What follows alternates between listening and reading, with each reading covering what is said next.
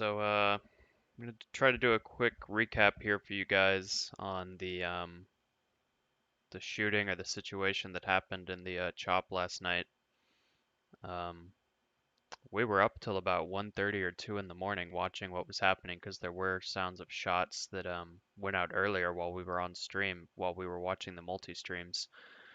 Um, and it seems like that continued into the night after we stopped the stream at about 3 in the morning. It seems like there's this incident with this vehicle here you can see on screen, this white Jeep, I believe it is. Um, but yeah, I figured we would just do a quick recap on this. I don't have a lot of time tonight, but I know a bunch of people. It seems like there's a bunch of questions out here, so we're gonna McBizzle, thank you for the follow. It seems like we're gonna want to do a little recap on this for people. Somebody says another shooting question mark. Yeah.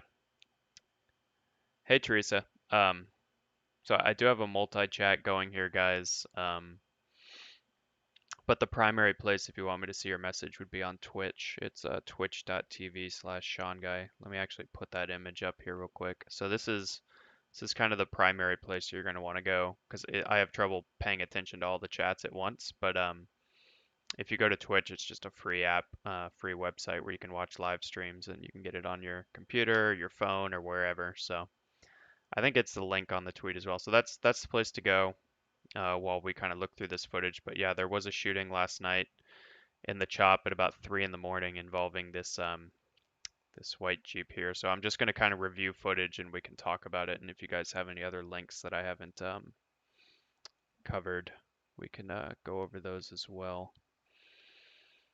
And one reporter being beat up, someone asks. I did see something about a Fox News reporter today getting into a conflict with some people in the chop. I've been watching your stream for a couple weeks. Thanks, McBizzle. I appreciate the follow. Um, but yeah, let's just get into some of this footage and um, let's kind of do a recap here on one of these. So this is King 5 News. They're a local Seattle news station. You hear that? So you can hear shots in the background here. Says 3 a.m. is when this was posted. So this was around 3 a.m. this morning, you know, last night, this morning. And this is after we ended our stream last night. There were more shots, and then that's when a car apparently broke through the barricade and they just lit it up, just peppered it with bullets and ended up killing a young man, I believe 16-year-old black male is what they're saying. But we'll watch some of this footage and then we'll watch the Seattle Police Chief Best, who went into the chop. You can see the chop right here behind her, and she gave a statement on it. So we'll set some context and then we'll watch her statement. Hi Sean, how's the hand? It's doing better. It's still healing, but it's fine. That's the first one I saw when I woke up at 7. Okay, yeah. Breaking news in the so-called Capitol Hill organized protest zone. There's been yet another shooting. Early this morning, protesters finished a march back to Cal Anderson Park when they say gunshots were fired nearby. You could hear it on that live stream there. Several protesters were streaming it live at the time, but the supposed gunfire did not stop there. We have team coverage this morning on this breaking news. First King 5 Kayla Lafferty joining us now live in the chop zone. So you can see this is the vehicle that was hit. They claim broke through the barricade here. This is the East Precinct, so they claim it was trying to come in and, ram protesters or hurt people. I haven't seen any confirmed footage actually showing that there was any gunshots coming from this vehicle, but I believe that's what the chop people are saying. And I don't know what this GRRREAR. I'm not sure what this is. Does anyone know what this little marking is here on the back of the Jeep? Um, but anyway, they claim this vehicle was stolen. I also don't have a good source for that either. If anyone has a good source for it was a stolen vehicle. Yeah, I've heard that's what people saying, but is there any good source for that information? It's all hearsay from what I've seen so far. I haven't seen any confirmation that it's actually a stolen vehicle. Just on the outskirts of it safely. Kayla, what are you learning? It looks like the SUV is now behind you. Yeah, so that is the big thing that's here. So somebody's saying the license plate isn't missing, it's bent up. That's correct. I've seen photos of the back of the vehicle and they've just kind of, I think for the reasons of not wanting the press to show it, they bent it upwards. You can see they've kind of, yeah, somebody looks like they took it and bent it upwards here. Right now, you can see that white Jeep that we've been reporting on all morning long is still here on scene. One of the big things we're noticing, there are a lot of bullet holes in this car. There's still some medical supplies on scene as well on the other end. The bumper is ripped off the car. It has been taped off by some of the members of CHOP this morning, but most of the information that we did learn was from those live streams that we mentioned.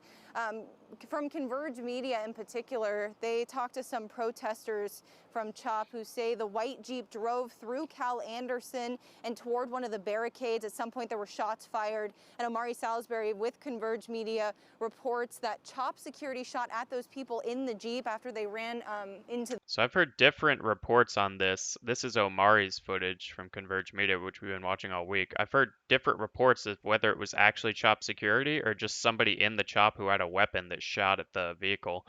I saw in the press conference earlier, someone said it wasn't CHOP security, it wasn't CHOP security, and then someone was like, man, if it wasn't CHOP security, that's even weirder because you just had someone with a weapon firing on the vehicle and killing one of these young men, 16-year-old and then a 14-year-old also in critical condition. So unclear if it was actually CHOP security or if it was just somebody there with a weapon. I've heard different reports from different people. To the barricades here.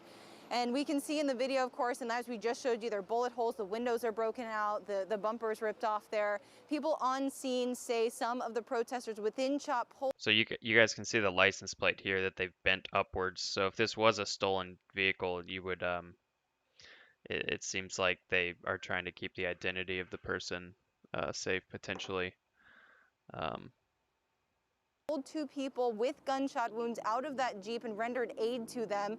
And this wasn't the first report of gunfire over last night. At about 1:15, there were loud bangs as well that went off at 11th and Olive. Some people at first thought they were fireworks, and people later thought that they were gunshots. so those loud bangs they're talking about at 1:15 are what we saw on stream last night, and then we thought it had calmed down, and I went to sleep. But apparently at 3 in the morning, this white Jeep rolled in towards the East Precinct, and they fired upon it and ended up killing a young man. And then the confirmed shooting, of course, happened at 3 a.m. And here's a clip from Converge Media's live stream just after the shooting, breaking down what they say happened.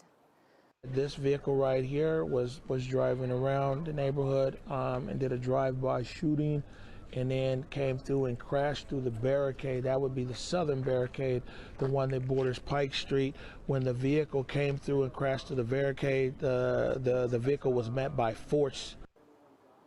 So Omari is saying that the vehicle was involved in a drive-by shooting, or it was at least driving around. I saw someone saying it was driving around the field earlier. There is this clip of the vehicle. Radically on the field. There's this clip of what looks like the same vehicle driving around the baseball field. Of Cal Anderson Park, where people had been gathered not long before that. I mean, that does look like the same white Jeep. One woman who was live streaming at the time says someone in that car tried to shoot at her. She says one of those shooters was shot by CHOP security, but again, no suspects have been identified at this time. Okay, so somebody was claiming that somebody in the white van shot at them, although I don't think that's anywhere on footage. I don't believe there's any footage of the white Jeep actually firing on anyone or having a weapon. But it does look like it does look just like that vehicle. On the field of Cal Anderson And it Park, was where people had been gathered not long driving before around that. Cal Anderson. One woman who was live streaming at the time says someone in that car tried to shoot at her. Okay. They went out onto the field before going around the block to head towards the precinct. That is the vehicle. Okay. Diaz Love had an angle on it in the field. Oh my God. Yeah, I guess she didn't get evacuated last night then when we were watching that live. And you hear him say there that vehicle was met by force, and we do have a live look, of course, again, of that vehicle where you can see some of those bullet holes. But today is supposed to be. So, see, there are bullet holes in the back of the car here, which leads me to believe it broke through the barricade over here. Leads me to believe it broke through the barricade. And then there must have been somebody at the barricade shooting at it from behind, which is super dangerous because like all down this street back over here is the main upper intersection where they had, a lot of people.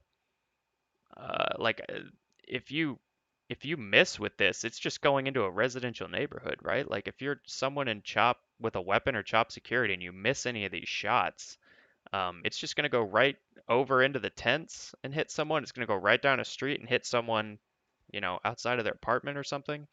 I mean, it was 3 in the morning, so I don't think there was that many people out, but the fact that there are bullet holes in the back tells me that there was probably somebody at the barricade over here towards 12th and Pike who wasn't shooting at it from the back as it went by.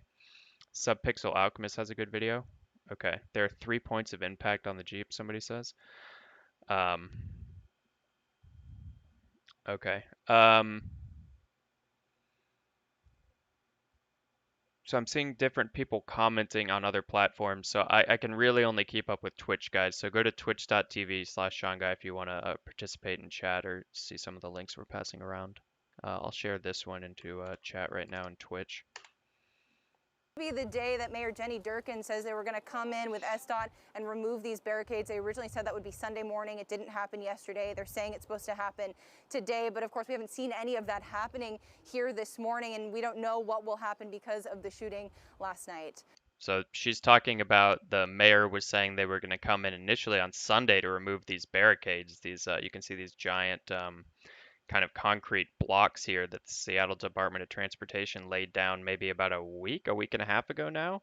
And it's kind of like, I think I've heard the people in the CHOP saying, thank God these barricades were here because this Jeep came in and like did a kind of a left-hand turn into one of them like it was trying to get into the tent area where all the people were camped. So it seems like after that incident happened and the barricades potentially saved people's lives, people that were in the tents, they don't want to remove them now. I mean, the CHOP protesters seem like they have a lot more motivation not to remove them. Live in Seattle, Kayla Lafferty, King 5 News. Of course, we will keep you posted on that fluid situation. Thank you so much, Kayla. Now let's turn to Amity Idrisi live at Harborview with the very latest on the victims who were taken there, or I should say showed up there following the shooting. Good morning, Amity. Hey, good morning to you, Michelle. So what we've just learned is that one of the 2 victims who were brought here after the shooting early this morning has died. That victim was brought here by Seattle Fire, and we're not sure about the extent of the injuries, but we do know that that person was brought around. So this is basically the nearest hospital to the CHOP. 3:30 this morning. At 3:15 this morning, our crews were here, and I'd like to show you some video of the car that brought one of those 2 victims here. Now, both. So when they say 2 victims, they mean the 2 people in the white Jeep. So the 2 victims, as far as I've seen in other reports, are a 16-year-old black male and a 14-year-old black male. The 16-year-old, I believe, is deceased, and the 14-year-old, they said, is in critical condition.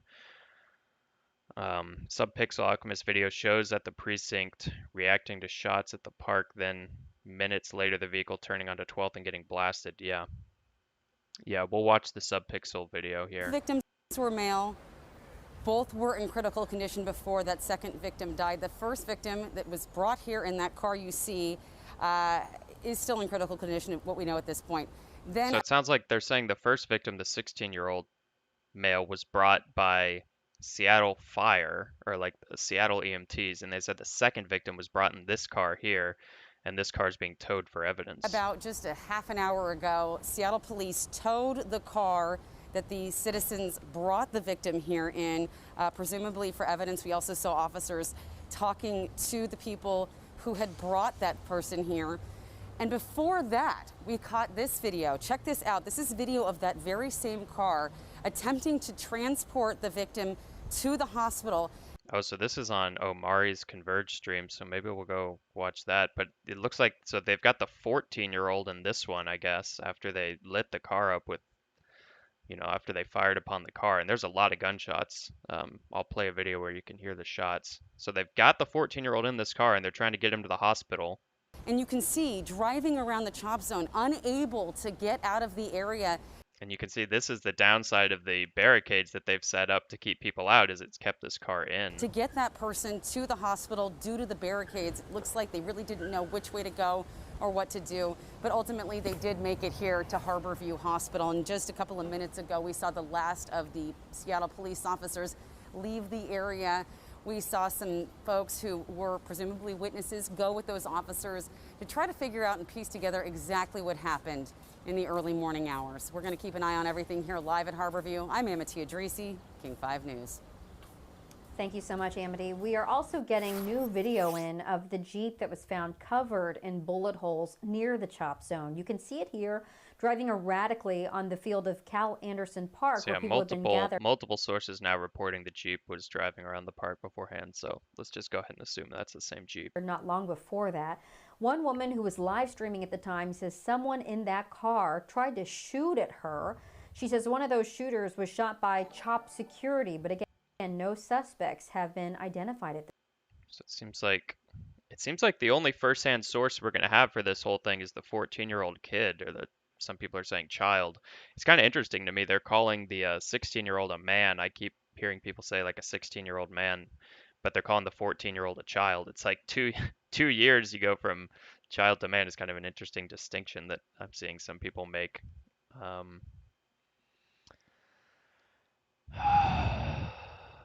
Okay. Let me try to click some of these links here. Okay, so yeah, there's the subpixel alchemist link that some people are putting in here. Let me pull that up. So this is the footage of somebody who lives in the area who has these cams going 24/7. Subpixel alchemist on Twitter, or Marcus Kulik, and they captured the moment this happened.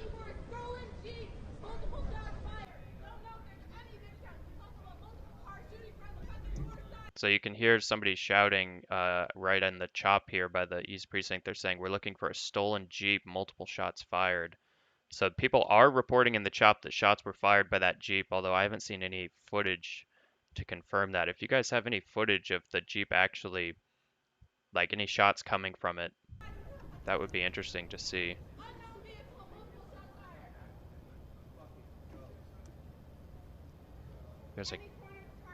There's a guy here on a one wheel, or it's like a hoverboard, who I think comes over here during later part of the clip, but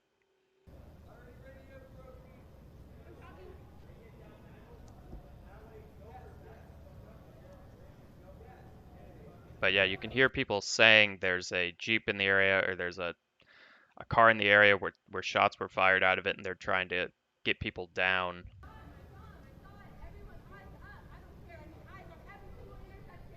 Here's someone saying eyes up, like, everyone be aware that there's something out there, we got to be careful. And then in the background here, I don't know if you guys can hear that, but you could hear a car kind of like burning out, or like making like a rubber on road sound.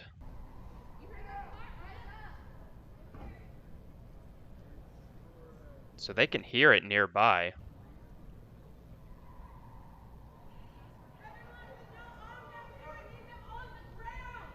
Somebody's shouting, "Everyone who's not armed out here, get on the ground. Stay low." And then you can see the headlights turn around the corner here onto 12th Avenue, and somebody screams, "It's them." And then you hear this first shot. You hear a pop right as they turn around the corner. And I don't know if that's coming, because the trees are here, you can't tell if that's coming from the vehicle or whether it's somebody at the barricade back here. I believe there's a barricade halfway down 12th Avenue here in between Pine and Pike. So I don't know if that's somebody at the barricade shooting at the Jeep, or I don't know if that's somebody in the Jeep shooting out the window, or I don't know where that shot came from, but there's that one initial shot. And you see everyone hits the ground when they hear that first shot and starts running.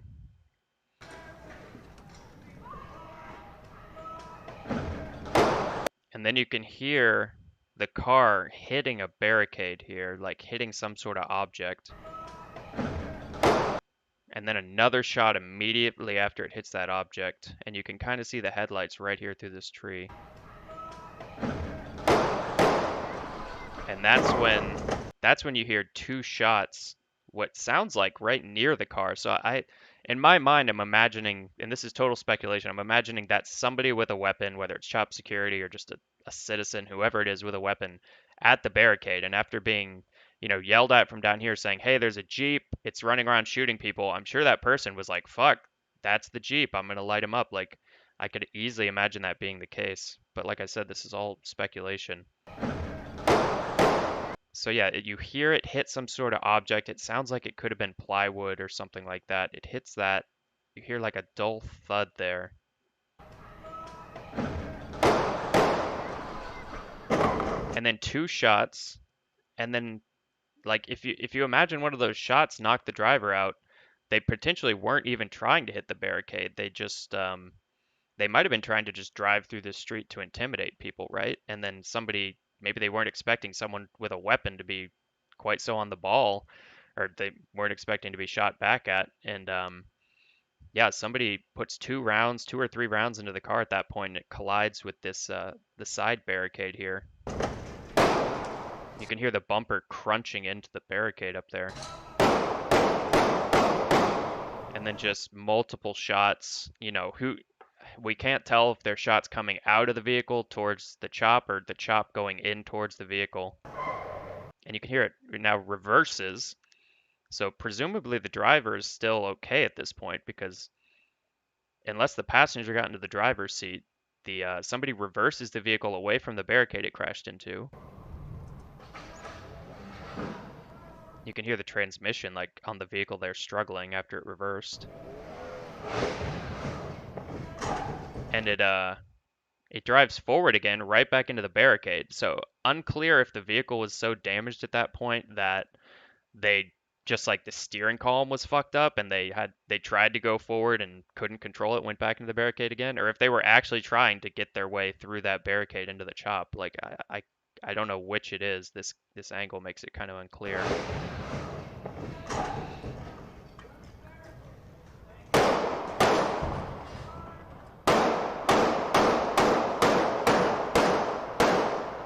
And then just a consistent series of shots after that. I did see a tweet from somebody on Twitter saying they watched out of their window as a man approached the vehicle with a handgun and fired, like they said, 10 times into the passenger side of the vehicle. So that's what those shots sound like to me. It sounds like somebody just walked up to the vehicle and just kind of fired into that passenger side window that you can see in the other footage. Is just totally obliterated. So that theory does make sense to me. I haven't seen any footage of that. Maybe the person didn't post it because it was too graphic, but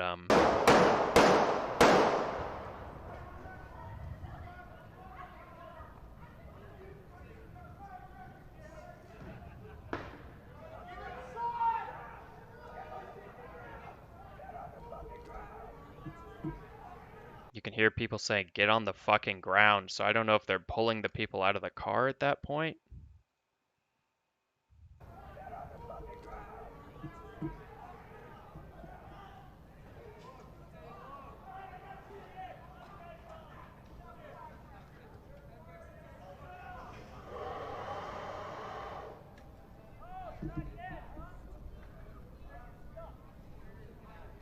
Whoa, I think I just heard somebody say, oh, not dead, huh?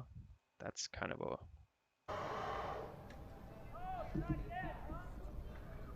Sounds like because the car kind of spun its wheels there, that might have been them trying to get the driver out and his foot hit the gas, but...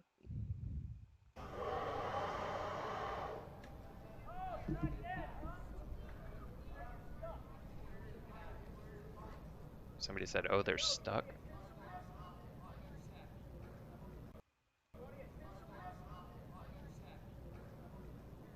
You can see somebody's shadow approaching the vehicle there, so somebody is going up. So somebody's approaching the passenger side.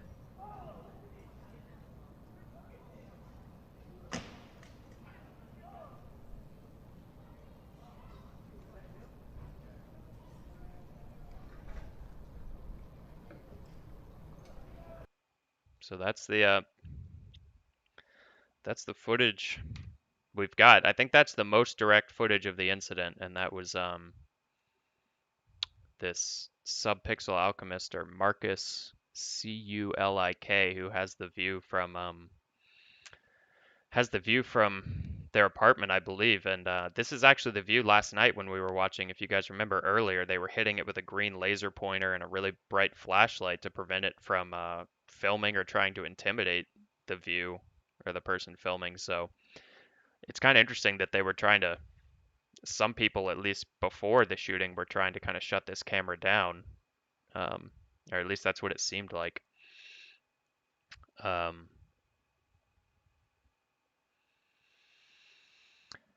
I'm way behind on chat.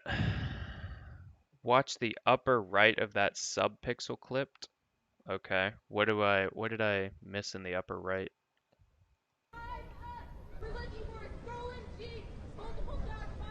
So I believe the upper right, what street is this on the upper right? What am I looking for in the upper right?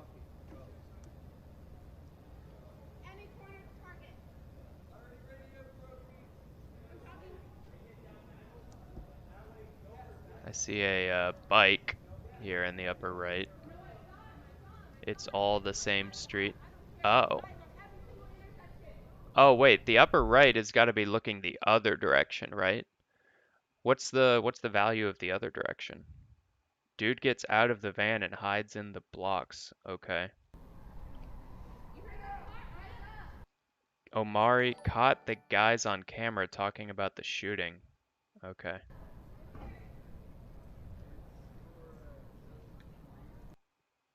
Oh, I actually see the angles here. Okay, so this is looking towards where the vehicle came in. This is looking the opposite direction on 12th. This is looking straight down at the barricade. And then this is a view looking down the street here towards Pine and 11th.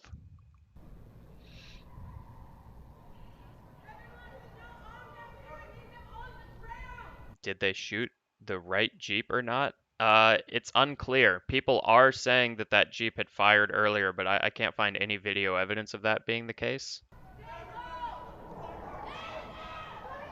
But you can see that I mean, the Jeep, no matter what way you look at it, that Jeep comes peeling around that corner towards a barricade. And it's unclear if that initial shot we heard came from the Jeep or came from, you know, somebody manning the barricade up here for the chop. But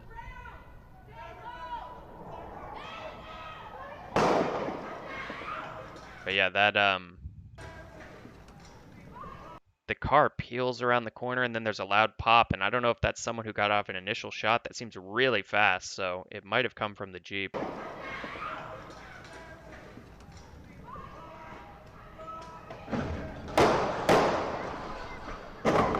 And then yeah, you can hear it gets, the car collides with some sort of barricade and then hits a separate barricade because they barricaded the streets over here on 12th. They put a barricade across this side to kind of protect people at night. So it sounds like it got through that barricade, which wasn't concrete. I think they just had the you know, plywood or some sort of makeshift barricades over there, I believe. The passenger window was closed. It would be hard to shoot from that side. Yeah, that's true. It did look like that window was closed and blown out. Oh, it was a bicycle barricade, Callie's saying. The last sound that people say sounds like gunshot isn't consistent with the shots. Man, either way, it's a lot of shooting. Like, whether it's coming from the Jeep or from CHOP, and you got to assume most of it's coming from the CHOP security or people in the CHOP with weapons at the vehicle, just due to the number of bullet holes that you can see in the vehicle.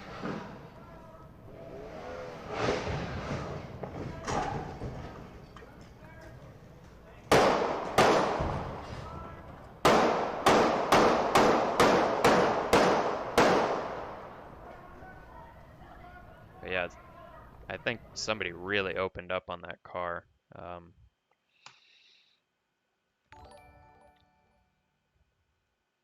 So yeah, this is She says one of those shooters it's the same car that was field of driving Cal Anderson Park, where people have been around the baseball field, where that incident did happen earlier. The incident that Brad filmed, where he got his phone taken away. So I don't know if they're returning from if it was people that were in that group returning to the field to kind of say like, hey, we're back, don't fuck with us. It does seem a little weird to me that there would be an incident involving like a fight with knives, someone was saying on the field, and then just an hour or two later, the car's circling that and then comes back over. So it seems like those two things could be linked, but oh, there were no knives? Okay. Callie's saying there might have not been knives there. Someone was claiming that there were knives uh, on the baseball field earlier. I forget who was saying that. I think it was one of the streamers.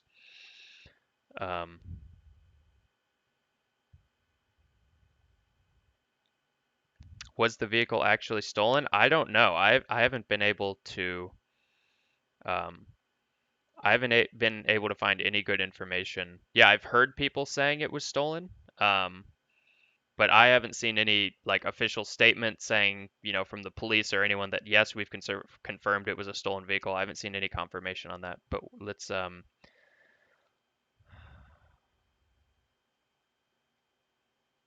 Oh, the owner tweeted on Twitter. Can you find that tweet from the owner of the vehicle? If you can, that would be good to confirm.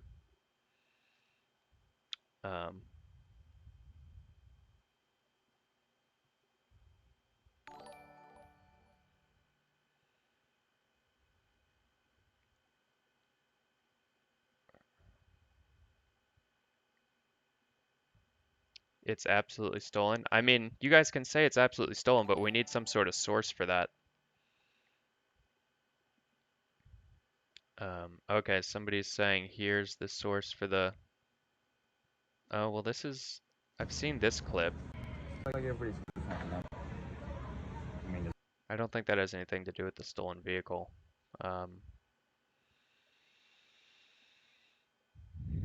Omari has footage on his Twitter page.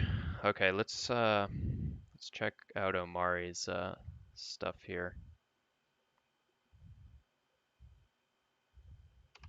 So Omari was the one person who was out there filming, I believe.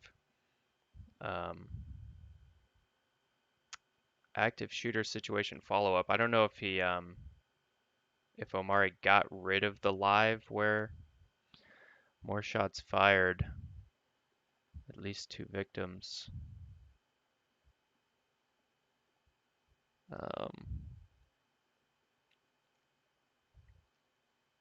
Okay. Okay. Thank you. Okay. Yeah, this is pretty shitty. Oh. So this might have been when Yeah, I got the vest on. when Omari started filming. Right here. Hold on. Huh? We got people shot. Oh shit. Right. So Come down. Hurry up. Come on. You can make it down. Come down to the alley.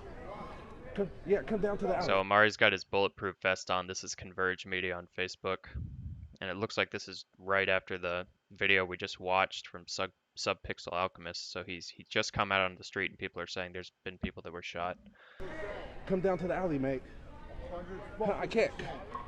He's not leaving this fucking block. Okay, man. And listen, I can't be the only one calm. Don't nobody need to yell. I mean, goddamn. All right. Okay, but man. All right.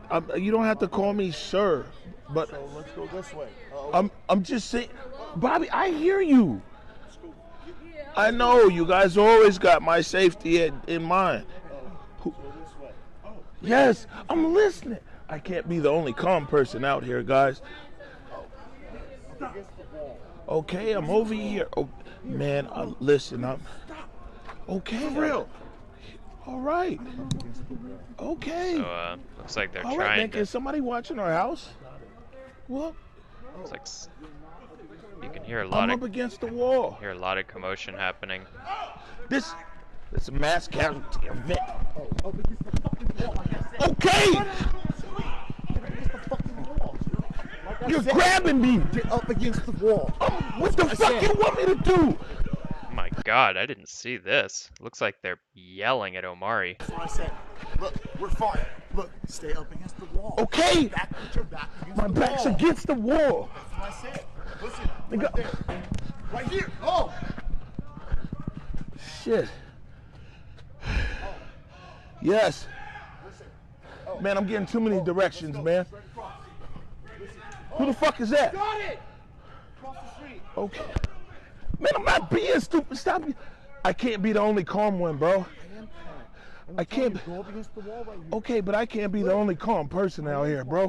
So come over here against Shit. the wall. Come over here. You gotta move some Who's shoes. that? There's a car coming. Listen, it doesn't matter. Stay right here. Just get up against All the right. wall.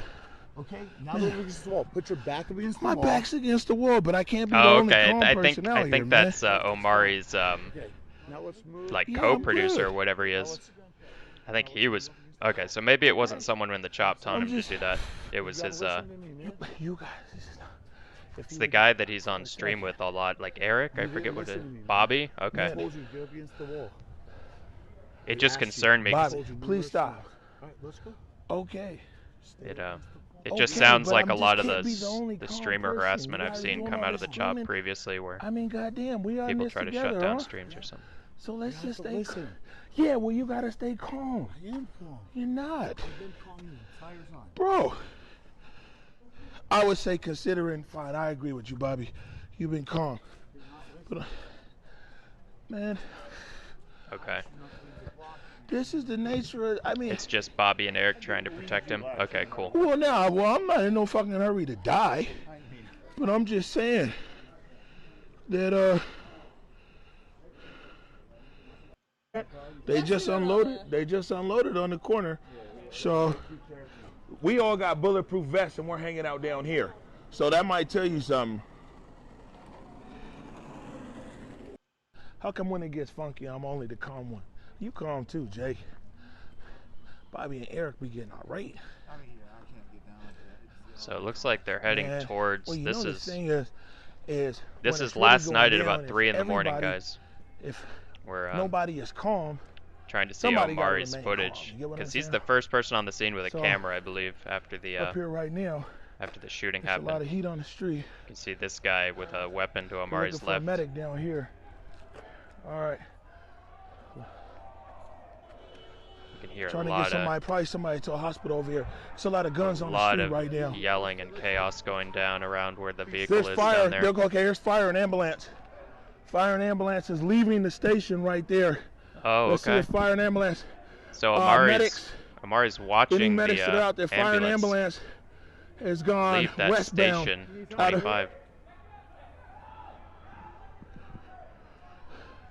It looks like we got injury. Well, they're looking to open a gate. They're trying to open a gate to get Oh, somebody this up out of is- here. Shit, it's, You can see people running all kinds of heat. with weapons, and this is that car that they mentioned on the news. The car who's got one of the people who's been shot in it. So this is a shooting at 3 o'clock last night in the chop, and they loaded somebody up into this civilian vehicle to get him to the They're hospital. in here right now. And they're saying open the gate because they've got to get the car out of there.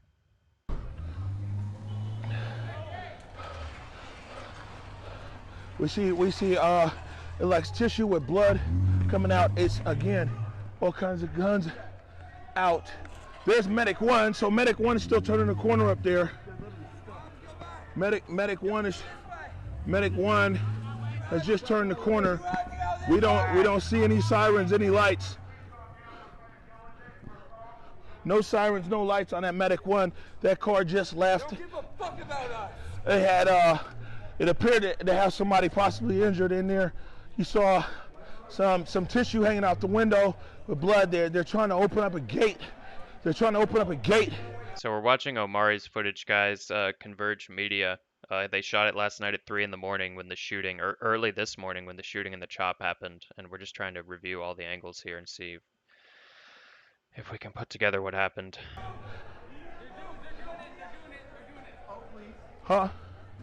Okay. See, I'm gonna listen to you, Jake, because you're always calm. Yeah. I just want to make sure that no matter what. No, we're over here. We're away from it. You know what I'm saying? So if I you was can to see a assess lot- the situation right A now, lot of people are near where the Jeep collided with the barricade here. we've definitely got some casualties. This car can't get out. This car is stuck. So this is the car with one of the victims in it, or one of the people who was in the white Jeep. They're trying to clear one of the barricades so that car can get someone to the hospital. Car is stuck inside. They've got somebody injured in there. We saw Medic 1. Medic 1 is 1 block away. They're locked in by barricades. They're locked in. It's all cement barricades down there. That car can't get out there. They're locked in over there. So, okay, they've taken the sidewalk out. Okay, so the car, you see the car right by the liquor and wine store here across from the precinct is behind over here. It looks like they hopped onto the sidewalk to get out. Apparently this car might be on the way to Harborview, So Harborview Medical Center. They got Anybody past. give a heads up right there? You most likely got a gunshot wound coming in. So that is where they got out. They got out this direction, which it kind of says if they can get out, someone could get in that same way, which kind of, makes some of these barricades a little superfluous, you would think, but they did In get. the Harborview Medical Center. If there's anybody on the stream, let them know. Harborview Medical Center, it's a gunshot wound. Medic 1 was right there. Medic 1 station is 1 block away. What is he doing? Where you see the light. Where you see the light right there, that's where Medic 1 is at.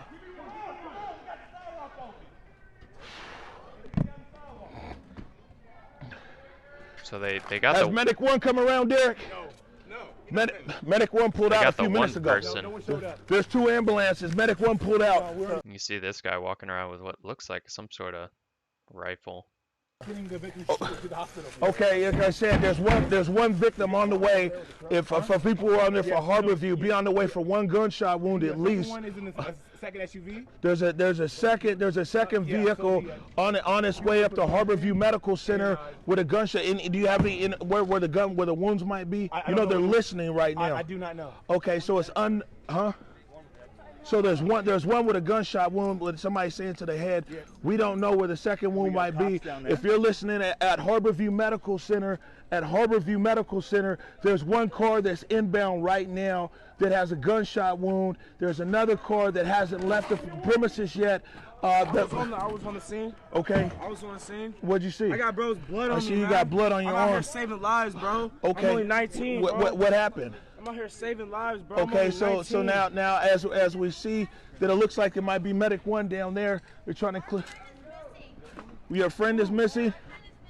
Okay, there's a fire truck right up there. Again, man, this is a surreal situation because the actual Medic 1 is less than a few hundred feet. So for people just tuning in, we're watching Omari's stream from Converge Media.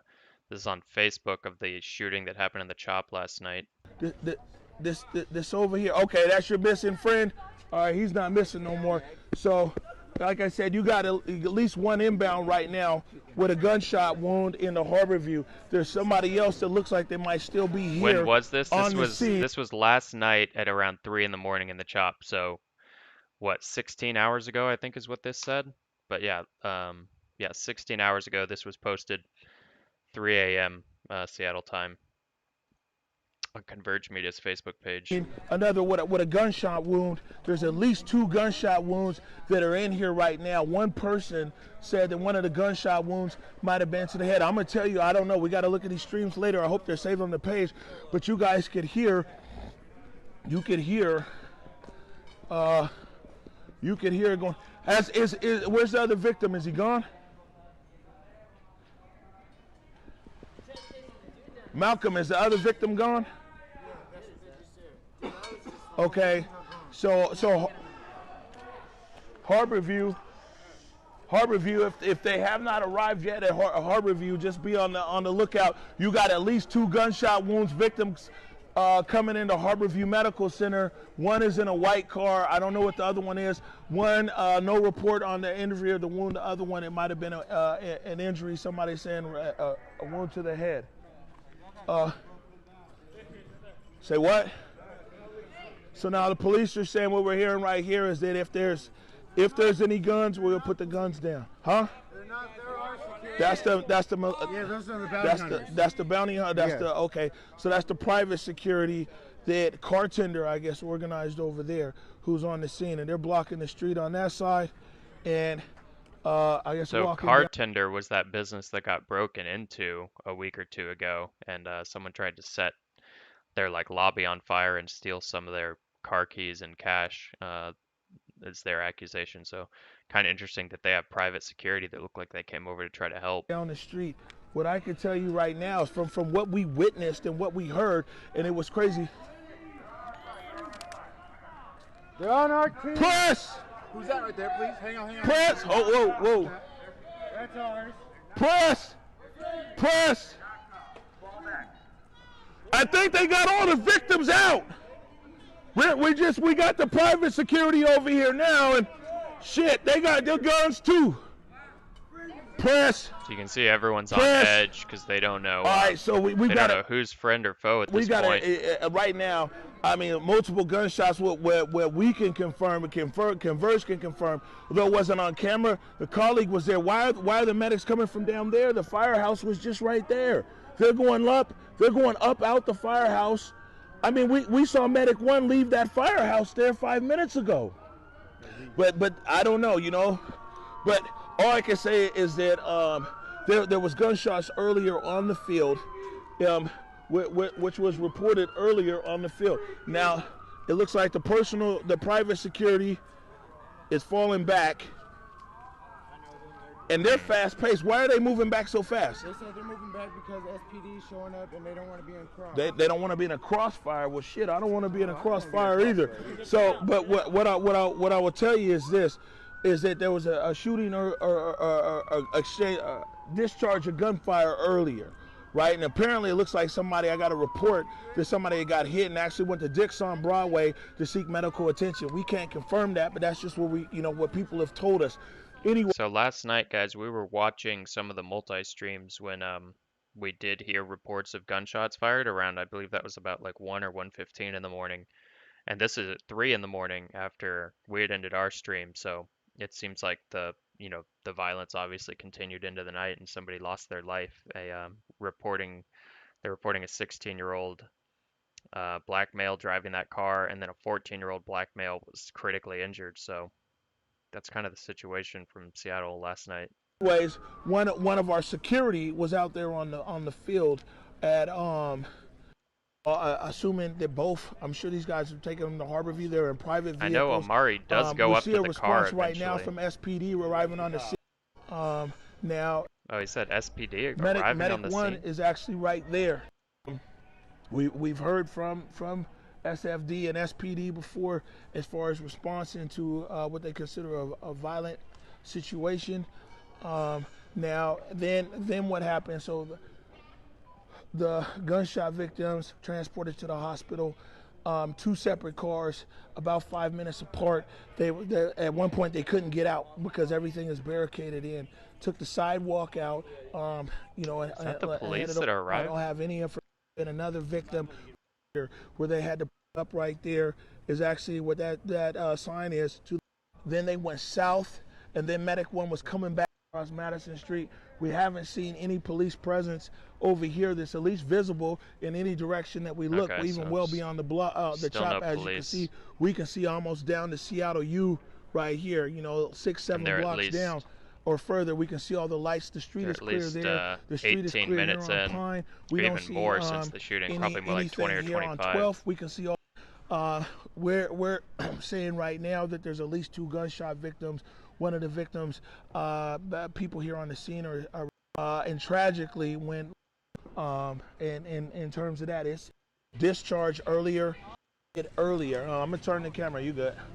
That one drove across the park, drove across the playfield. Okay, so this is drove where into the camped area. This is where Omari approaches the vehicle and kind of gets those shots that you're seeing all the other media outlets use. So for people that don't know, Omari with Converge Media is kind of the guy who just streams from the scene constantly. And he got this footage last night. It looks like about 20 to 30 minutes after the this white Jeep came in, and they just lit it up and ended up killing one of the 16-year-olds driving, and then the 14-year-old's in critical condition.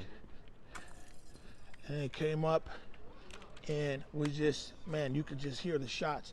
And I mean, some of it's probably caught on a previous stream.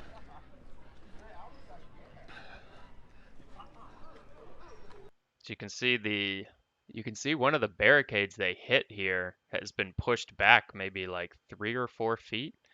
But I believe this is what the Jeep crashed into. What you saw in the previous video we watched, the Jeep crashed into it and then did a reverse and then crashed into it again. And it was unclear if that crash was intentional the second time or if they had just fucked up their wheels or bumper enough that they didn't have any choice but to take that same route forward because of how the vehicle was damaged. But you can see it did push this. I mean, these things are like, I think it's like 2,500 pounds. Someone said they're about a ton. Um, it did push this concrete block back. It looks like 3 or 4 feet, unless this one was just placed like that. But normally, when I've walked right through here, they're all in a line. So I got to believe that's damage that the vehicle did. And you can see there's a bunch of debris here showing where the vehicle collided with it. Anyone got...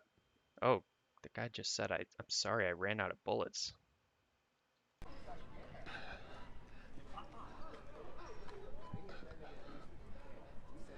sorry, I ran out of bullets. I was like, I know that dude. That nigga. Wow, and then they're laughing about that. Where's the driver of this? Oh my God. So you can see this is the... You can see a bullet, at least one bullet went through here, and they did say that the driver had a headshot, so I don't know if this is the bullet that hit the driver. But you can see this is the passenger side window that looks like it was rolled up. And it looks like most of the other windows are rolled up too. But there was a report I saw on Twitter that somebody with some sort of weapon came up to the passenger side window and just laid a bunch of shots in there. So that does, I mean, this footage looks like that speculation could be correct. Holy smokes.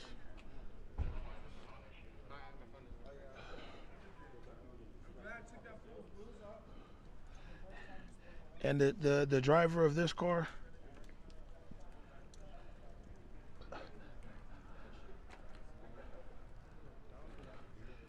We've got... So yeah, this is the back of the vehicle. Looks like this back window has been shattered, so it looks like shots did come from behind at it as well. And you can see they they tilted the license plate up to try to hide it. Yeah, Zay Honcho, man, out here saving lives. Zay Honcho, ZAYHUNCHOO. Rest in peace, my brother that came through. Rest in peace. He had to, but he got clapped, and we brought him to the hospital. But whatever happened, happened, bro. But we out here to save lives and do shit for the people. And this is what happens, bro. So no violence is coming. So whose through car is this, though? This is your people's car? This is a stolen vehicle. But this is your people's car? Spun through, and we... Who was driving it? Some active shooters. So you can see they're reporting that the people driving this, they're reporting it's a stolen vehicle, and they're reporting that they were active shooters. But again, I haven't seen any direct evidence from the person who owned the car or from any sort of more official source that it was actually a stolen vehicle or that there were actually shots emanating from this vehicle. It may exist, but I haven't seen it. Active shooters came through in a stolen vehicle. They spun around the field a few times, and then they tried to come through our barrier, through our main entrance, bro. And our people aren't having it. We already had the right tire out, and they fucking put on or drew down and took him off the car, and we gave him service. Lucky that they got that, bro. They can at least want to save his life, man. Yeah, that is blood in the vehicle. Yeah, see, they already hit in the vehicle, bro. Keys are still in the deck. Yeah, you can see there are keys in the ignition. So, I mean, if it's a stolen vehicle, I mean, I guess you could have found the keys or, you know, pulled someone over at gunpoint and stolen it. So it could still be stolen, but the keys in the ignition there are kind of interesting. Oh, you can't show blood? Okay. I don't know the Twitch rules here. Okay, we'll try to fast forward past those parts. Good God.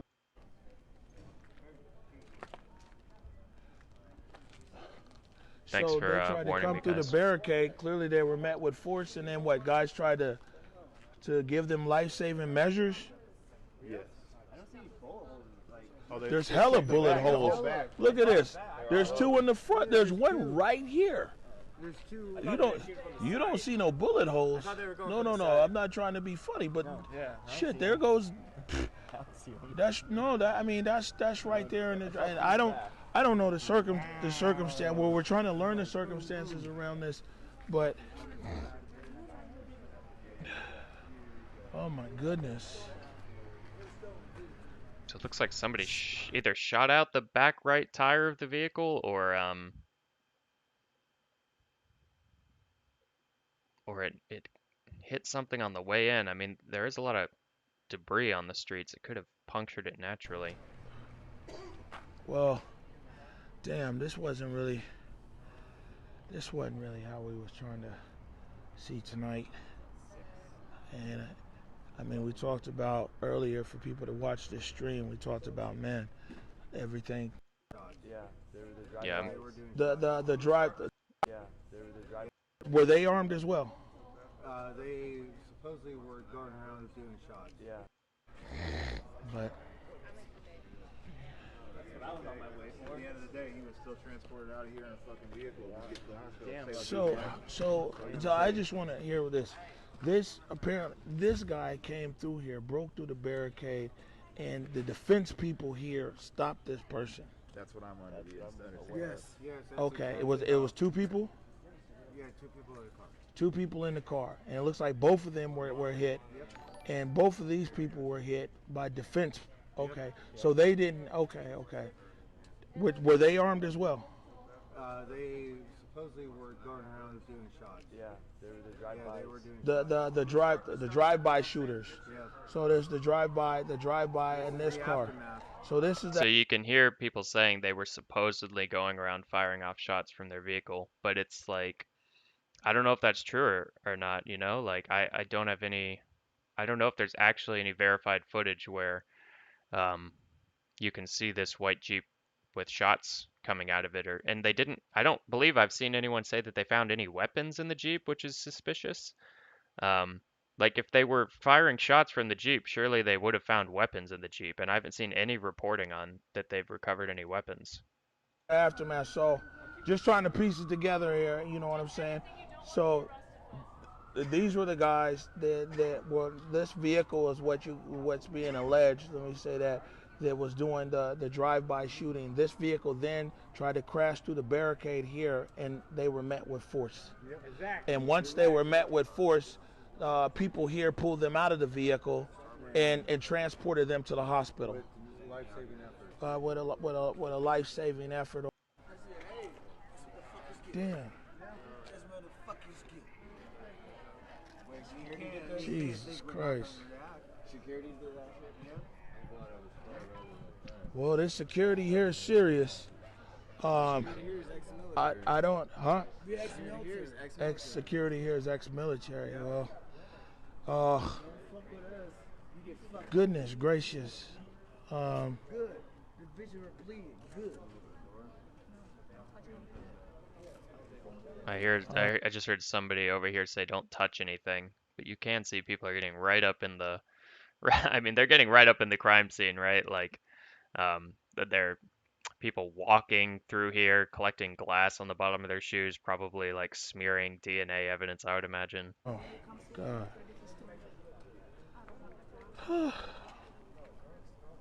This is horrible. I mean, this is just horrible, man. I don't see a lot in the last 1 month out here between the protests. Man, Omari's gonna need a hell of a therapy session after all this shit. Flashbangs, rubber bullets, shootings, even now, you know what I'm saying, all in our vests, everything else, man. This has been. But yeah, have you guys seen any evidence that they recovered weapons from the vehicle? Because if they didn't recover any weapons from the vehicle or any casings in the vehicle, I feel like that really puts a damper on their theory that it was riding around shooting. It's been a lot. You know what I'm saying? What people are confirming here on the ground is that What we keep hearing them say is that this vehicle right here was driving around the neighborhood and did a drive-by shooting, and then came through and crashed through the barricade. That would be the southern barricade, the one that borders Pike Street. When the vehicle came through and crashed through the barricade, the vehicle was met by force. So we'll By watch the security. the chief of police give a So statement after this in the morning, guys. She came right into the CHOP, the main intersection at the top by the police station, and gave a press conference on this whole incident. So we'll watch that here in a second. But I just wanted to set context for you guys on what happened yeah, last night at about 3 in so the morning. This white Jeep came in, kind of peeled around this corner. You can hear the tires screeching. Went through this barricade here, this kind of like soft barricade of these kind of like road signs, and someone was saying bikes were set up there and other stuff like that. Broke through that and then tried to, unclear if it was intentionally trying to break through this barricade or if it had been shot at and was swerving, or if the guy had already been killed at that point, the vehicle was out of control, but then it collided with some of these larger concrete barricades here. And again, this is we're watching the Converge Media live feed last night from like 3, 4 in the morning, right after this happened on Facebook, Converge Media. one's gone, huh? One's at the hospital. Rest at the hospital. Wait, one's going right there. So yeah. So we can't confirm. Maybe somebody up at Harborview can confirm, but we can't confirm. But what we're hearing here is that there's one that's passed away. I think it must have been very clear that the person, I believe they said the driver took a bullet to the head. I'm guessing everyone there probably saw it and they were just like, that person's definitely dead, because it seems like all the people here are like one person didn't make it and one person was taken to the hospital. I know that Medical Center, which is probably less than a mile from here, just off of Bourne Street. Man, this has been a lot.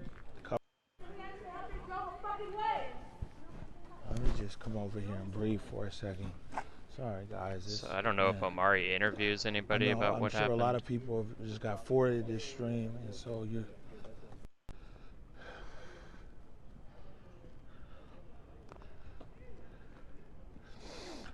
Whew. Security members saw a Jeep barreling across the playfield and then onward over into the park. The vehicle is the one that was shooting earlier.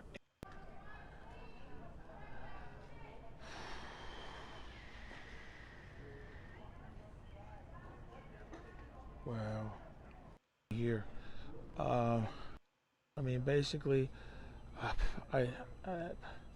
there's a few streams because we was on a few phones when the gun.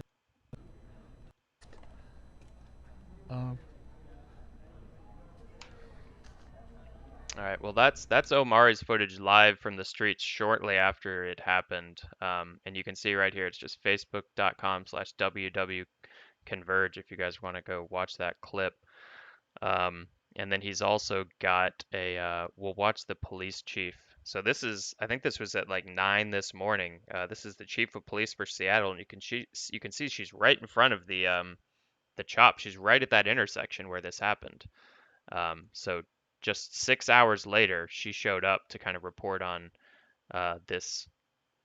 You can see this footage was taken during the day, but this white Jeep that came into the CHOP and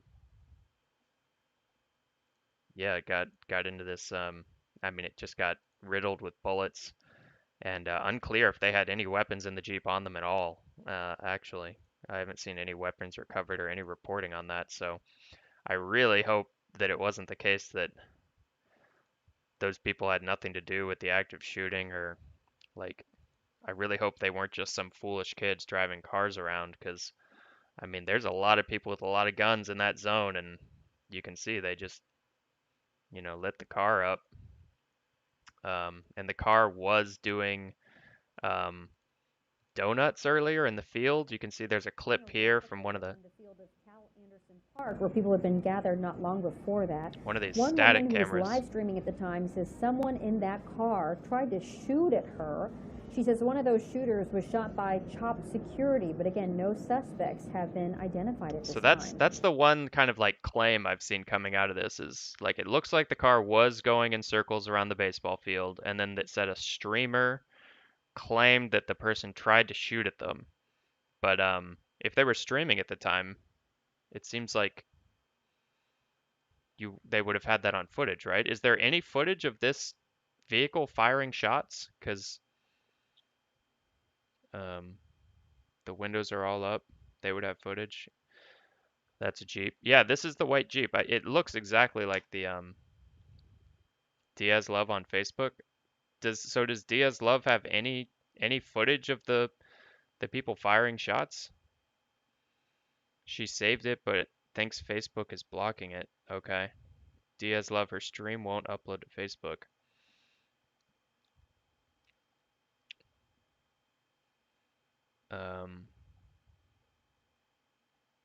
Somebody must have been saving her feed though, right? Like somebody, I think Small Gamer was restreaming. Like somebody surely saved that footage if it does exist. Static cam with audio, someone linked to. Yeah, we did. I think we did watch this this same clip that people are sending me. We've already watched that one right here, the Subpixel Alchemist one. So yeah, this is the East Precinct in Seattle on Capitol Hill. And you can see this is what they're calling the CHOP, the Capitol Hill Organized Protest. Almost all of it is moved up here to the East Precinct to kind of occupy the police, this police building here on the corner. So you'll see all the tents here, and these are these concrete barricades, these like 2,500-pound concrete barricades going all along the street that the Seattle Department of Transportation put down to protect people in the zone. They wanted to make these streets open for emergency vehicles, although the protesters then sealed them off down here. They dragged these around with trucks, I believe, and kind of laid them out. You can see they've got the concrete that they've dragged around over here onto this street, and that's right down here. So the CHOP people repositioned these barricades to keep, they were concerned for their own safety about cars coming in, like the one that did come in here, and they put these in the street. Although I guess they didn't get ones in the street down here, because the car you can watch it peel around the corner here onto 12th Avenue, and then it breaks through some sort of soft barrier. I don't know whether that was, people were saying bikes or street signs or plywood. But yeah, this is the only live video I've seen of the actual shooting happening, or of the actual event.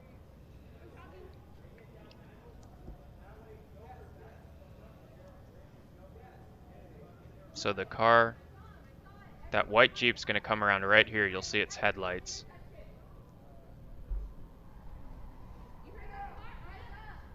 You can hear it. You can hear it in the background. I don't know. It's really soft. You can hear kind of like rubber on road.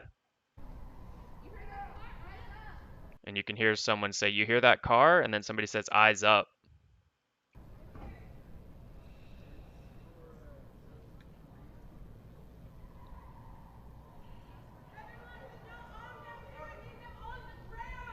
And then somebody says, "Everyone who's not armed out here, get on the ground."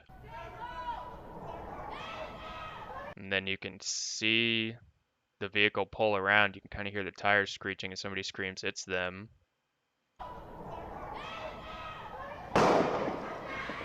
And you hear that first shot, that first pop. And it's unclear if that came from the Jeep or from, somebody at the CHOP barricade here. But this tree's in the way, so you can't really tell.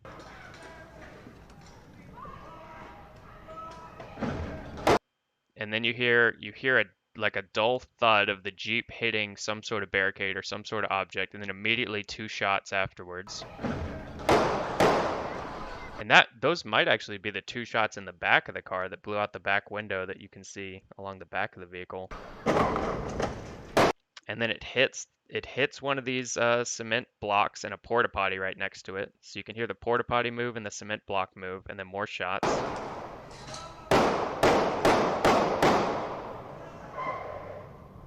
And then the car reverses.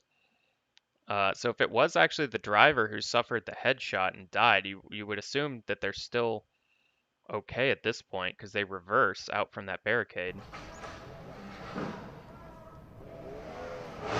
And you can hear the car struggling to move forward again. And then it hits the barricade again. It hits the same spot, the same like porta potty right there. And I don't know if they did that intentionally or if the car was so fucked up that they just had to, if they just kept hitting the same spot.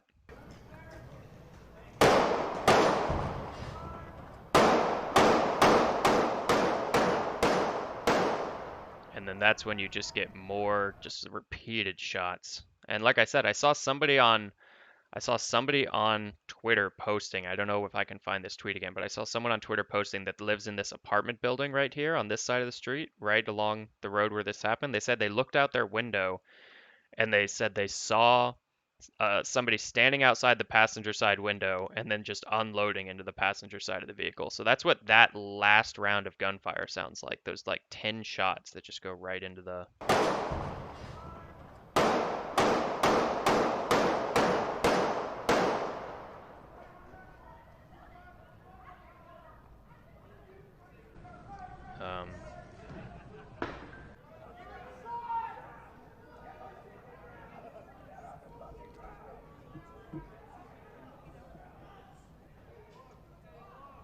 Sorry guys, I'm getting a lot of pings right now. Let me check some of my...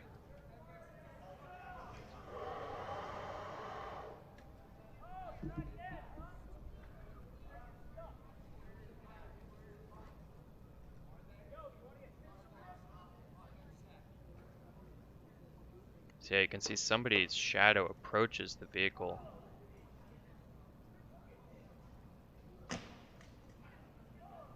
And it sounds like they crack a window or something. There's some sort of impact with the vehicle.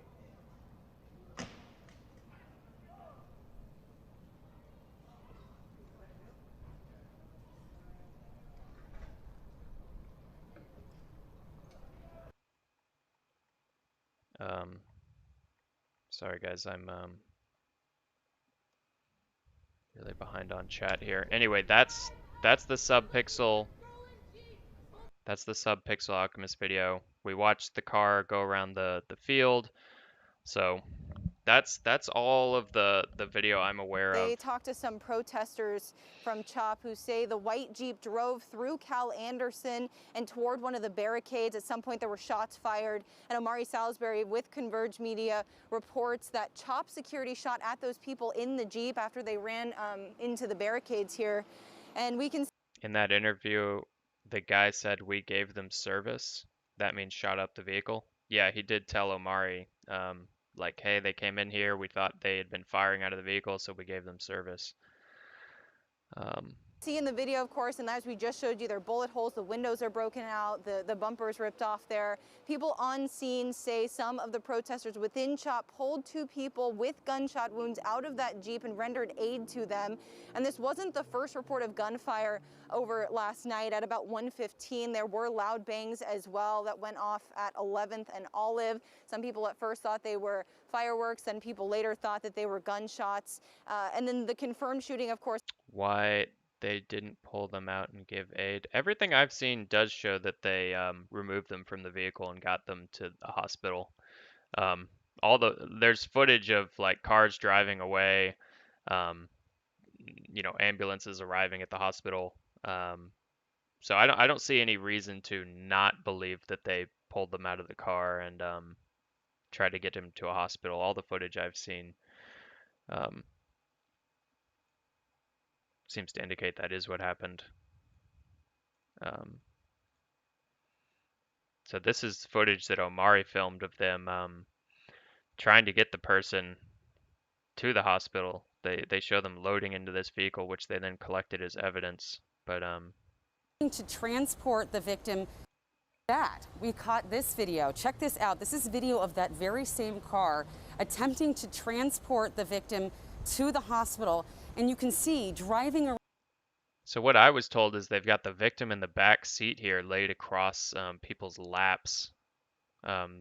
Around the chop zone, unable to get out of the area to get that person to the hospital due to the barricades. It looks like they really didn't know which way to go or what to do, but ultimately they did make it here to Harborview Hospital. And just a couple of minutes ago, we saw the last of the Seattle police officers leave the area. Second victim status is alive but critical. Presumably witnesses go with those officers to try to figure out and piece together exactly what happened in the early morning hours. We're going to keep an eye on everything here live at Harborview. I'm Amatia Drisi, King 5 News. So yeah, guys, this was 3 in the morning last night. There was another shooting at the chop. Someone was killed. I don't think they've identified them yet. 16-year-old black male is what I've seen. So that 16-year-old was killed, and then the 14-year-old black male who was in the passenger seat, I believe, was still in critical condition. Yeah, last I heard that passenger was still alive but in critical condition. So let's watch the police chief's. I guess we can watch one more recap here. So earlier, there was a shooting. We know overnight it appeared to be a drive-by shooting. In fact, you can still see some of the remnants of the glass for when the car was taken. So this is where the car hit that barricade and pushed the barricade and the porta potty back, and you can see they've cleaned up all of the debris and stuff that was out here on the street, and it looks like they put sawdust down or something. This reporter from MSNBC was out there after they took the car away, after they towed it away. Taken away. It was a white SUV. 2 people shot, 1 person killed, the other person a male in critical condition. Police came in here. They extracted the vehicle all in about 20 minutes. They were talking to some of the protesters on the ground. They got their statements. They collected evidence. First time we've really... So when he says they got the car out of there in 20 minutes, he doesn't mean 20 minutes after the shooting. He means they came in, I believe, in the morning, hours after, collected the evidence, towed the car, and they did that quickly, but they did not show up promptly, I don't believe. We've seen police do any police work inside the chop zone since we've been here, which is for about a week solid. And after they left, the community kind of cleaned up their own area. As that was happening, we got... You can watch people come over and start kind of following this guy or watching him as he's reporting. This person kind of paces next to him. She really looks like she wants to tell him to stop filming, but I think they're so mobile, like he keeps walking up and down the street, that they managed to avoid getting told not to film. Word that the chief of police was coming to chop. She came, she basically spoke to the press, spoke to some of the protesters, and says this cannot exist the way it is anymore. And in talking to her, says that she wants this to end. Didn't indicate, gave no timeline, gave no strategy for how she would do that. But we spoke to her about exactly why she wants to have these barriers removed and to shrink this zone. Listen to this.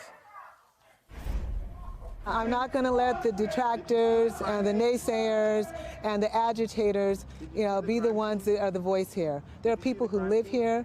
There are multiple people who are being injured and hurt, and we need to do something about it. It is absolutely irresponsible.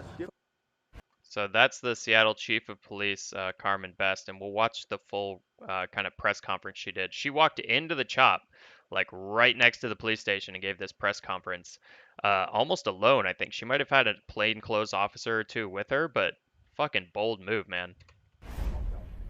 It is a volatile day. You can tell tensions have increased significantly. I'm not sure what this situation is about. We know that some members of the black clergy were here. You see maybe some of them in the sports coats. And then there was a disruption with this SUV, and you can hear the guy in the megaphone there. It is always a dynamic situation here in CHOP. We're going to move this way a little bit. Earlier, as this was happening, watch your step, Steve. As this was happening, there was a reporter believed to be by the protesters. He says, watch your steps, Steve, for these speed bumps that they drilled into the street, these temporary speed bumps. And there have actually been quite a few people that have fucked themselves up on these. A lot of bikers actually have been hitting these and spilling and fucking themselves up. I think Concrete Reporting was interviewing a biker who hit them and fuck themselves up. So Identified as somebody that shoved a female protester. They surrounded his van. As he got out of the car, they followed him, I would count, at least 6 city blocks out of the zone, and then tried to keep them enclosed inside the zone. So very tense everywhere. That started with this shooting, then continued with the chief of police basically saying that this... you can see this guy is now following him, kind of like, seems like he's kind of making sure the reporter doesn't get too far into the zone or doesn't say the wrong things. Can't exist. And now ending with another tense situation here. We're not sure when police may move in. And then you can see this guy here watching him as well. So it doesn't seem like a super safe place for press, or at least they're being watched. But we know the city has signaled over and over again for the last week that they're done with this situation here. The mayor has met many times with protesters, but as far as negotiations go, we know they haven't come to any conclusion. Hey there, I'm Chris Hayes from MSNBC. Thanks for watching MSNBC on YouTube. So yeah, I gotta believe the city's more incentivized than ever to shut this down. It's just, it seems like they don't want to go into a place where there's a people with a lot of weapons, right? And try to take CHOP back or take the police station back by force. Like this, I mean, this is what the Seattle chief of police has to say. So we can watch her report. Yeah, no, well, I think it's time. If there's any place I'm going to be, it needs to be here, right? Yeah. So let me know when you are ready. We got a cop rush here in the team. Are you all ready? Yep. What's the closer count? Am I good? Brian! All right, first I just want to say good morning, everyone. I want to give you a brief update about what happened in this neighborhood last night. I want to emphasize it's very early in this investigation, and the information we have is still pretty fluid, and our detectives are still working hard on the case. We responded to this neighborhood, the area known as the CHOP, around 3 a.m. after multiple 911 calls about gunfire. When investigators arrived, they found a white Jeep Cherokee riddled with bullet holes on 12th Avenue between Pike and Pine. We were told that there were 2 men inside the vehicle and both had been shot. When we got inside the CHOP, these men were gone. We were told that people who identify themselves as CHOP medics transported them in a... You can hear the disdain in her voice when she says people that identify themselves as CHOP medics. She clearly doesn't believe in their medical credentials. That people who identify themselves as CHOP medics... Her eyebrows raised too, as CHOP medics. People who identify themselves as CHOP medics transported them in a private vehicle to Harborview. Once at the hospital, one of the men, an African-American adult male, was pronounced dead. A second male, an African-American teenager, remains hospitalized. See, that's what I don't understand, because she says an African-American man was pronounced dead, and then an African-American teenager was hospitalized, but the ages I've been hearing are 16 and 14, so aren't they both teenagers? Side detectives searched for the Jeep and searched the Jeep for evidence, but there wasn't much we could find. The typical things we search for in a case like this or in a shooting like this weren't there, and it is abundantly clear to our detectives people had been in and out of the car after the shooting. Detectives are trying to get information from witnesses. So she's saying it's abundantly clear people were in and out of the car after the shooting, basically saying the crime scene was contaminated. She's basically saying they don't know how to fucking deal with a crime scene and they fucked it up. That's what she's saying in a nicer way there. But as has been the case in other crime scenes up in this area, people are not being cooperative with our request for help. We are asking anyone who saw anything to call our tip line. It's 206-233-5000. At this point, we're 6 hours into this investigation, and like I said, things are fluid. We're not sure who shot at the car or why they shot at the car. Detectives are searching social media and hoping someone has information and will come forward. That's all we know for now. This is ongoing. Again, it's very fluid.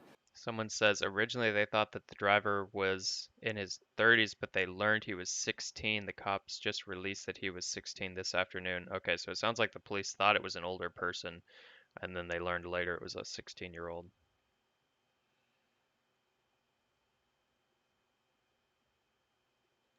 It's very unfortunate that we have yet another murder in this area identified as the CHAZ. 2 African-American men dead at a place where they claim to be working for Black Lives Matter, but they're gone. They're dead now. And we've had multiple other incidents. You can see this guy's shaking his head in disagreement. He's not, I don't know if he's one of the guys who starts heckling her later, but he's clearly, so this is the CHOP right behind her. Like she's in the middle of the CHOP, right by the East Precinct here.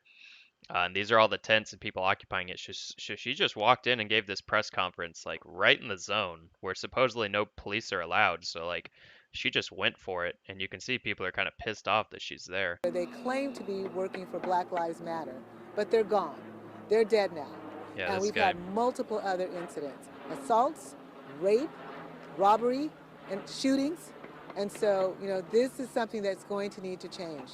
We're asking that people remove themselves from this area for the safety of the people. If they care about people, they're going to have to try to help us to make it safe. Not opposed to anybody's issue or concern.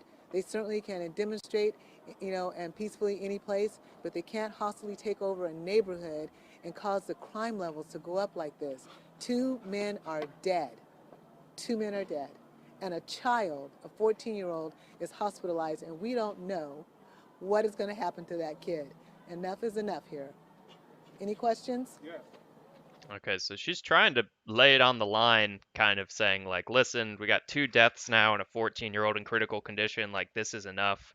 I'm tired of this bullshit. You can see on her face she's tired of it. So she's trying to make the case, trying to swing public opinion basically against the CHOP. She's like, listen, people are here. They're saying here they're here for Black lives, but she's like, I don't believe it. I think if you value Black lives, you need to go demonstrate somewhere else. So that's kind of the line she's putting out there. Do you think the crime scene was tainted with Q13 News? Are you intimating that the crime scene was tampered with?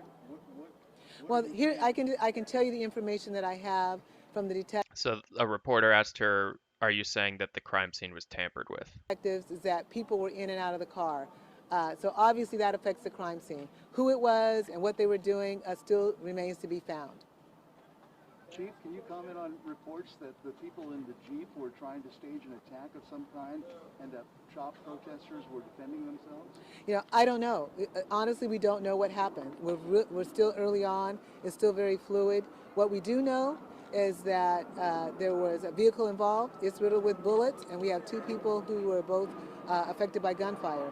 How that transpired and what occurred, we'd love for anybody who had information to call us and let us know. Was the car stolen, ma'am? That, I don't know that information. So you can see that the police at this point, 6 hours later, are also not able to confirm if the car was stolen or not. If any reporter has a question, I'm happy to answer. Oh, it sounds like somebody from the crowd tried to give her a question, somebody from the CHOP, and she says if any reporter has a question, I'm happy to answer, trying to calling that person out to fuck off. I don't know that information. If any reporter has a question, I'm happy to answer. Can you tell us any more about the plans to get officers back into the East Precinct?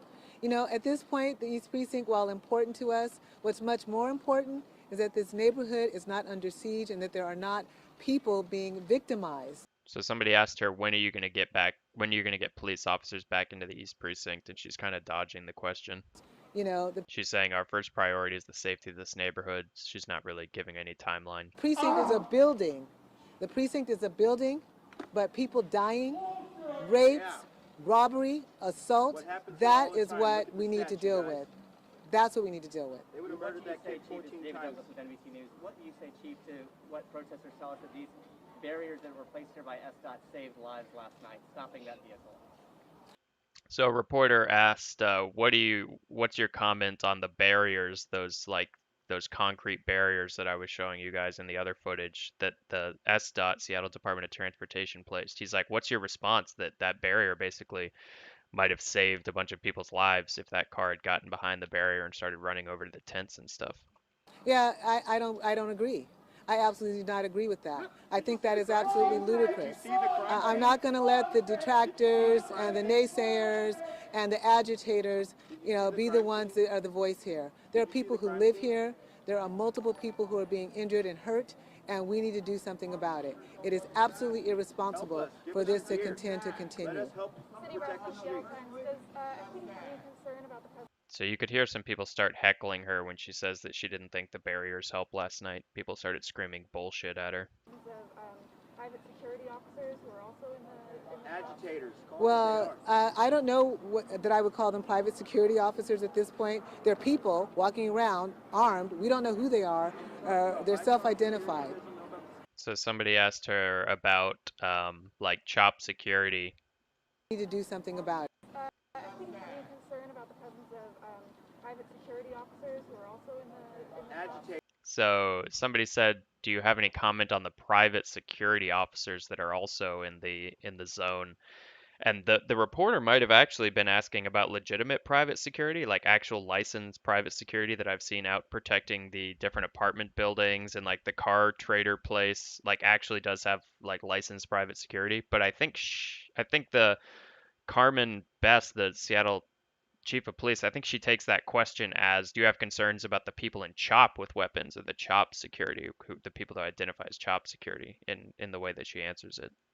Well, I don't know that I would call them private security officers at this point. They're people walking around armed. We don't know who they are. They're self-identified. So she's basically saying, if you're talking about people at CHOP with weapons, they could be anybody. Like in Washington State, anyone can open carry.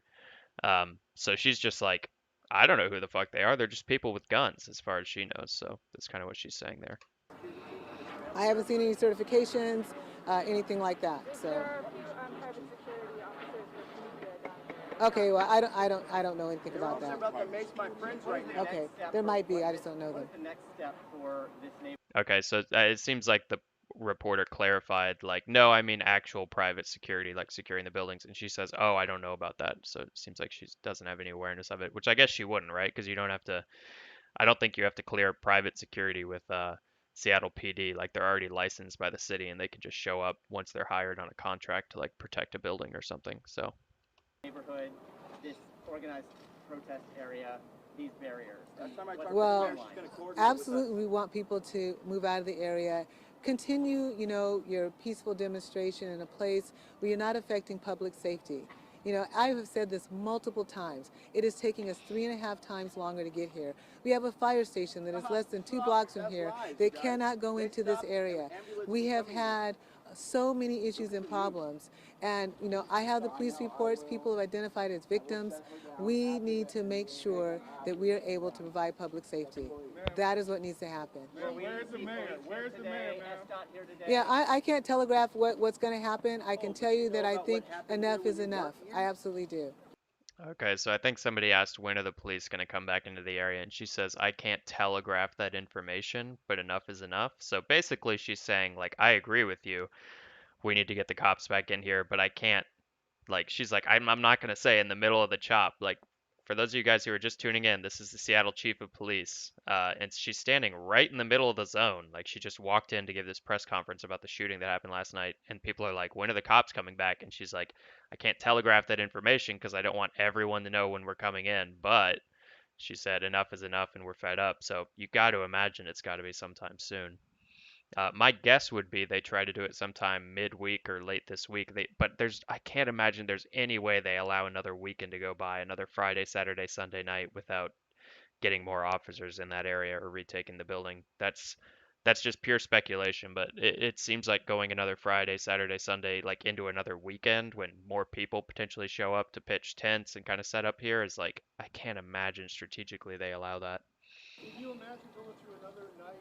The 4th of July is this weekend. Yeah, they've got to move in before then, because the 4th of July does pose a legitimate risk of, like, Proud Boys or people that are more patriotic saying, fuck this shit, we're not going to allow this shit to stand on the 4th of July. And that would be a huge disaster if, like, a group of 50, 100 people roll in here, like, good old boys, or your country boys from, like, Eastern Washington, full of, like, way more conservative people than Seattle, right? If they all try to roll in here on July 4th, which I could see some amount of people doing, right? Oh man, that would be a disaster. So I gotta believe they know that as well. Like hopefully they're not that stupid to think that they can let it sit over the 4th of July. So they've got to deal with it before this weekend. Well, I can tell you this, as an African American woman with uncles and brothers and stuff, I wouldn't want them to be in this area. We've had 2 men killed, and we have a child that's injured from gunfire. So this is a real problem. And I would question, you know, why we would continue to allow this to happen. Where's the mayor, man? Everybody want to hear from her. Well, you know, you have to talk with her. So you can hear somebody ranting kind of around her in this intersection trying to disrupt her press conference. And then somebody just asked her about the mayor. Said, "What does the mayor think about this?" People, I'm sure she's willing to talk to anybody who wants to talk to her. Have you guys been in conversation with her about stuff recently after this? I think everybody in city government has been talking about what we can do to have a reasonable response that limits any issues or danger. But we also recognize that a place where we have seen now 2 murders and multiple people injured, there needs to be some more action for public safety. I think everybody can agree on that. Does this gun violence, does it hurt the movement of fighting for equality and Black Lives Matter? Well, I absolutely think. And you can hear somebody now with a megaphone trying to play that kind of signal over it to disrupt what she's saying. That the fact that that is so rude. This is what I'm talking about. Oh, see, she says this is so rude. Sorry guys, chat is going by super fast. For people that are watching on other streams right now, I'm trying to only pay attention to Twitch chat. So please make the move over to twitch.tv/SeanGuy. It'll be a lot easier for me to answer your questions there. And I'm actually gonna hold on, let me make an adjustment to the chat here real quick if I can.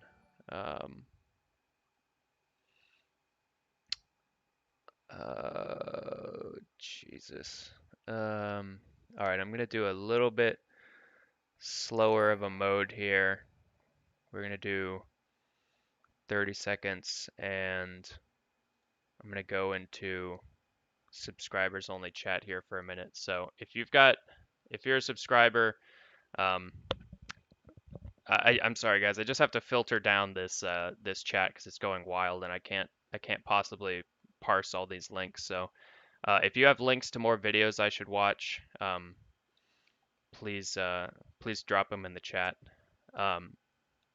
Sean, does Diaz Love have any streams saved from late last night? I don't know. We can check it out. If anyone could check in on that for me. We're going to finish this video and then I'll look into if there's any videos we missed. This kind of behavior is irrational and unacceptable. And so the fact of the matter is that, I didn't got your question again. My question was this gun violence hurts the movement and Black Lives Matter. Yeah, well, you know, Black Lives Matter has affirmatively stated that they're not involved in this movement. You'll have to talk to them about it, but we do know that Black people are dying, right? So she says Black Lives Matter has said that they're not affiliated with this movement, and I believe what she's speaking about here is the Black Lives Matter King County chapter. So King County is where Seattle's located. That chapter has said that they want nothing to do with the CHOP and that they would recommend that people at the CHOP kind of like pack it up. So I think that's what she's saying when she says like, hey, listen, the Black Lives Matter movement doesn't actually want anything to do with this. Base Chica 1 says, please watch this video. It's got other views. Okay, I'll load that up. Thanks, Chica. We'll watch that here in a second. I'm going to take 3 more questions and then I'm done. No one's in custody at this time for this. Are we good? Yep. Do you have a plan for your return to the precinct? We're going to figure out how we're going to get back into this area. Mostly we're trying to make sure that we're peaceful in whatever that we do. Okay, so they said, do you have a plan for how you get back into the precinct? And she said, we're going to try to peacefully return at some point, basically. This is Omari right here, by the way, Converge Media. Do you have a plan for your return to the precinct? We're going to figure out how we're going to get back into this area. She says we're going to figure out how we're going to get back into this area. So it kind of makes it sound like they're still trying to develop a strategy for how to retake the building or how to deploy police in the area. Mostly we're trying to make sure that we're peaceful in whatever that we do. Man, what do you One say last to those question, one last citizens- what do you question. say to those Omari. citizens who say time is up? Can I get my question? Thank you. Excuse me, Chief. I was here on Friday, of course, when SDOT came in. I heard the mayor talk about if SDOT comes back, that they want the police, because she said that she saw a protester pull out a gun, or that she heard a protester pull out a gun. We didn't personally see that. But Okay. my question to you is the police going to work with SDOT whenever they come in here and escort SDOT in? Have you guys talked about that? So Omari's question was, SDOT came and put down these big barriers initially to protect people, and now the mayor is saying they want to remove the barriers. So he's saying if SDOT comes in to remove the barriers, are the police going to be there to help SDOT, get that done or not? Because the mayor or somebody was reporting that a member of SDOT had a pistol pulled on them or flashed at them when they initially came. I believe it was last Friday, and tried to remove them. I think whatever the options are, we're going to make sure we coordinate with everybody in the city. I can't telegraph or tell you the specific plans yet. In all honesty, we just have to work through that piece of it. But when we're ready to do that, we will tell you. You've deflected every single I thank you all for being out here. I mean, I can tell you from my own perspective, we absolutely believe in the cause. We absolutely support Black Lives Matter. But, this situation, as your reporters are walking around, you can see that it can be dangerous and not acceptable. And so we're going to have to work through this. But this is not safe for anybody. Not anybody. Multiple cases, 2 murders. And it's not right. So thank you for your time. I think there'll be other times that we get a chance to talk and go over it. But, as you can see, this is not an acceptable situation. Thank you. So she can tell that the situation is kind of getting unstable there, with more protesters showing up now that they notice she's there and giving this press conference. So she very quickly wants to wrap it up there and get out of there. And Omari actually has footage of her. Omari has footage of her leaving. Is the police? This is not. So. You've deflected every single I thank you all for being out here. I mean. So you can hear a protester say, "You've deflected every single question," and then she's like, "All right, I'm out of here." I can tell you from my own perspective, we absolutely believe in the cause. We absolutely support Black Lives Matter. But, this situation, as your reporters are walking around, you can see that it can be dangerous and not acceptable. And so we're going to have to work through this. But this is not safe for anybody. Not anybody. Multiple cases. Life isn't safe for me, ma'am. Wake up. And it's not right. That's why we're so here. Thank you for your time. I think there'll be other times that we get a chance to talk and go over it. Yeah, she's but, getting. as you can see, this is not an acceptable situation. She was being increasingly heckled. So then she's like, "I'm out of here." Nope. Look at your sergeant. Thank you. What does this guy say? You want to talk now, Chief Best? He says, "Do you want to talk now, Chief Best?" And she goes, "Nope." She just walks away. Look at your sergeant. Coward. I think somebody calls her a coward, and she says, "How am I a coward? I'm here." And it's true. She walked right into the middle of the zone.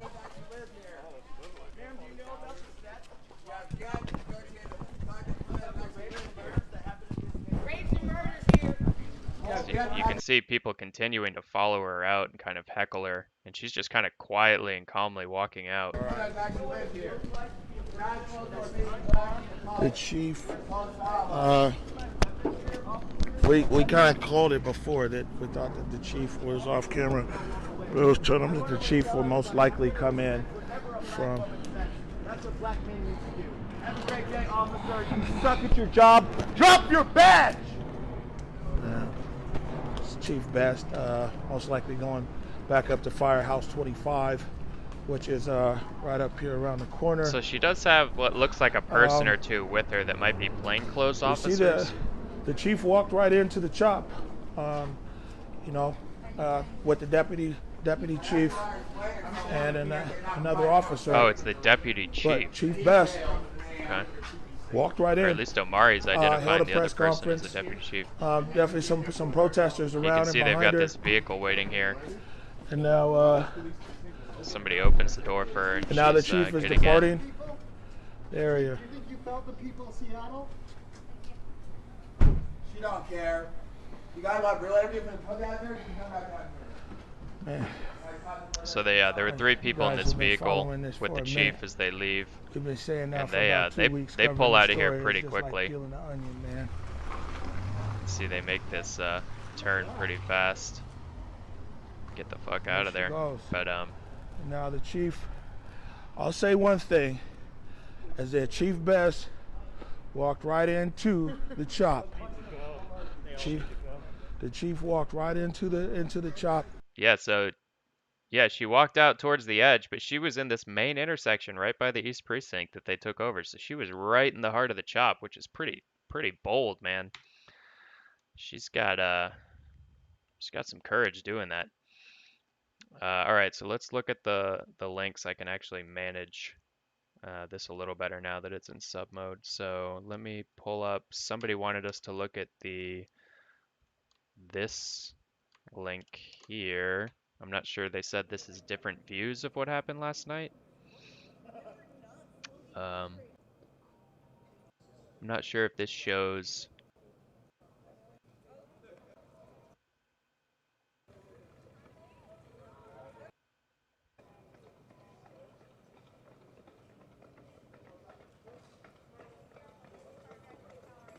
I hear people running, so maybe we missed.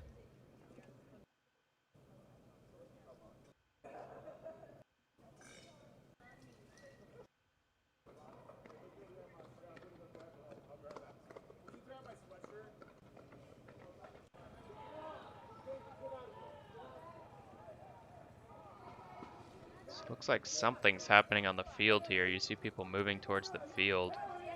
Oh, that's where this is where the car comes onto the field. So yeah, you see people running towards the field.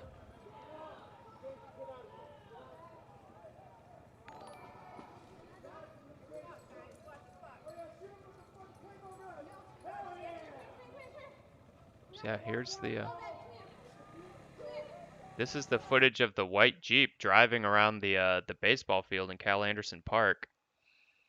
I'll get to the other clips here in a minute, guys. So yeah, this is the Jeep that at 3 in the morning was fired upon heavily. Ended up killing someone and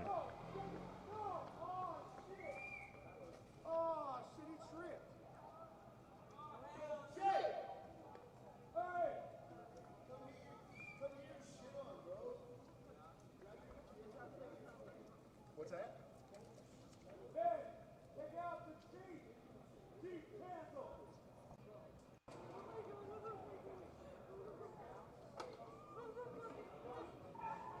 oh, there they go.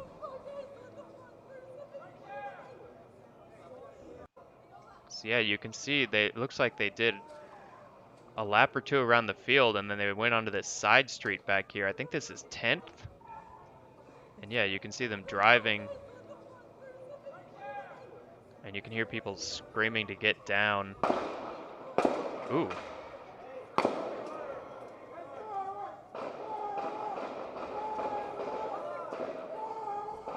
So you can hear some shots. It looks like those are coming from maybe that original Pine and 10th intersection.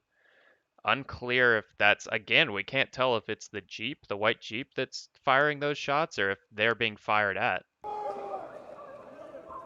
Somebody's skating right up to the intersection where it sounds like those shots came from.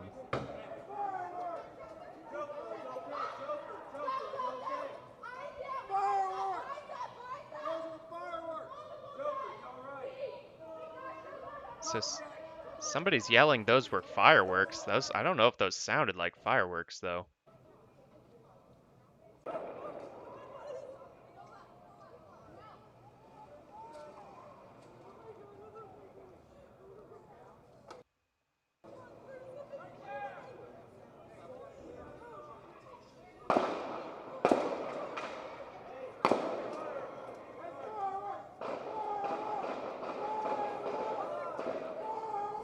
That doesn't sound like fireworks to me. Does anybody has more experience with guns give a report on if these sound like fireworks or gunshots?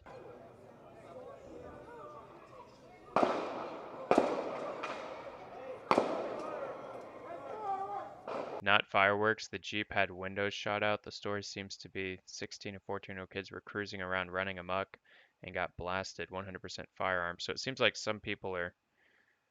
Yeah, that the problem is. Okay, so you think the people in the car were cruising around just kind of fucking with people and then they just got opened up on by people? But if they got opened up on with like if they were getting shot at here and that's not them shooting, then they know they're in mortal danger, right? Why would they loop around and come back onto 12th and then for the fatal shooting, like why would they continue driving around if they're already having people shoot at them?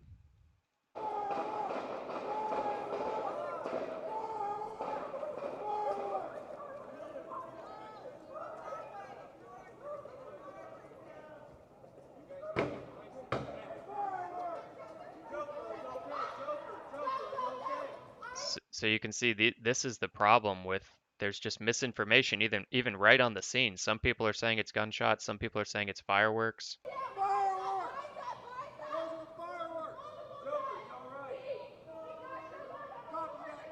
Look at the time code. They are already at the precinct. Really? Those shots were fired at the precinct? So they drive.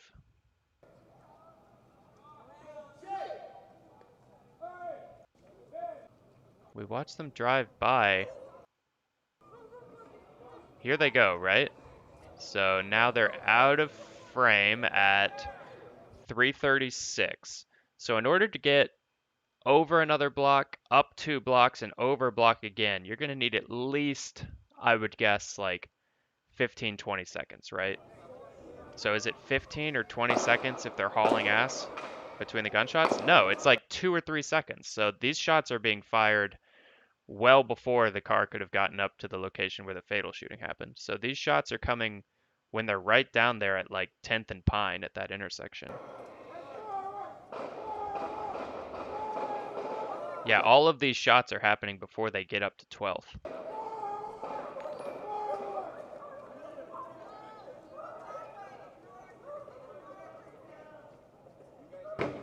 So yeah, all of those shots were before they got anywhere near the final destination for that car.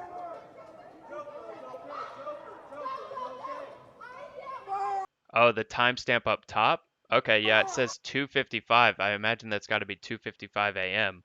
So 5 minutes later, roughly, would have been when they got up to the because they were every report I've seen said about 3 a.m. is when they came up into the chop and where the fatal shooting happened. So it looks like that was some number of minutes later.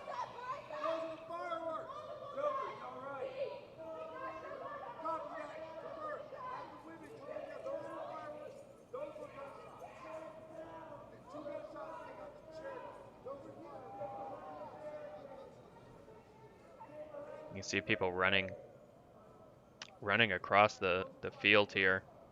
Somebody on a motorcycle too. So they were tracking the Jeep. They were tracking the white Jeep. Like they saw it come onto the field and then they saw it hit the street and head out, but it's still unclear. Did the Jeep fire any shots at all? Or did they just get fired upon and people like the misinformation saying those are fireworks? Like it really sounds like, we can't 100% confirm, but it really sounds like gunshots, right? And if those were gunshots fired at the white Jeep, then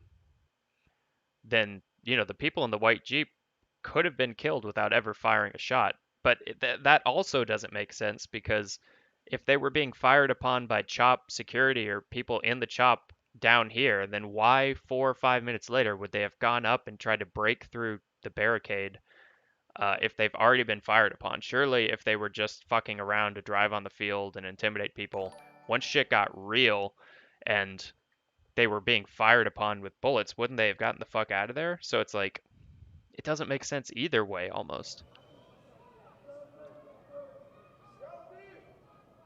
Because they didn't recover any bullets in the vehicle, right? Does anyone have any information or any sources showing that they recovered any casings or weapons or anything from the vehicle? Because I would have imagined that Omari would have seen that when he looked in with his footage. I would have imagined the CHOP security would have been publicizing the shit out of that, like, hey, we found weapons in the vehicle, but I haven't seen anything like that.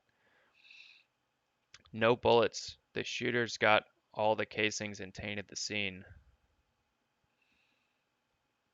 Nothing, none. See, that's what's so suspicious. Like, how does this make any sense? Because it doesn't make sense either way. Because if the people in the Jeep were just fucking with people and they didn't have any weapons on them or in the car, and all of those shots were coming from people at the car, like if that's the case, why would they continue to circle around and try to break through a barricade towards where they know there's a group of heavily armed people that have already fired upon them? Like that makes very little sense. Like unless they're just, maniacs, like unless they just, I can't find a good reason to do that. And then the second thing is if they did have weapons and they were firing them, where did they go and why hasn't that been reported at all?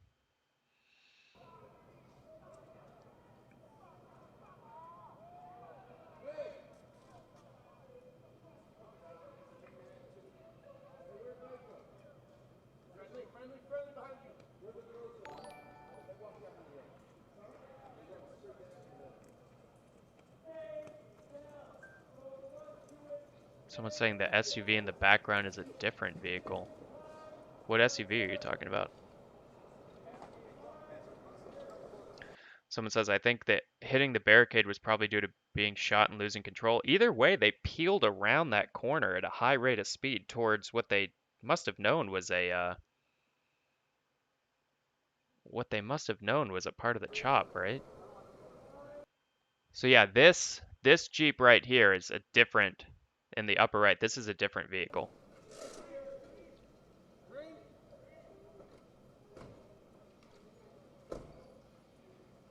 Yeah, that's not the Jeep. That's a different vehicle. Those are people inside the CHOP.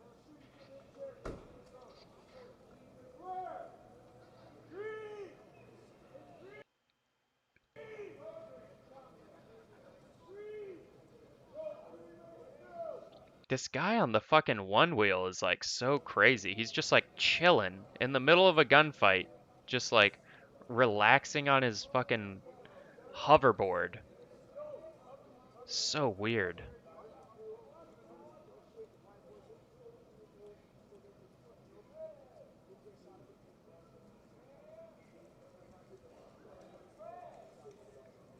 So the vehicle left the scene. They were shot at or they were shooting. We can't really tell because it was off screen. This silver vehicle pulls up and people run out. Looks like they thought that the car was still over this direction because they kind of ran north on 11th. And you can see people on the field here trying to figure out what happened.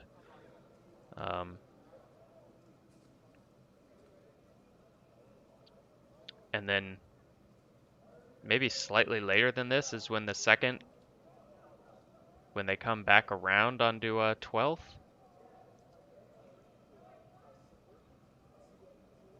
It's so scary, man, because Dan was out on the street with his car driving around like around this time.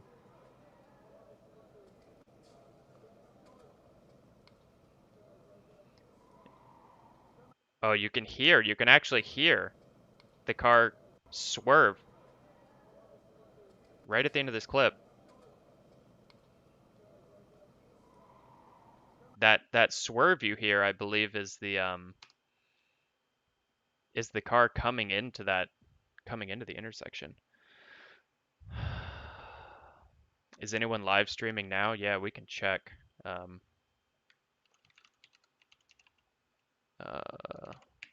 Maybe Woke will have some of the Seattle streamers. Looks like there is a group from Seattle down at the West Precinct.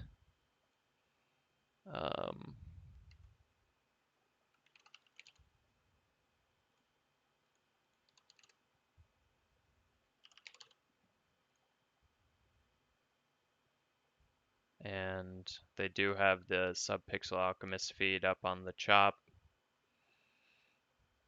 And then the stranger feed here.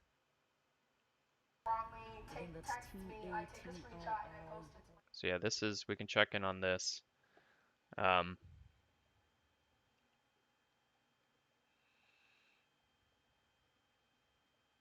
car skid, yeah.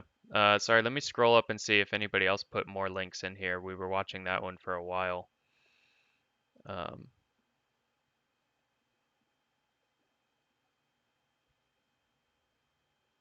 Someone says, if the gun is outside the car when you're shooting in a drive-by, then there would be no casings. Right, but presumably they would still have the weapons on them, right? Or in the car, like, presumably they weren't rushing into a situation having dropped their weapons.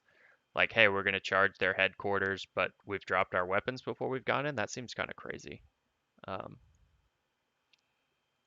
doesn't look like Converge is live right now. So yeah, if anybody has any other videos we should review of the incident last night to try to get a better idea of what happened, drop them in chat.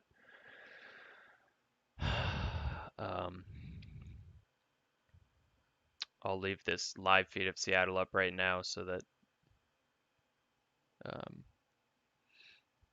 Omari did not talk about shells. Okay.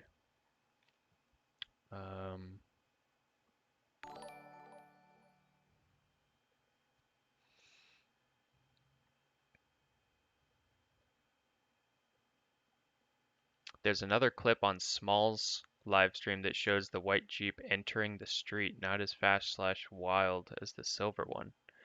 Can you post that, Angie? Can you post that link onto...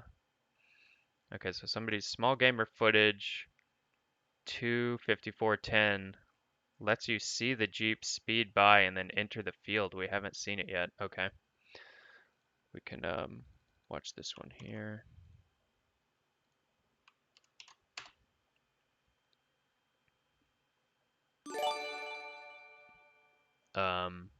Sorry, let me get that timestamp from you.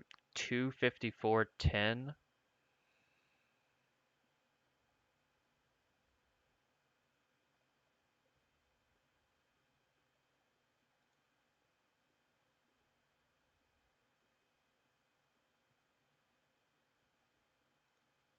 So there's something involving the Jeep on this feed. This is really hard to see, guys. I might even be blocking it for you. Let me move myself. Where is it on this stream? 2:54:10, so we just went by it.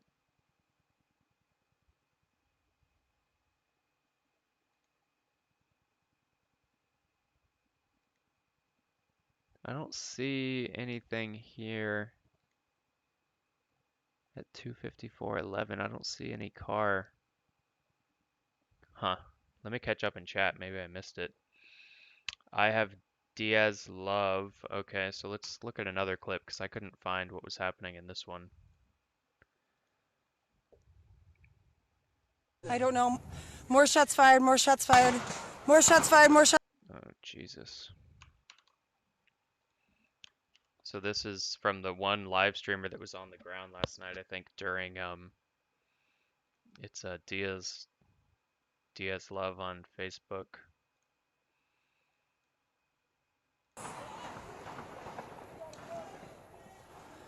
I don't know. More.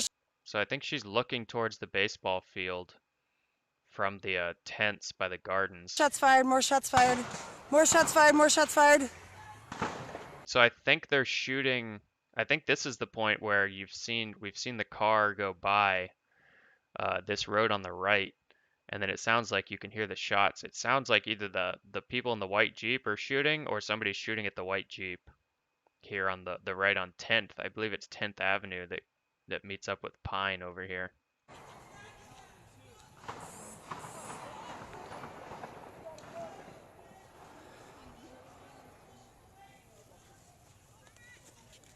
More shots fired, more shots fired. A car's been circling around, shooting more shots into tents.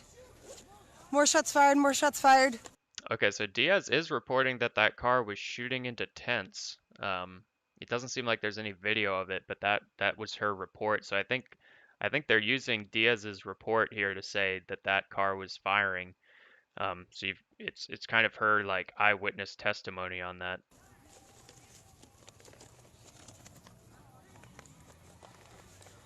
It's that white car that's been circling around. I mean, I wonder if she could be confused, you know, if she was in her tent and didn't see it and all she saw was a white car and then heard gunshots.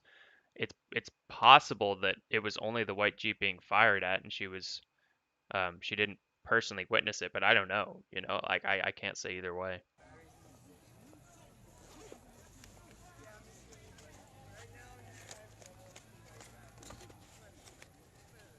I don't know what I did with my keys. Okay.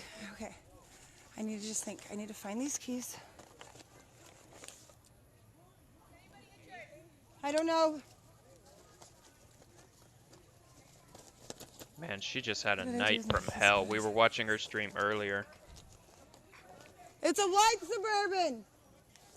Did she say it's a black? It's like a Bronco. Where the fuck are my keys? Did she say it's a black Suburban? Where the fuck are my... It's a white Suburban. It's a white Suburban.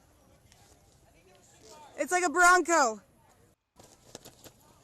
What did I do with my keys? What did I do? She might have spotted the wrong vehicle if she's saying it's a black Suburban. It's a white Suburban. It's like a Bronco. Oh, some people are saying there were two cars. See, it's just total chaos, you know. Eyewitness testimony can be rough. People see different colors, different things, different cars, so it's just I really hope that it didn't lead to the people losing their lives because of, you know, people didn't know what was happening and the rumor spread and then it's an active shooter, but the vehicle wasn't actually shooting. It was just doing donuts in the field. Like, it could have just gotten out of control information-wise. It's just, who the fuck knows? Keys.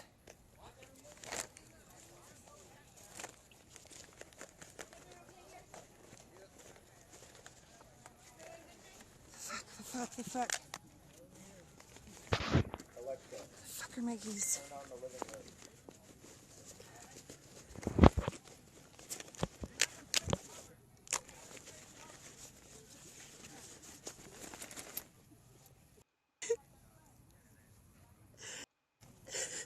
My God. So yeah, she's right in the gardens.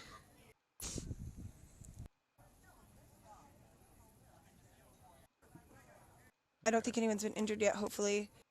Okay, well.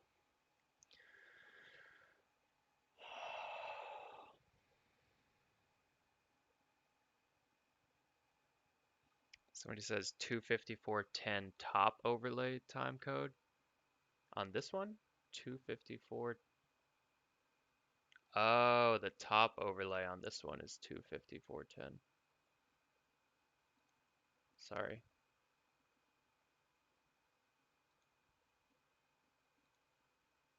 So 255, 253. So somebody's saying you can see the vehicle coming onto the field here at 25410. Shots fired, I think. So they're already saying shots fired. Aquí. Taco. Ven. Bueno. Yeah, sorry, I got I gotta distracted. go back by a fucking screaming man. Go look for Toby. Awesome, so much fun. Who's this car? Who's this car? Oh shit! Is that the car? It went right by her. Holy shit, that's the Jeep. At 2:53:18 on this clip. This is Small Gamer's stream from last night. Go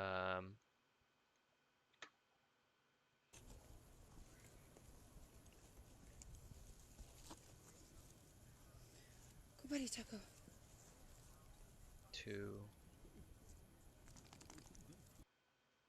Sorry. Toby, Ben! Aquí. Sorry guys, this is a really long stream, so I'm having trouble getting right back to that.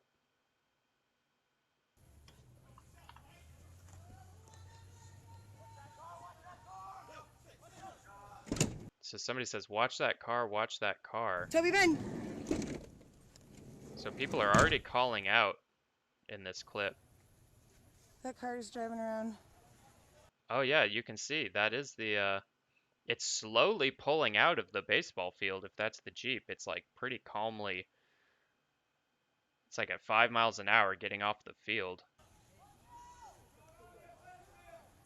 And then it took a right on 11th to go towards 11th and Pine, the primary lower intersection. Where's he at? He's going to the field, AstroTurf! There's a cop, there's a car driving around. Fuck, man, I was right next to him. The shots. Oh, we heard something that like a snap snap, but it was really quiet. It was it didn't sound like a gunshot. It maybe was like a BB gun or somebody. I heard somebody say a paintball gun, but that was not a proper gunshot. It was like a quick snap snap. Shots fired, I think. So yeah, the Jeep is driving around the baseball field now. I'm gonna save and restart. It looks like there's more shooting. I'm gonna save and restart. Follow me, follow me. Oh man, what an unfortunate time to kill the stream.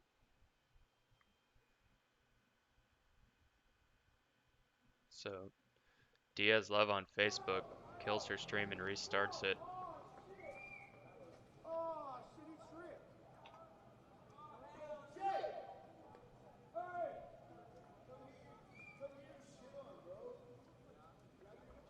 You can hear someone say, "Oh shit, he tripped." I heard that on another stream too.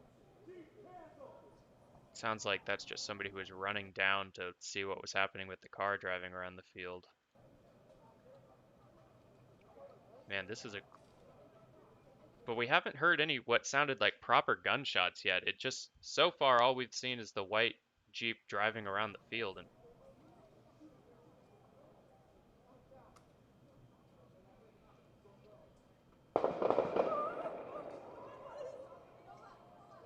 so that's the first time we hear gunshots, maybe like a minute later.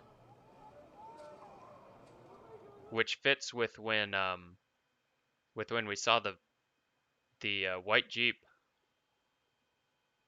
come across right here. I might have just missed it, but so 255.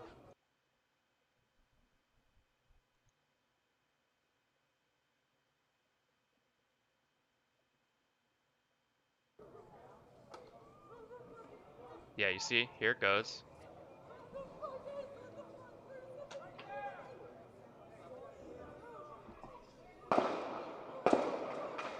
So that's the first proper gunshots I've heard. So the whole time the Jeep was on the field and then going off the field and getting onto this 10th Street, I didn't hear anything that sounded like a gunshot. So the first time we heard a gunshot was the Jeep. The white Jeep was kind of driving away from or parallel to the field, and then either they popped off some shots or somebody popped off some shots at them.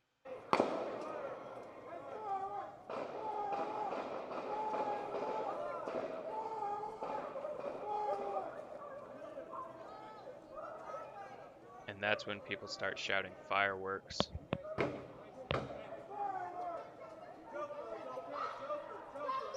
Somebody says at 2:53 it passes her. Let me try to get back to 2:53. I don't know how I missed it. There's a car driving around. Fuck, man, I was...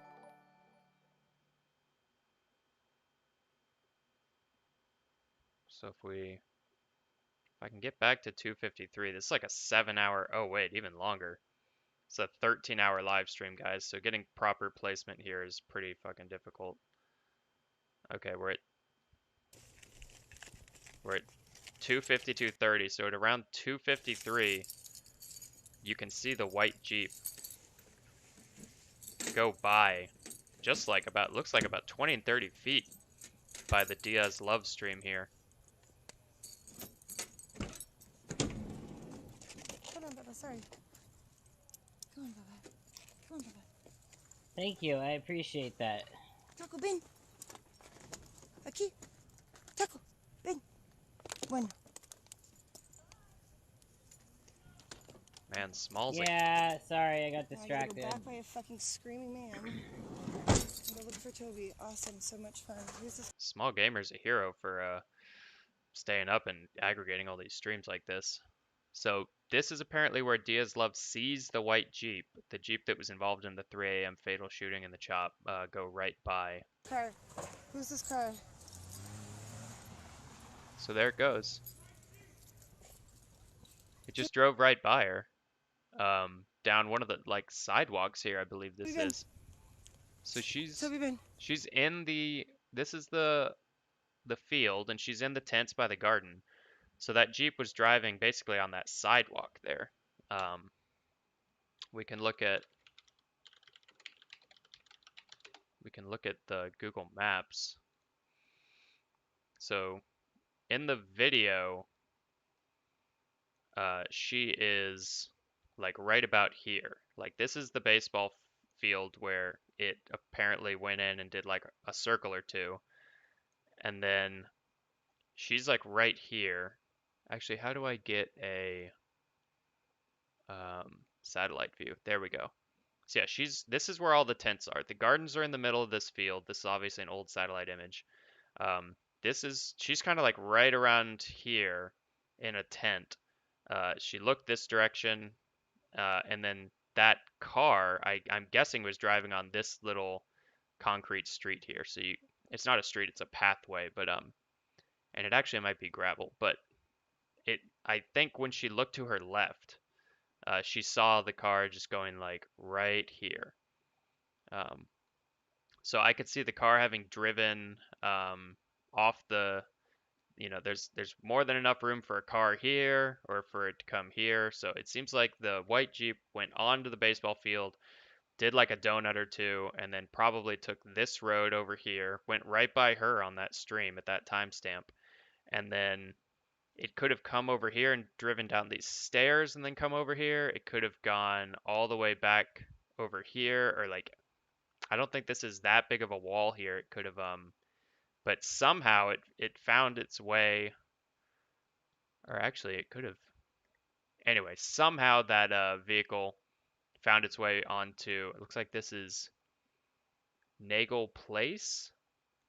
Okay, so that's Nagel, and then maybe this is 10th. Okay, so it wasn't 10th. When I was saying 10th before, I had that wrong. It's Nagel. So it looks like the vehicle, yeah, went right by her here and then went down this street. And then the first shots we hear, it's like somewhere around the time it hit this intersection, it seems like roughly. It was like a few seconds after it leaves. There's like a camera right around here looking this direction. You see it go by, and then it goes into these trees. And then around the time it hits here, that's when you hear the shots. So that could have been people from the CHOP, security, or people in the CHOP with weapons firing on it down the street. It could have been them firing that direction, but that seems to be roughly, because she just saw the vehicle like a few seconds ago.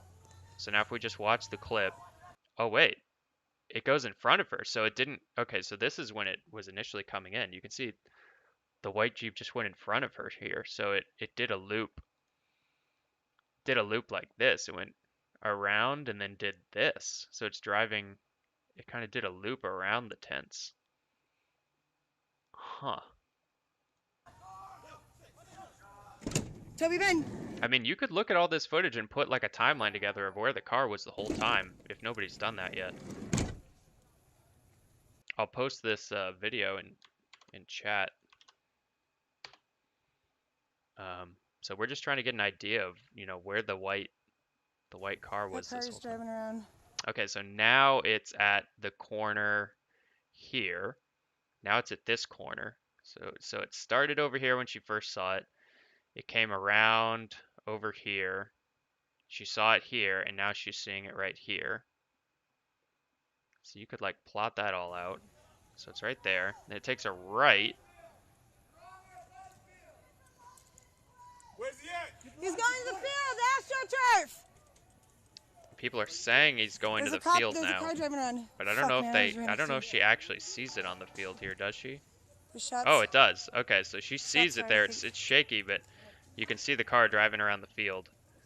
And you see people kind of pacing with it. So they're aware of it, and there are people with weapons, you know, security team people or just people with weapons watching it. So Okay, I'm gonna save and restart. It looks like there's more shooting. I'm gonna save and restart. Follow me, follow me.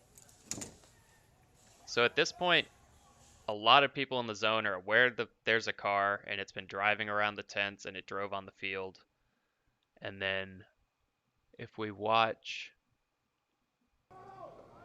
some of these other streams, you'll see the moment it comes right through here. So it's either still driving around the field or on like the other side over there.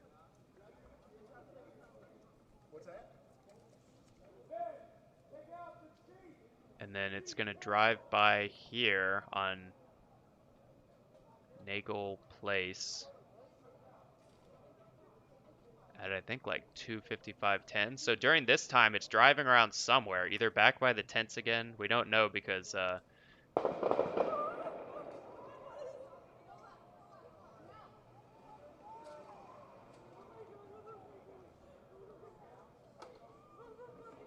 oh, so there were shots.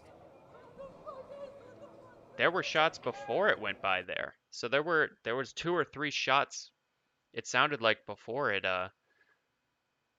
went this way. So those could have been the shots where the white Jeep fired on the tents that people were reporting.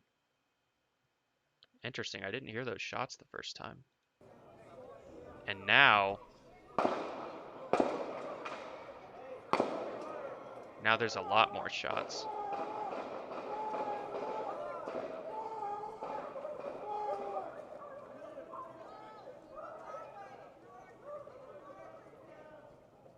Fuck.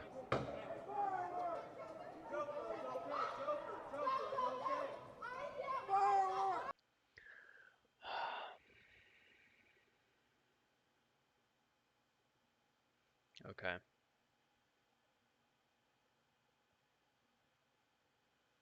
Well, that's a rough timeline of when, you know, Diaz Love saw the car. It looked like it did a so the first time she sees it is, or the first time they see it is right around here.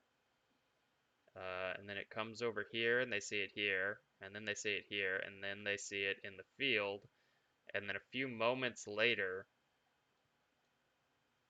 the car is seen by another camera feed coming down here, and it sounds like there were some shots before we see it on camera here, and then a lot more once it gets down here. So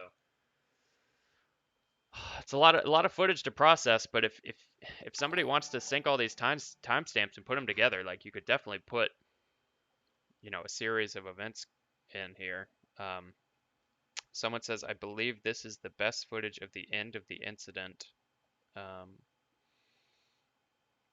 So somebody says the first shot sounded like a firework. 3 similar sounds too close together. Interesting.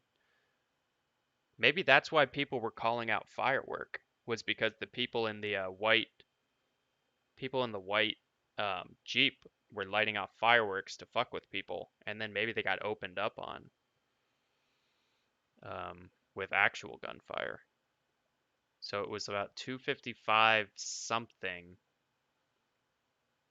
when we heard those first shots. So let's listen to those one more time and see if you guys think it's fireworks or gunfire.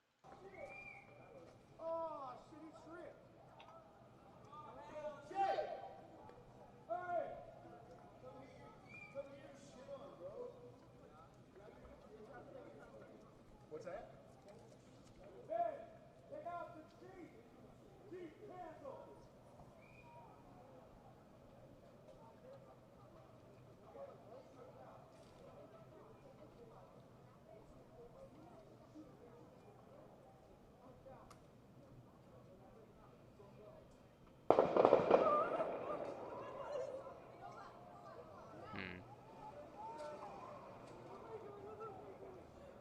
Yeah, that's hard to tell.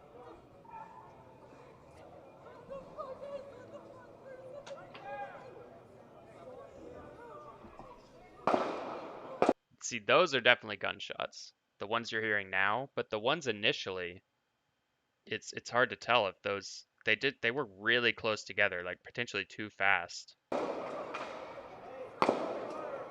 See, the ones you're hearing now have more of a pop to them, more of like a gunshot sound, in my opinion. Those initial ones could have actually been fireworks, and maybe somebody over there with a radio saw that they were fireworks and radioed in fireworks, which is why you heard the guy screaming fireworks. But shortly after, you hear what sound like real bullets, which is maybe someone who didn't have a radio that opened up on them, right? Because they thought it was gunfire.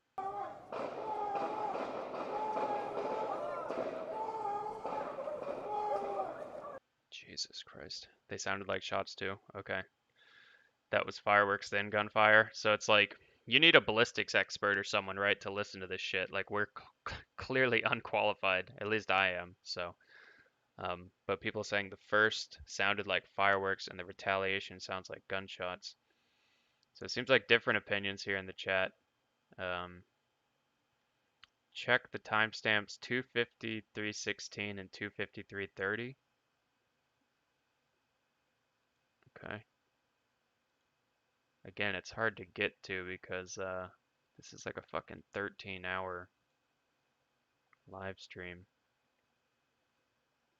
So 2:53:16. What are we looking for, Tay, at 2:53:16 and 2:53:30? You're gonna have to give me some better indication because there's a lot of feeds on this.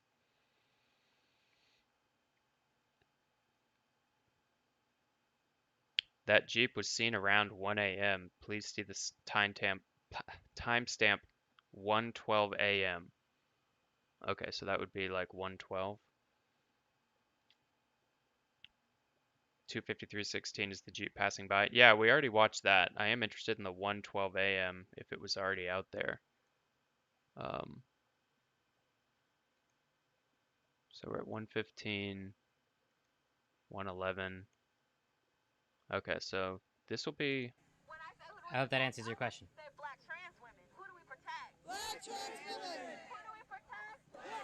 So this will be 1:12. People are saying that the white Jeep is spotted somewhere on these feeds at 1:12. So we're coming right up on it.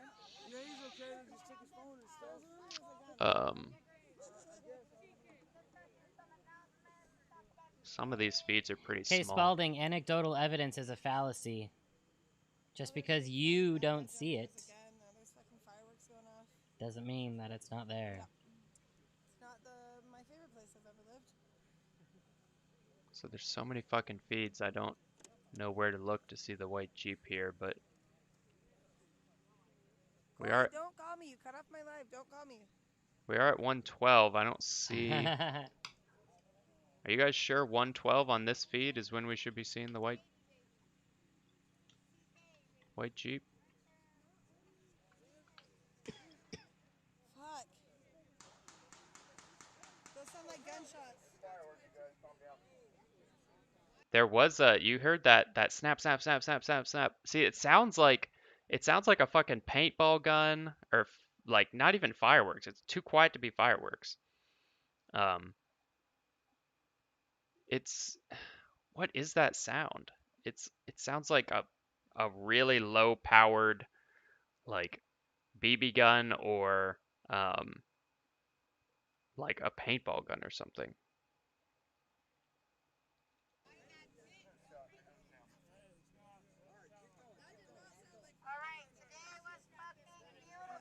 Those might have been gunshots. Someone says it could be a 22 at a distance. It just sounds so weak.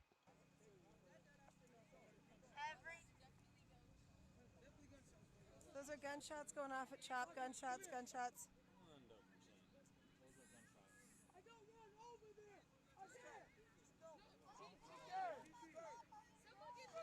So maybe that's the Jeep right there? Is that it? You can barely see a white vehicle of some sort here. No, I'm staying behind here. At 1:13 on this video, over near where those sounds came from. Those are gunshots, gunshots, gunshots at CHOP. They didn't really sound like gunshots to me, though.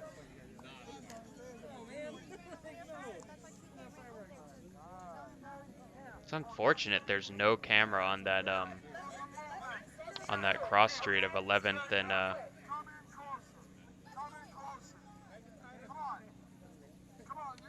what is that cross street? 11th and Olive.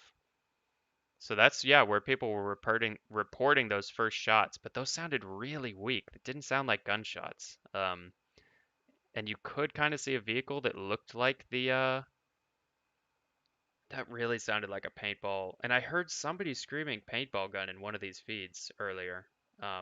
So they might have just been firing fucking paintball rounds into the tents and shit. Like if they got killed over that, that's fucking God, that would suck.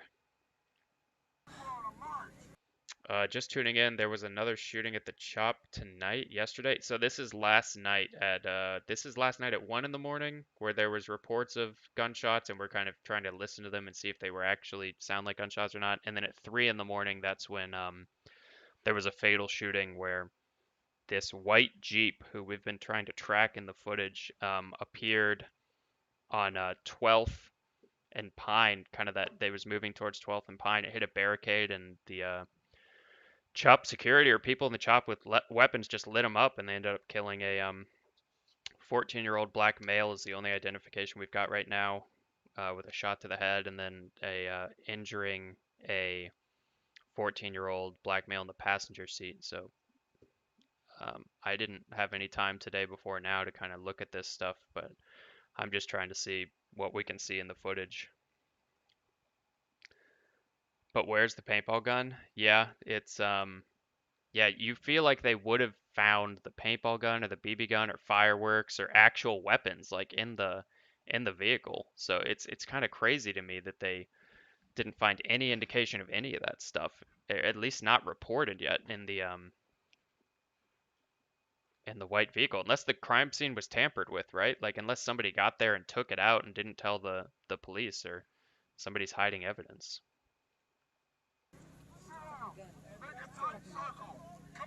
That feels real dangerous. If you are not directly involved in the situation and have some common sense, do not walk over there. When things like this are happening, if you guys come in here and say any trollish shit, you just get immediately I don't want to timed sit out. down at all. I want to be ready to move.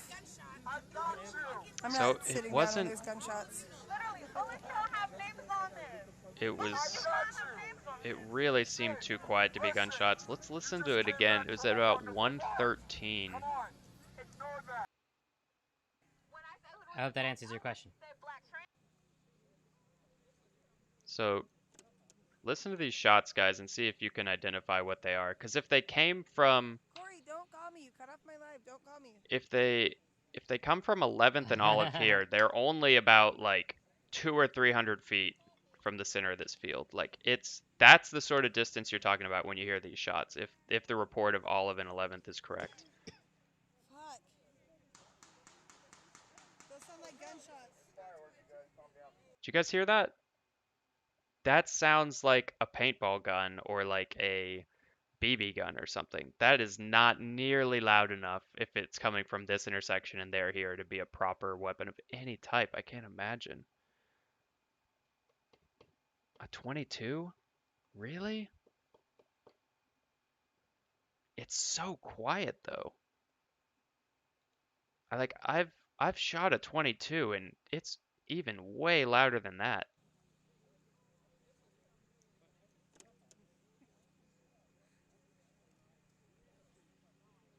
Corey, don't call me. Sounds like an airsoft gun? Yeah, to me it sounds like an airsoft gun or a paintball gun.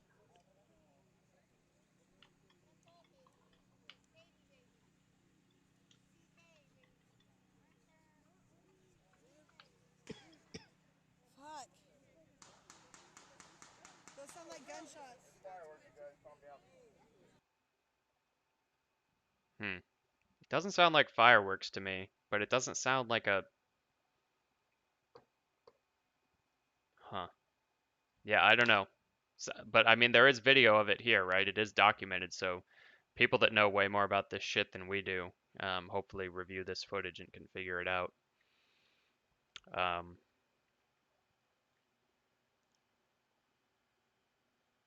Too regular for fireworks? Yeah, does seem like it. So this is the police chief's response. We already watched that. This is kind of a recap. We'll do a recap on what happened for people that are just tuning in. This was so there was a shooting last night or this morning at 3 in the morning at the CHOP where somebody was fatally shot and somebody's in critical condition now involving a white Jeep. So this is kind of a recap for people that are just tuning in. You hear that? Breaking news in the so-called Capitol Hill organized protest zone. There's been yet another shooting. Early this morning, protesters finished a march back to Cal Anderson Park. So you can see this is the video from Diaz's Facebook live stream from the tents. When they say gunshots were fired nearby, you could hear it on that live stream there. Several protesters were streaming it live at the time, but the supposed gunfire did not stop there. We have team coverage this morning on this breaking news. First King 5 Kayla Lafferty joining us now live in the CHOP zone, or just on the outskirts of it safely. Kayla, what are you learning? It looks like the SUV is now behind you. Yeah, so that is the big thing that's here right now. You can see that white Jeep that we've been reporting on all morning long is still here on scene. One of the big things we're noticing, there are a lot of bullet holes in this car. There's still some medical supplies on scene as well on the other end. The bumper is ripped off the car. So you can see it was shot. On scene. There were some bullets coming from behind. So yeah, there were bullets coming from behind. They've got the back window blown out. Bullets in the front, and it looks like the side. So kind of all directions here. Someone says, here's some recorded paintball noises. Let me play these. I mean, it does kind of sound like this. This kind of fits. Somebody was saying it does kind of sound like paintball. I mean, that almost sounds exactly like what it sounded like. This is anecdotal, but I have shot a .22 handgun for safety class, and it does sound similar. So it could have been like a low caliber .22, or it could have been a paintball gun or something. Seems like people are kind of going between the two. As well on the other end, the bumper is ripped off the car.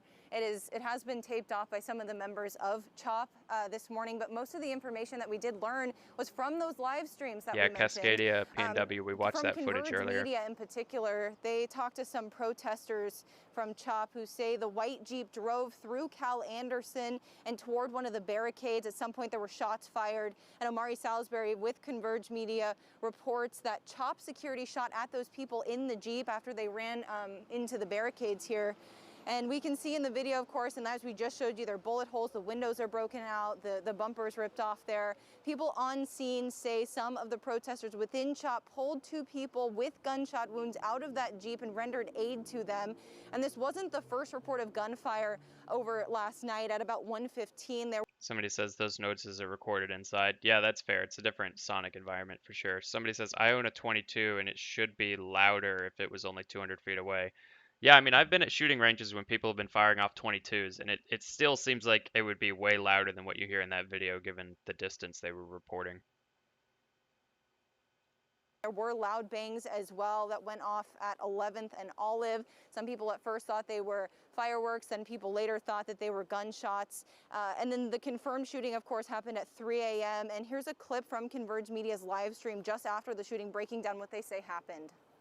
This vehicle right here was driving around the neighborhood and did a drive-by shooting, and then came through and crashed through the barricade. That would be the southern barricade, the one that borders Pike Street.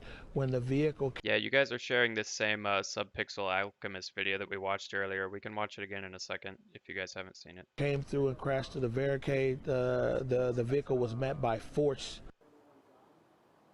And you hear him say there that vehicle was met by force, and we do have a live look, of course, again, of that vehicle where you can see some of those bullet holes. But today is supposed to be the day that Mayor Jenny Durkan says they were going to come in with SDOT and remove these barricades. They originally said that would be Sunday morning. It didn't happen yesterday. They're saying it's supposed to happen today. But of course, we haven't seen any of that happening here this morning, and we don't know what will happen because of the shooting last night. Live in Seattle, Kayla Lafferty, King 5 News. Of course, we will keep you posted on that fluid situation. Thank you so much, Kayla. Now let's turn to Amity Adrisi live at Harborview with the very latest on the victims who were taken there, or should say showed up there following the shooting. Good morning, Amity. Hey, good morning to you, Michelle. So what we've just learned is that one of the 2 victims who were brought here after the shooting early this morning has died. That victim was brought here by Seattle Fire, and we're not... Somebody's saying, if you were going to do a drive-by, wouldn't your window be down? Yeah, it does seem like it would. We can confirm that the you know, the passenger side window was definitely you know, rolled up and blown out. You can see it here. I don't know if we've seen the driver's side. Like, the driver's side could have been down. We can go look at Omari's footage and see if we can confirm that the driver's side was down or up at the time. People with gunshot wounds out of that Jeep and rendered aid to them. And this wasn't really the first report of gunfire over last night. At about 1:15, there were loud bangs as well that went off at 11th and Olive. It does kind of look like the driver's side was rolled down, but we can look at Omari's Some footage. people at first thought they were fireworks, and people later thought that they were gunshots. But you can see here, guys, you don't see nearly the kind of blown out profile that's on the passenger side. So it looks like the driver's side, which is actually facing the tents, if you were going to drive by and try to fire on the tents, does look like it's rolled down. We can try to confirm that on the original footage. And then the confirmed shooting, of course, happened at 3 a.m. And here's a clip from Converge Media's live stream just after the shooting, breaking down what they say happened. This vehicle. Let's see if we can. Okay. Okay. Thank you. Okay. This is Omari's footage that they're referencing in that clip there. He does kind of a loop around the vehicle. And this guy, Don't get me on this bitch, bro. There's Zay Honcho, man, out here saving lives. Zay Honcho, Zayhunchoo. Rest in peace, my brother that came through. Rest in peace. He had to, but he got clapped, and we brought him to the hospital. But whatever happened, happened, bro. But we out here to save lives and do shit for the people. And this is what happens, bro. So no violence is coming. So whose through car is this, though? This is your people's car? This is a stolen vehicle. But this Came is through your the people's autonomous car? zones, spun through, and we... Who was driving it? Some active shooters. Active shooters came through in a stolen vehicle. They spun around the field a few times, and then they tried to come through our barrier, through our main entrance, bro. And our people are having it. We already had the right tire out, and they fucking put on or drew down and took him off the car, and we gave him service. So yeah, you can see the passenger side window here. Try to not. There's one right here. There's 2. You don't see no bullet holes. No. I'm not trying to be funny, but So it does look like the driver's side window is down. I'm trying to avoid showing any blood. There goes. That's right there, and I don't know the circumstance. Well, we're trying to learn the circumstances around this, but oh my goodness.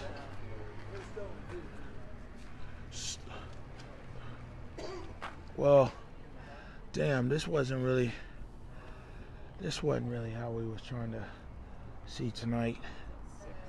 And I mean, we talked about earlier, for people to watch this stream, we talked about men. So it looks like he goes around the left side of the car here. With a life-saving effort over here, huh? It does look like this window is rolled down here. It looks like the driver's side is the only window that's not kind of broken, clearly broken in a way that would indicate that it was rolled up. So it does look like this driver's side window might have been rolled down. I mean, I don't, man, it sounded like some big cannons going on. I don't even want to ask what kind of shit you guys got, but I mean, we were I don't, huh? Ex-security here is ex-military. Well, goodness gracious. Good. The vision of bleeding. Good. Oh God. It's been a lot. You know what I'm saying? What a description or anything like that. All right. Well, This is Omari's video on facebook.com/wwconverge. So if anyone wants to go watch that, it's just Converge Media or WW Converge on Facebook. Um,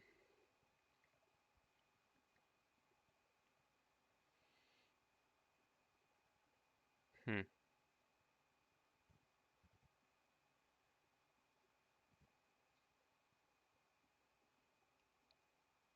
Yeah. So that seems to be all the evidence, all the video evidence we have. People were pointing me to this clip earlier. We did watch this clip earlier, but we can watch it again for people that didn't see it. This is kind of the best live view we had. It's a Subpixel Alchemist or Marcus Kulik. I don't know how to pronounce that on Twitter. And you can hear people saying unknown vehicle, multiple shots fired. Unknown vehicle meaning they don't recognize it as a vehicle that's like allowed in the chop, like a member of the medic team or security team or a resident of the area. And in a few seconds, you'll see that white Jeep pull around here into kind of its final location where it hits this barricade around here. And right as it turns around this corner, you'll hear a pop. But it's behind the tree, so it's unclear. You can hear it kind of like skidding in the background.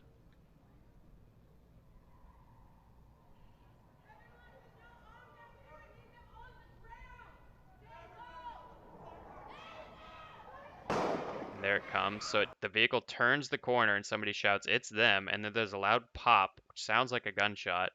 Either that or the car collided with like a giant like piece of the barricade. It could have been they like cracked a piece of plywood in half, but it kind of sounds like a shot.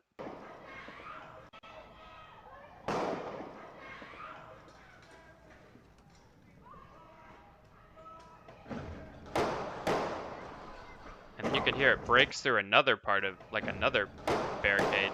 It's kind of like a crunch, and then after those two what sound like clear gunshots, it hits the one of the concrete barricades here, one of these like 2,500-pound concrete barricades, and then pushes a porta potty back by it.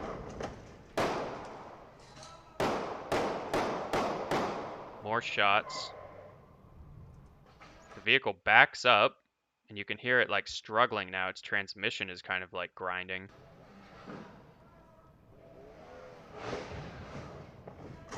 Tries to move forward again, and then it goes right back into the barricade, and it's unclear whether it's doing that intentionally or because the car's fucked up and it doesn't have control.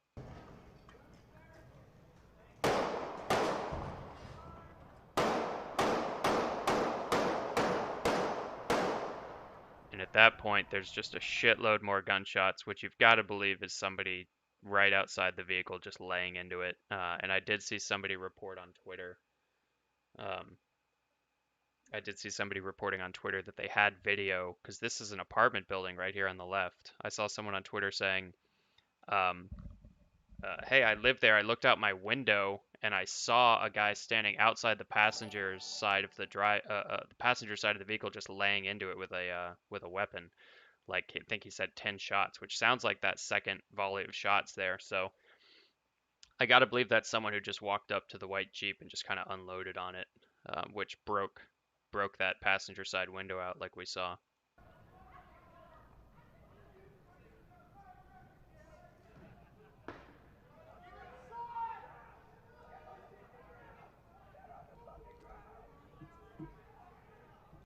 You can hear a lot of people screaming like he's been shot or we've got bullet wounds. A lot of kind of like hectic stuff being shouted now.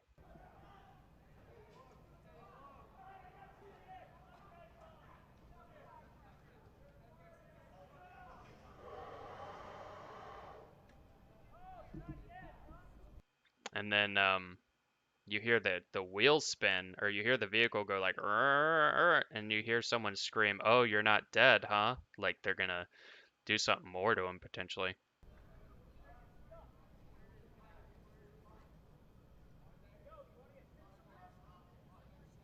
Oh, yeah, and then you can hear someone say, "Yo, do you want to get pistol whipped?" And then you see somebody approach. You see the shadow approach the side of the vehicle here.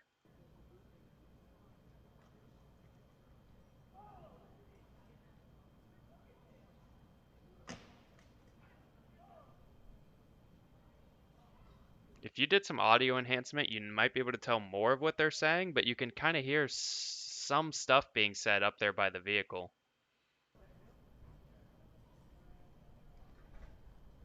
And then you heard like a little pop, like somebody cracked a window or like hit the car or something.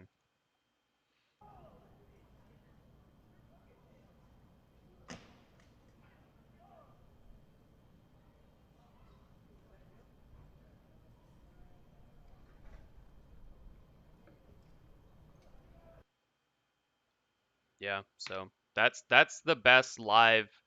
Thank God for this person's cameras that they had set up just running all night, because even though you can't see who was shooting or what really happened, there's at least some video evidence there. Sean, I see people on camera moving barricades now at the CHOP. Okay, we can go look at what camera do you see them moving barricades on?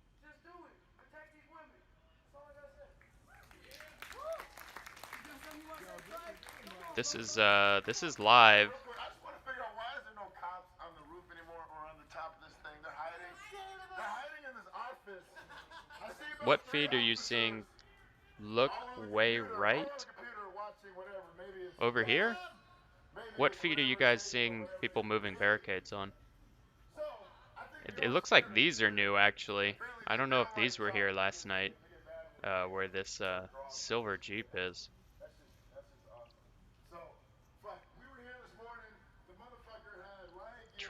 Trumpet guy hasn't been around lately. Okay. For people watching on other platforms, I'm only paying attention to Twitch chat. So if you want to ask questions or submit any footage, this is where you'll want to go. It's Twitch TV/Sean guys. So if you have any clips of what happened or anything or comments, or you have opinions on like kind of the gunshots we're discussing, whether it's fireworks or paintball or anything, put them into the chat here on Twitch.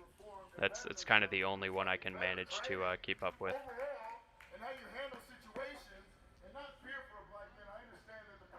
There are other platforms than Twitch. Yeah, I'm trying like a multi-streaming thing, but the only one I'm able to see chat for really well is Twitch.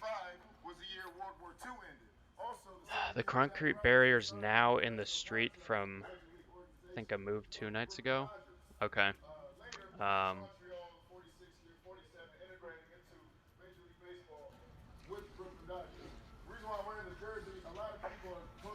So yeah, it looks like the march to the West Precinct here.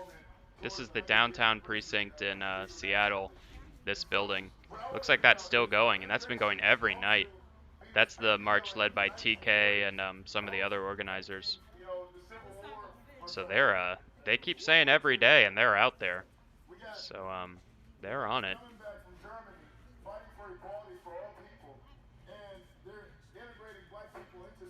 Oh, is this what you guys are talking about? They're moving. It looks like they're moving the It looks like they're moving the plywood portions or the wooden portions, though, right?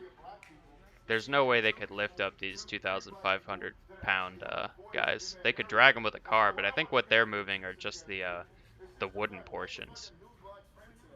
So if that's what you guys mean. Moving one upper left. Yeah, so that's not really a barricade. That's just a kind of this wooden thing that sits on top of the barricades that it looks like they've taken off of most of them now. I mean, I guess if you filled that wood with like gravel or something, it could be a more proper barricade, but it's just like, and it's just a hollow piece of plywood, guys. So it's not really a proper barricade. Yeah, I think they're just moving the wooden kind of tops that go on top of them. They're just moving the wood that is on the cement. Yeah. It's only good for concealment. Yeah, that's true. if you're gonna move the concrete, you need to take the wood off first. Yes. They might be planning to move some of the concrete barricades, but it looks like they've got them in a pretty good position here to defend against if there's another one of those, cars that tries to come in tonight. There's no way you can get those cars through one of these blocks. Like, I guess maybe if you had a super heavy truck or something, you might be able to just like plow your way through them. But those things, these fucking 2,500-pound concrete barriers are built to stop cars. So I gotta believe stacking them across this here is relatively safe. In terms of keeping cars out. Obviously, it's not going to keep a smaller vehicle out like a motorcycle or someone on a bike or somebody running on foot. It's just for larger vehicles.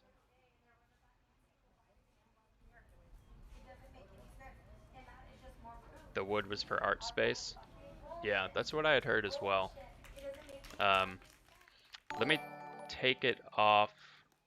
Man, you guys, I haven't been calling anything out tonight because this is kind of a tragic situation. Obviously, people lost their lives, so it feels kind of crude to shout out follows and subs, but Are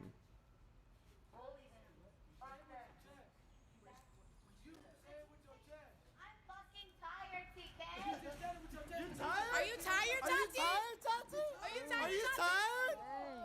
Go home. Protect black women and shut the fuck up.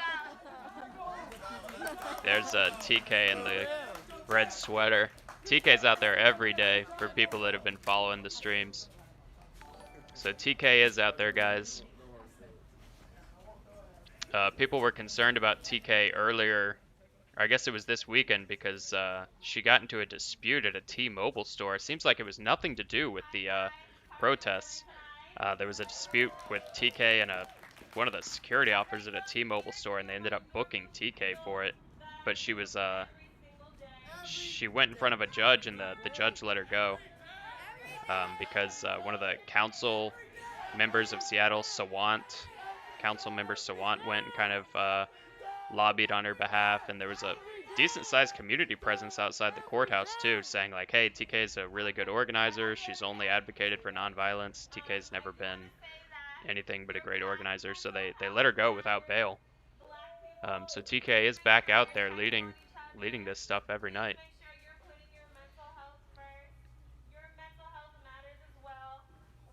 What did TK go to jail for? Somebody was saying she got into an altercation with a security guard at a T-Mobile store, and that the T-Mobile security guard felt threatened and called the police, and then they pulled TK over 5 or 10 minutes later and took her to a holding cell. They're moving another barrier. Oh yeah, you can see they're moving another it looks like they're taking the wooden tops off these guys and maybe moving them up towards the East Precinct as cover, or yeah, unclear what they're doing with them, but it looks like they are moving those up to the East Precinct. There's probably a view on the East Precinct somewhere. Do you guys know what view has the East Precinct on it? I think this guy does not. Does Subpixel Alchemist stream?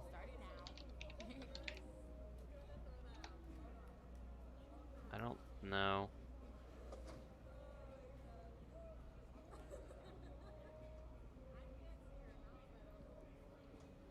So I don't know where Subpixel's live stream is, but they seem to have the view of. Maybe they took their cameras down. Can you guys put a link to Subpixel's live stream right now, if it exists? Is it only on their... Normally, Periscope's dual posts, right? Oh, thank you. Somebody found it.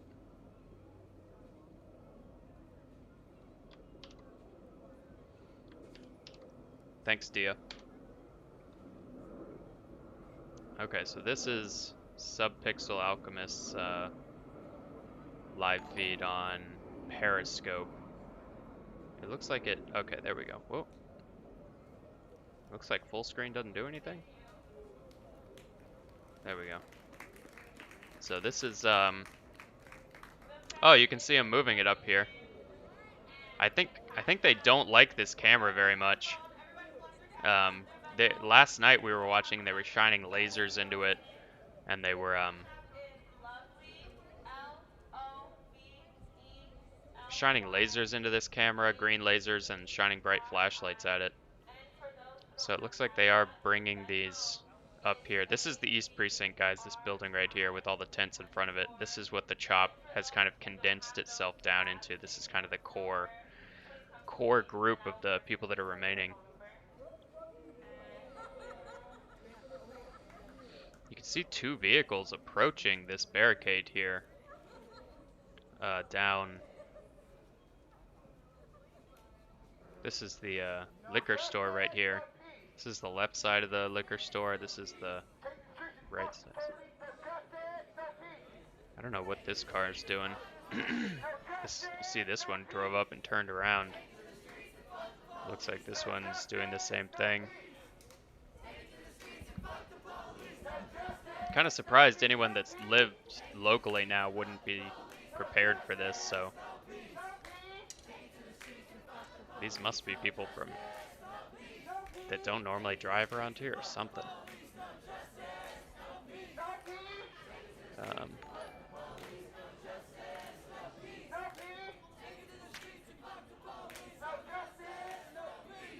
Check out some of these other. Okay, you guys were giving me this feed. Yeah, thank you. Probably looking for a parking space. Yeah, maybe. I mean, by the way, I would recommend nobody goes to the CHOP at night at this point. It's just so dangerous. I went down there on Sunday. I guess it was yesterday, during the day, briefly, just to see what was going on. And yeah, it's definitely a small, dedicated group of people that are still there.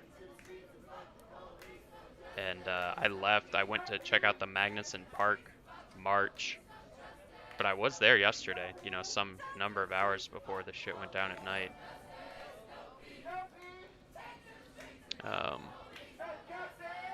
Let's check out Omari. Omari's been doing a really good job of live tweeting.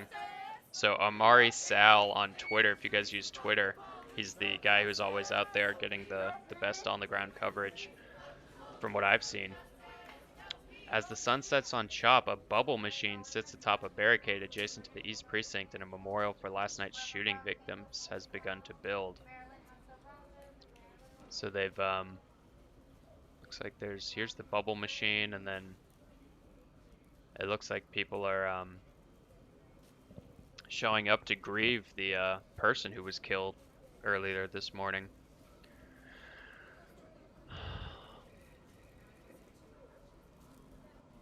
You can see pictures of the person here that died. I believe they said a 16-year-old male who was killed. So it's just like fucking CHOP's just becoming a street full of memorials at this point. Like, there's memorials for the people that were killed by police that like the CHOP started with, and now there's 2 memorials for people that died, you know, in or just outside of the zone. The guy who died on the Saturday shooting a week or 2 ago, he's got a memorial out on 10th and Pine, and now there's another memorial in the CHOP for another person who was killed. So like, if the CHOP sticks around, is it just going to be a fucking zone full of memorials for like all the people that, you know, died due to the gun violence? And it just seems totally unsustainable.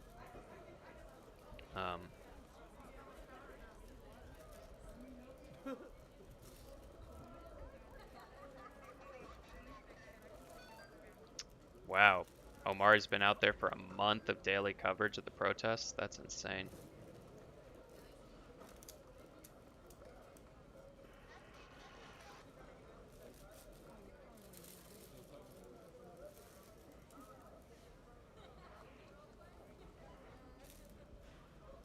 Morning update.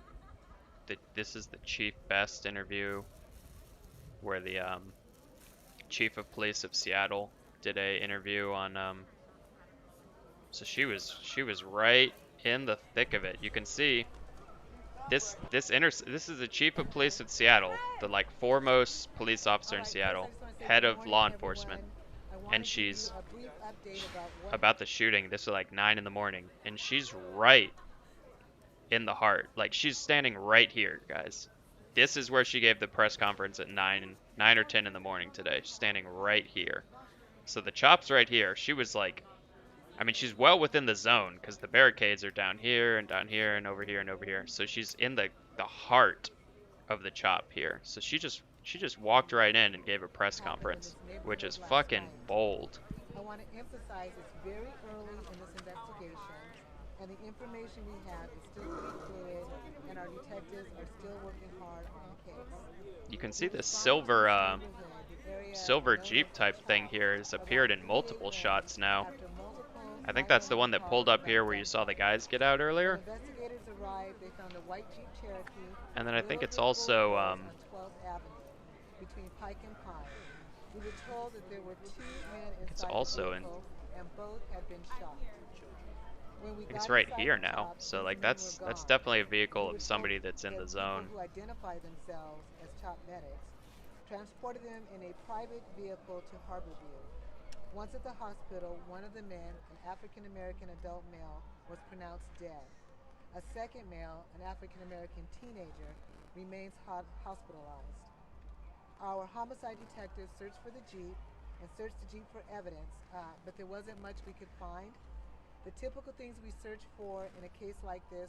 Somebody says, why is it sub-only chat? It's because I was getting a lot of links and I wasn't really able to parse who was legit or not, and the subs they're a good way to kind of filter down into the best information. So since we're getting less links now, I can take that off. Give me a second. We are asking anyone who saw anything to call our tip line. It's 206-233-5000. I'll let this play while I try to adjust the chat settings. Investigation, and like I said, things are fluid. We're not sure who shot at the car or why they shot at the car. Detectives are searching social media and hoping someone has information and will come forward.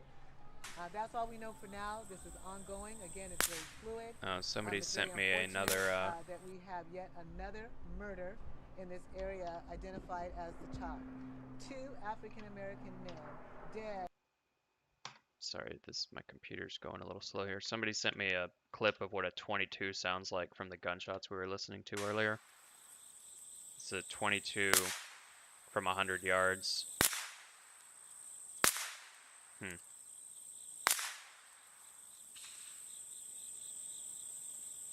I mean, it's possible that was... Even this sounds louder than the noise we heard, though.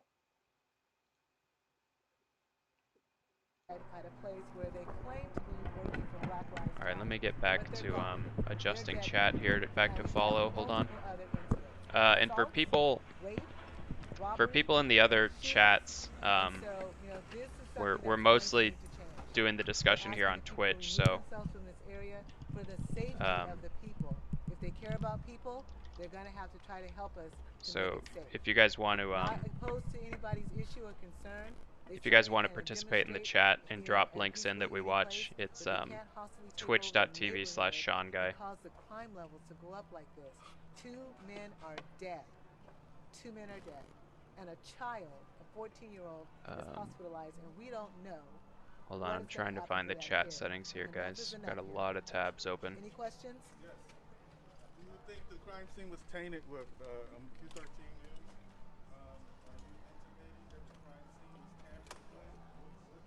Well, here I can tell you the information. I think that I took subscriber only mode off. People were in and out of the car, so obviously that affects the crime scene. Who it was and what they were doing still remains to be found. Chief, can you comment on reports that the people in the Jeep were trying to stage an attack of some? So somebody says they have footage of the car. I have seen this footage of the car speeding away. I don't know if this is the same car or a different one. But you can hear the gunshots. And then you can watch a car come speeding down this street.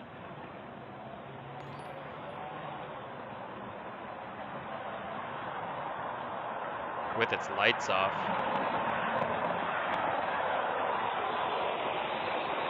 And I'm not sure if that's the same white. It's hard to tell. I guess that could be the white Jeep. It could look, it kind of looks silver here. It might just be a lighting thing.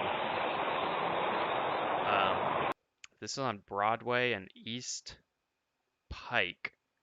Okay, so that, it seems like that was likely that vehicle. Silver and not a Jeep. It's the silver SUV. Oh, okay. Huh. Oh, that looks like the silver security Jeep. Yeah, you're right. Maybe it is that one. Yeah, maybe it's that. It's the Chops kind of I don't know if that's Chop security or just somebody who's kind of, you know, hanging out in the chopper. You can see the same car in the middle of the chop if you go back. Yeah, that does look like the car. Oh, it used to be right here. They might have backed it up, but it used to be right here against these barricades. Maybe they pulled it back to this alleyway intersection here, but it looks like it moved since we last looked.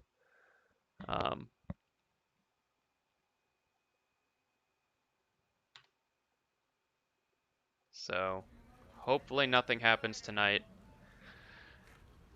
You can see there's people right up against the glass here at the West Precinct. I think they're just doing a candlelight vigil right now, though.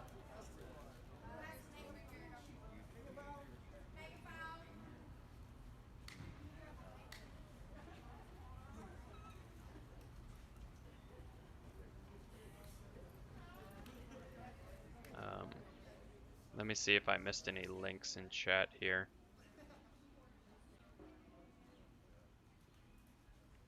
Silver Nissan 4x4 is security's car, somebody says. Okay. Was the window open or closed? It looked like the passenger side. It looked like every window on the white Jeep that was shot at where the person was killed was closed except for potentially the driver's side window. Looks like it could have been down.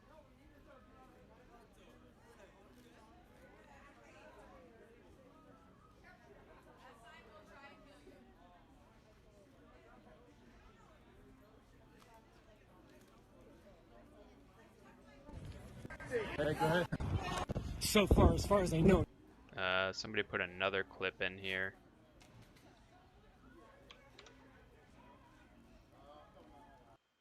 Somebody says, have you seen the Villain Phoenix clips?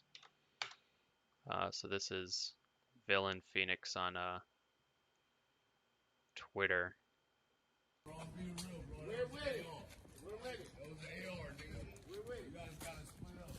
So you can see this guy's walking around with a rifle. Looks like there was another guy to his left who had a weapon potentially.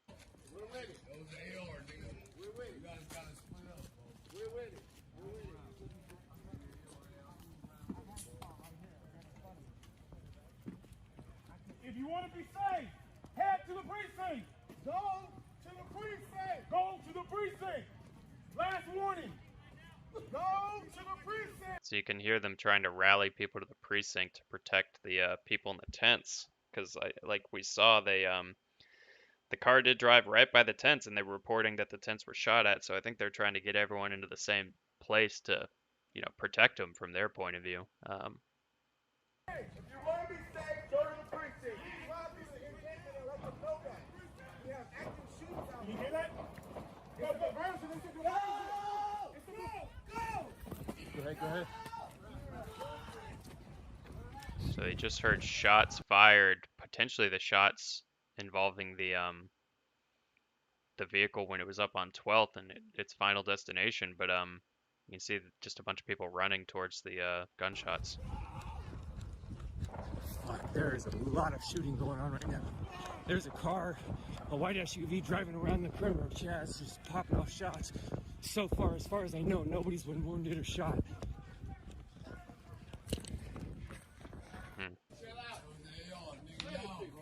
So yeah, they were in the tents area because that's where the car was last seen. I think it kind of drove around this area, drove around the field, and it sped off. So it seems like they were trying to secure the tents here.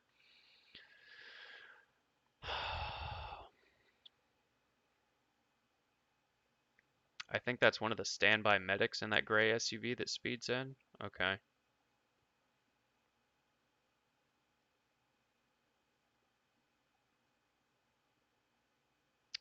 There was a gold Lexus that rounded the corner at the end of Diaz's feed. Then shots. Her feed is not available, but it was not a Jeep. I know I wasn't seeing things. Have you heard anything on that? I have not heard anything about a gold Lexus, no. Or I haven't seen any footage on that either. What are the police waiting for? Why didn't they bring in the National Guard after the third shooting? I mean, it sounds like they're gonna move in soon, is kind of what the Seattle chief of police was saying. Like, if you listen to her, she's basically like, we're gonna come back in here pretty soon. Back into the East Precinct.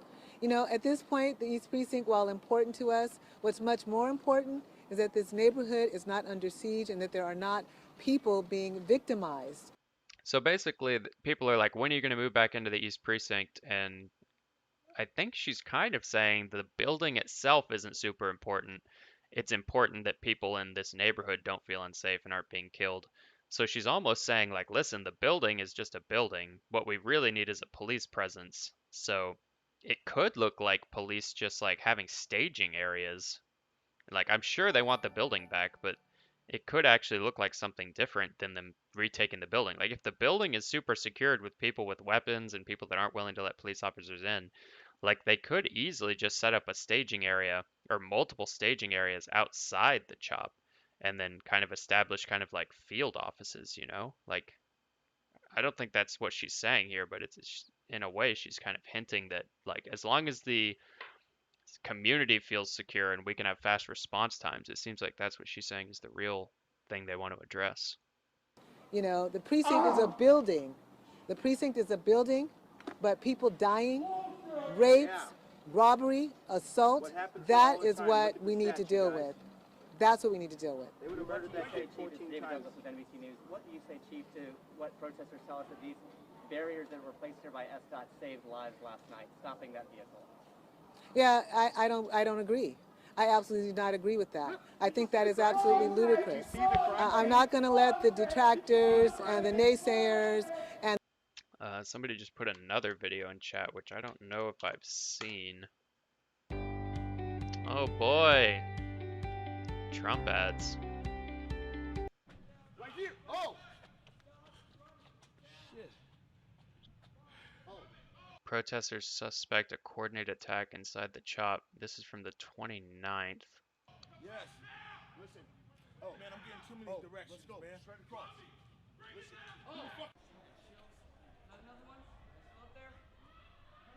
Is this this just looks like Converge's footage.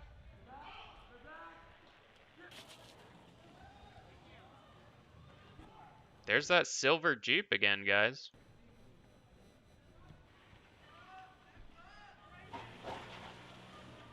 What did he do? Back up and pick somebody up?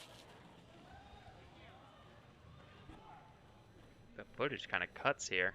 Looks like somebody gets in and then they pull off.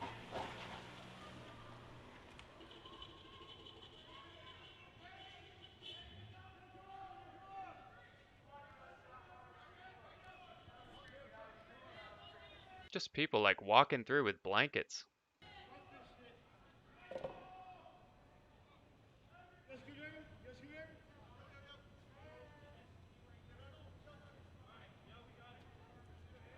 Man, this person's got a long lens. Yeah, you can see somebody walking around with a pretty big rifle there.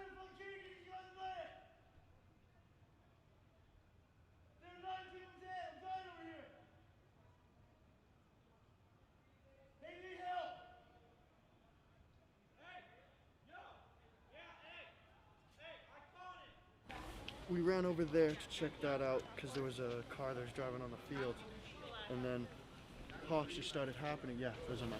Pops just started happening from all these different directions, from over here, from down there, from over there, like a coordinated thing. And at the same time, fireworks were going off. So it was hard for people to distinguish what was a gunshot and what was a firework because they were literally happening at the exact same time. So there's no fucking way that this wasn't coordinated. This was planned. This was a planned.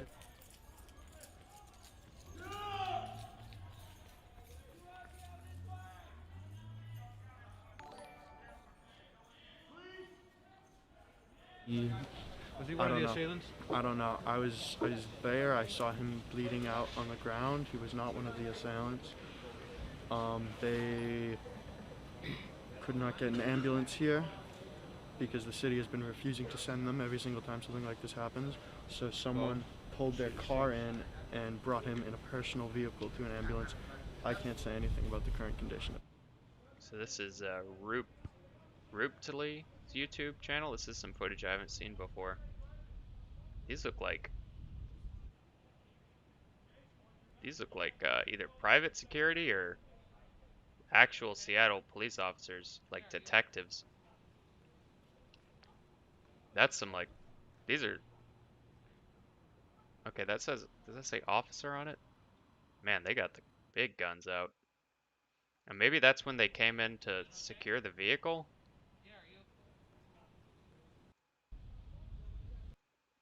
That kind of looks like a SWAT or something. Like, these guys don't look like normal Seattle PD officers.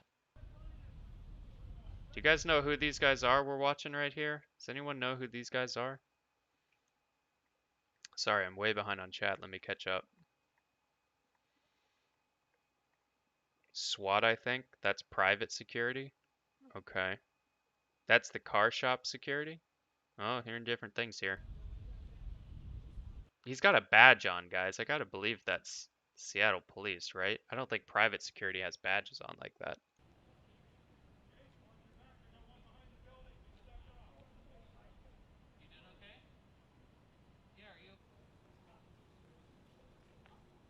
And I think this says officer.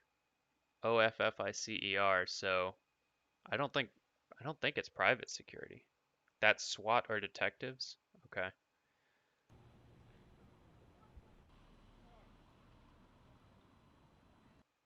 Well, they've got some big rigs on there. Yeah, it looks like this might be when they moved in to recover the vehicles or do a investigation. Right here. Oh. Huh. Shit. Oh. Yes. Listen. Oh man, I'm getting too many directions, let's go. Man. Straight across. Listen. Oh. Okay, so you can tell it's kind of chaos there when stuff starts going down like that. Thanks to whoever put that clip in there. That was kind of I haven't. Does anyone have any other footage of the officers when they come in, when the police, when the Seattle PD moves in, and secures the scene? Is there any more footage of that? Of the Seattle police securing the area? Oh my God! Look at this.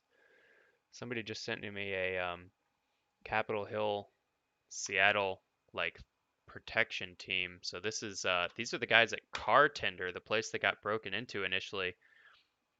I forget this guy's name, but he was the guy that I was out there with the one night when they got broken into, and I was following him around for a while. They've got a fucking like small army here now protecting their car shop. My God. And I guess they do kind of have badges on, so maybe it was them. Maybe they were mixed in there. But holy shit, these guys mean business. What was this guy's name? Do you guys remember him? We were following him around on stream. Fuck, what was his name? It's like Brad or Mason. Yeah, Mason. That was it. Yeah, he's the son of the owner. He's one of the owners. His family owns Car Tender. Holy fuck, man, they teched up. They are fucking ready to go. God damn. That's what my shop would look like if it were happening in my area. I interviewed some for those guys. Okay. Man, they are Oh, okay. Somebody sent me footage. Thank you. Somebody sent me the footage of the officers coming into the scene. Um, who was that? Tom211. Thanks, Tom. We'll look at this footage. This is when the police officers moved in. You can see this is where the bumper of the car came off and where it pushed this 2,500 pound barricade back into the porta potties here. And here's the vehicle. So it came in, hit this, reversed, and hit it again. I can see somebody with the crime scene cameras. I think these are probably the guys in green. The people in green are the investigators or the people documenting it.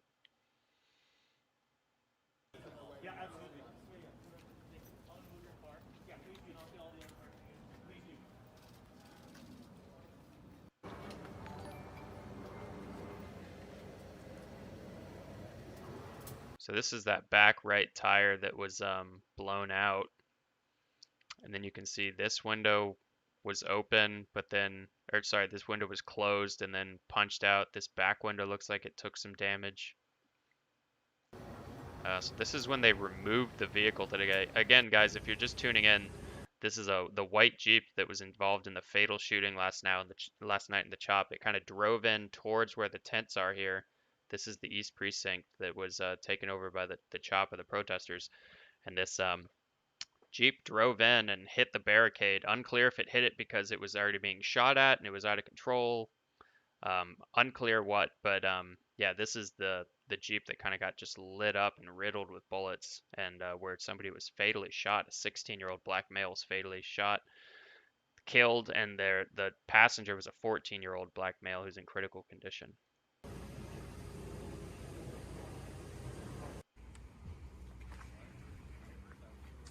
I'm not sure what this bike is about here.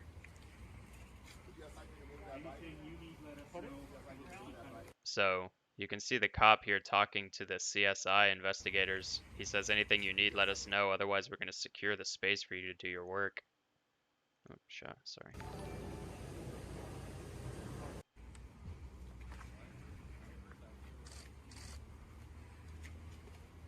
Somebody says, I think this is the end. I mean, that's what I thought when there was a shooting fucking when I fucked my hands up running away from the shots. I was like, well, this has got to be the end of the CHOP. This is like the 4th or 5th shooting in 72 hours or whatever it was, and it's gone on for another week. So like, who even fucking knows anymore? Have some very useful information to us, so please do call that number, and then I can put you in touch with one of the detectives. Where did he get his mask from? Really cool. Yeah, it is. So you can see Seattle PD did move in to secure the vehicle, and they're right next to their East Precinct, right? So they're right in the heart of CHOP. So clearly they can get there, right? Like,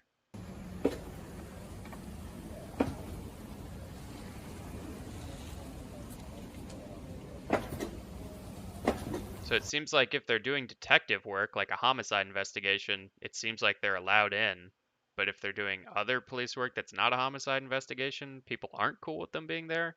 It's kind of weird to be like, hey, we're cool with the cops showing up if it's to like collect evidence or do a homicide investigation, but not any other time.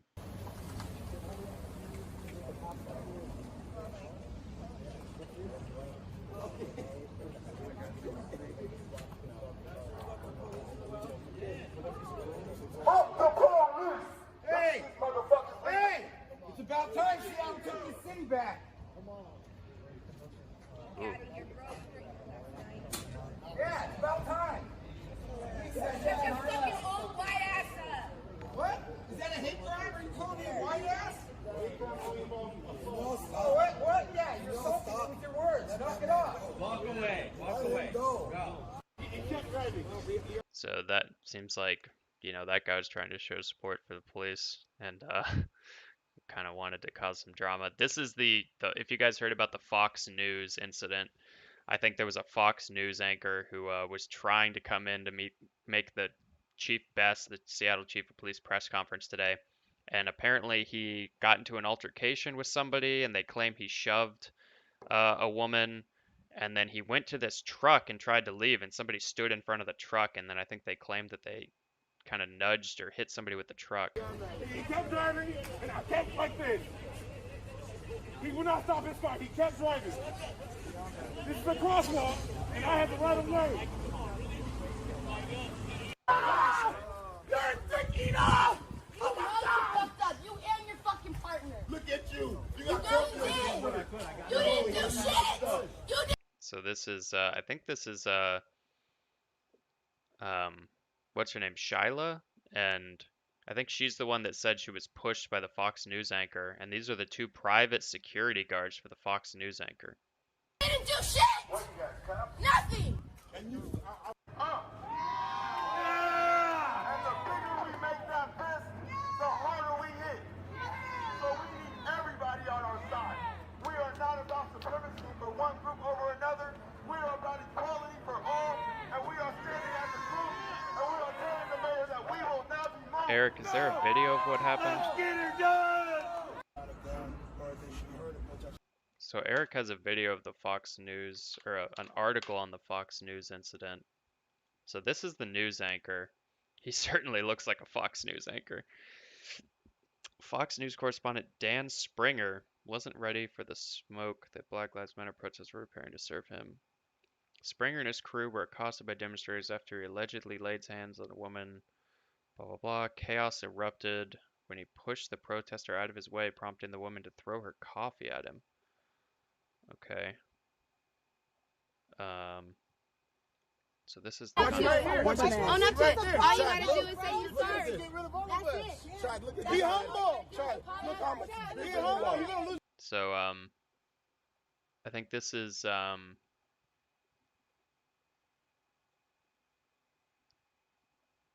think this is the woman that's claiming, I keep forgetting her name.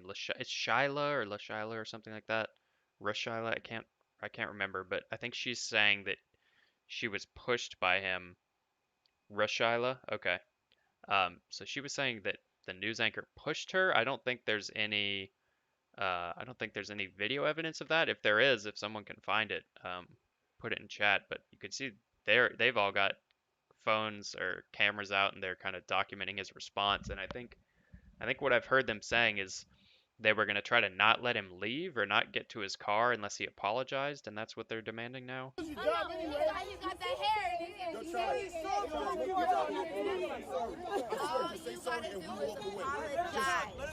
That's it. Everybody, be quiet so Chad can say sorry. He look like he want to say sorry. This is Seattle's longest flight.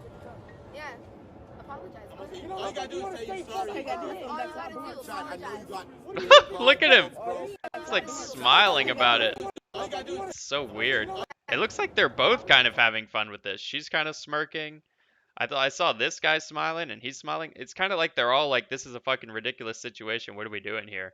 Like they all think it's funny. All you gotta do is say you're sorry. I know you got big pride balls, bro.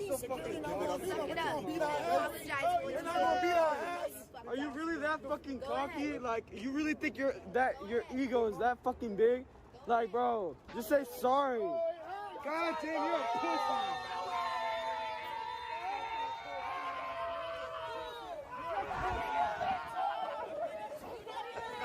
So he just started walking away as far as I can tell.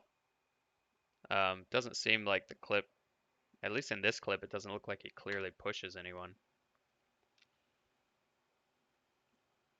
Springer and his crew were forced to retreat. I mean, forced to retreat doesn't seem accurate. Like, he just started walking away. Like, it doesn't seem like anyone was really restraining him. Into the SUV as the massive crowd shouted at him and demanded he apologize. Massive crowd? Dude, look at this reporting. Forced to retreat as a massive crowd shouted at him. There's like 6 people here. And he wasn't forced to do anything. He just started walking away. Just say sorry. Like, he just starts walking away. Like, nobody pushed him or forced him to do anything. Looks like he might have even been waiting for the crosswalk sign. And that's not a massive crowd, dude. Like, come on. Let's try to be a little more genuine about what actually happened here.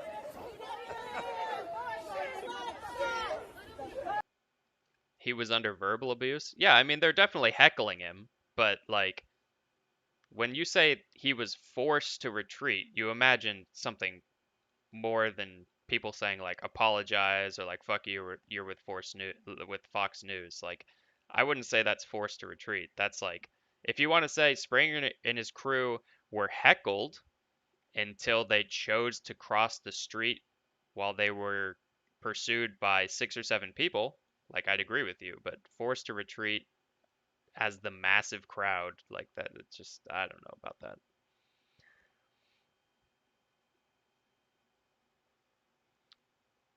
Protesters tell me he was followed all the way to the West Precinct on foot, about a mile away. Really? Holy shit. Dude, if they followed him all the way to the West Precinct, that's crazy.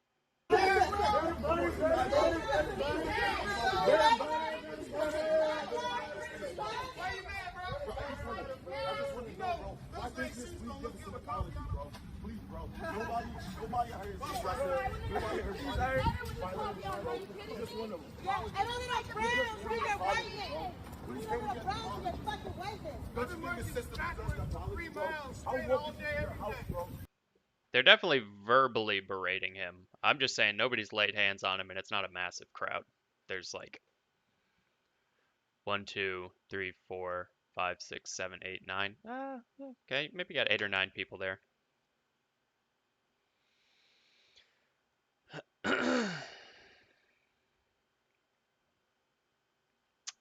While covering the news just outside Seattle's Chop Zone this morning, a protester confronted Fox News Channel correspondent Dan Springer and his crew after overhearing him cancel a live report due to filthy language in the background. So they were upset because he canceled a report due to bad language. It's kind of a weird reason to get upset at someone. The protester started yelling at him and threw a cup of coffee in his face and on his jacket, attempting to de-escalate the situation. The crew returned to their vehicle.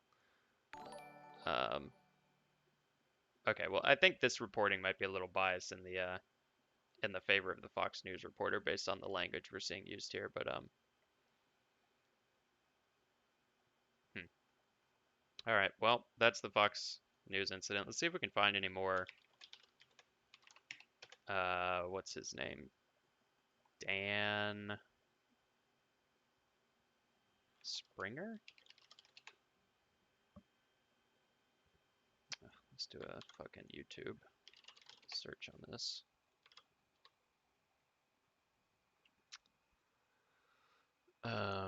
2 weeks ago, 6 days ago, 4 days ago. No, we need today. Oh, this is the only YouTube clip of this shit? More of the beginning on Fox. I'm trying. Okay, hold on. Let me pull up somebody else's. Oh, okay. Looks like this has more. I don't know why I only found this one clip when I did my search. Thanks, Cats.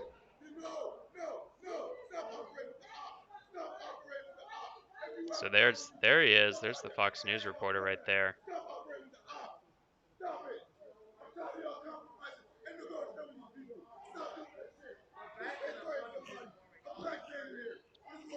So it looks like this is the beginning of the incident. This is where they try to get in the car and leave, maybe? Whoa. So that's where the push happened.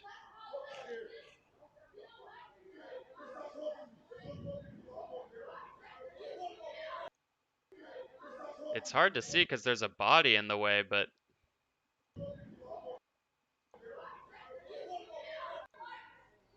can you do frame by frame on YouTube? No.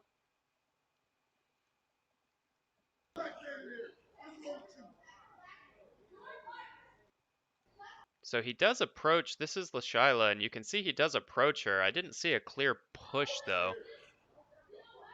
So he's slowly walking up. And this guy's right in the way. God damn it, I wish that guy wasn't there. But you can see, here's his foot down here.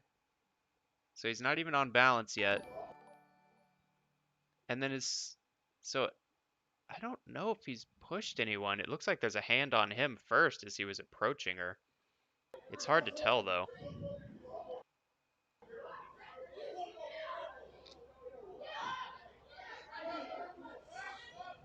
Huh. Yeah, it's unfortunate there's not a better angle there, but it didn't look to me like the reporter initiated any pushing, but it's hard to tell. He did step up to her. He did step right up to her. But I didn't see any clear push.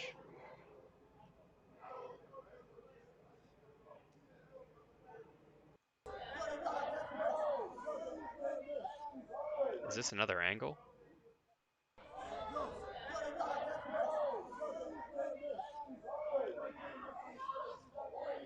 Oh, this is where they're trying to stop the car from getting out. So this is the Fox News reporter, and they're trying to get their truck or car out of there, and people are standing in front of it.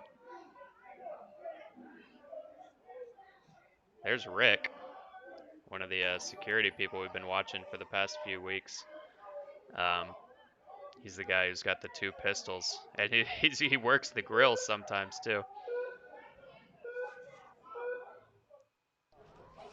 This guy with the staff has been around all day too. I've been seeing him in a lot of footage.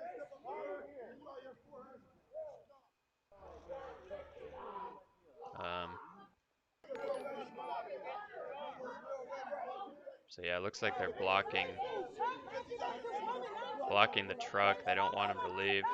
You see the 2 private security officers securing the front and right side of the vehicle. So this guy and the guy on the other side of the front of the Fox News reporter's vehicle are private security, I believe.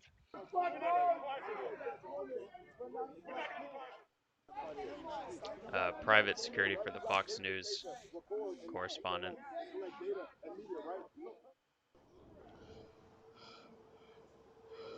And this is when they start following him. People were saying all the way to the West Precinct, which is the march that people do every night from the CHOP to the West Precinct. Like, I've done it multiple nights. It's not that far. It's maybe 10 or 15 minutes.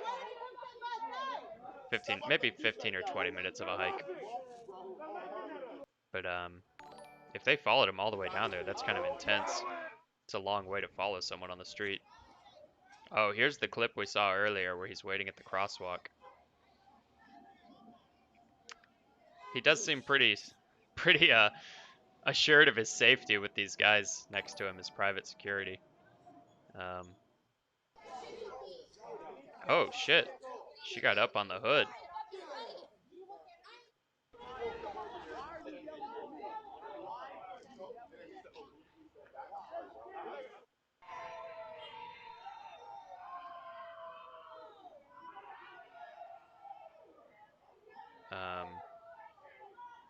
I mean, he's got his hands in his pockets and he's walking away. It seems like they're trying to follow him to get an apology for the perceived push earlier.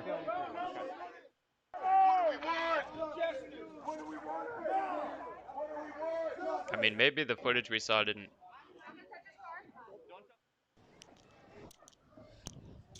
Maybe the footage we saw is just a subset, but in the footage we saw, it didn't look like there was any real clear... Seems like a number of people. Apologize. Number of people jumping up on the car. Stop, everybody. Don't touch him.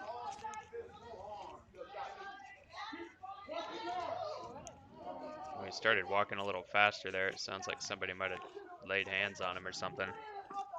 Somebody said, "Don't touch him."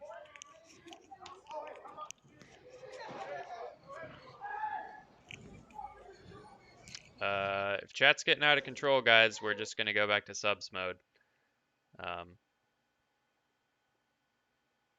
I see somebody saying some bad stuff. Hold on, guys. Let me just try to get rid of some people here real quick. This is why we have subscribers only mode, because people can't be trusted. Rip the dream for the people that ruined it. Where the fuck is the Sorry guys, I gotta find this these moderation events.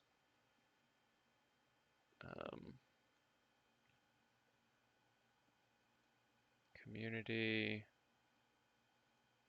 content, video producer, preferences. Oh my god, what a mess. The the Twitch dashboard is not that great. I'll try to give you guys something to watch while I try to figure this out. This is the live stream in Seattle. Everyone hold on a second. I'm gonna deal with this fucking disaster of a interface.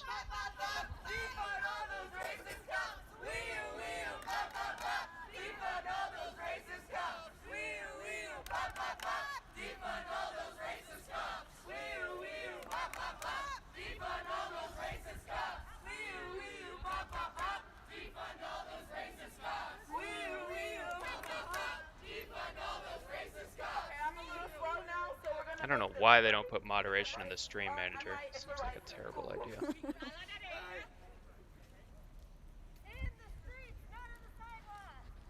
My bad, everybody. Why are you guys walking on the sidewalk when these are supposed to be our streets?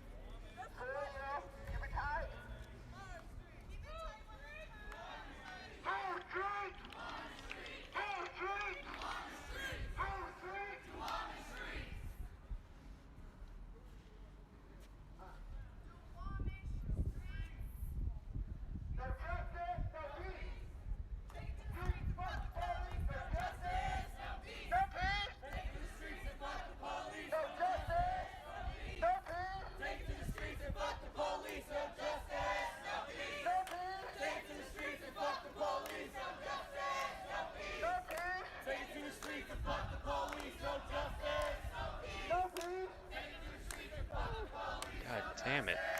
They do not make it easy to find the mod view in here.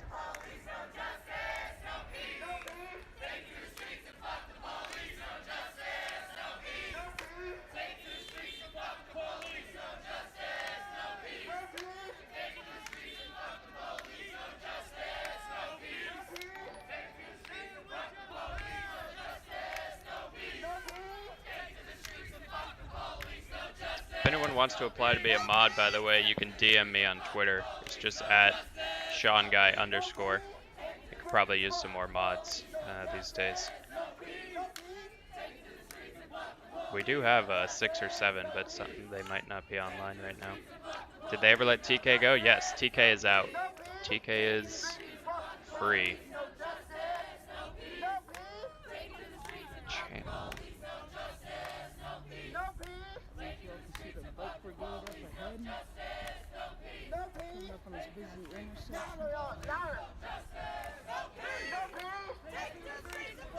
Okay, I think I found something here. No justice, no peace. No justice, no peace. No peace.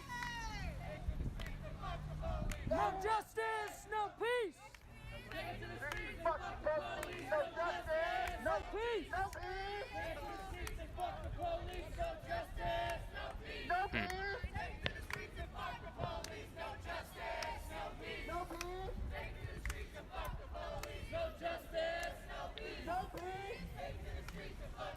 Somebody says if you slow down the Diaz Love tents or Jeep roll by video frame by frame into slow motion, you can see some lights reflecting off the Jeep's driver's side window area.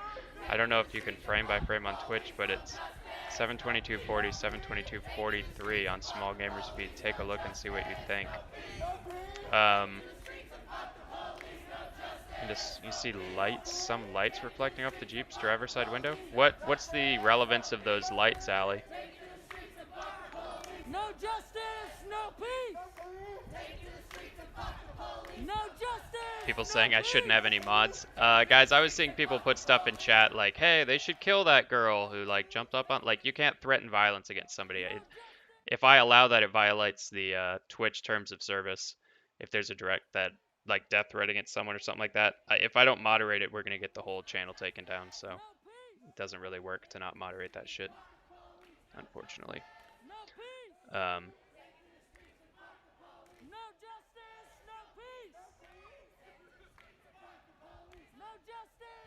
Nobody said anything like that? They did. It might have been pulled out. I might have gotten rid of it, but I assure you somebody said something like that. I wouldn't take a fucking 5-minute break to try to deal with it if somebody didn't say something like that.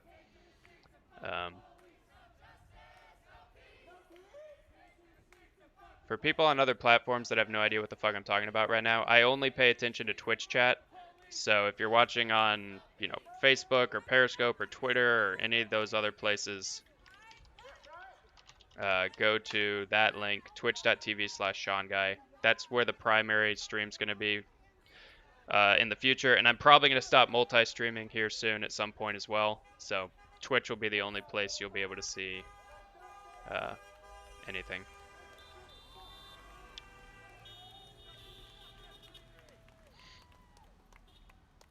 Going forward. And Twitch is just a free, it's just a free app in the browser.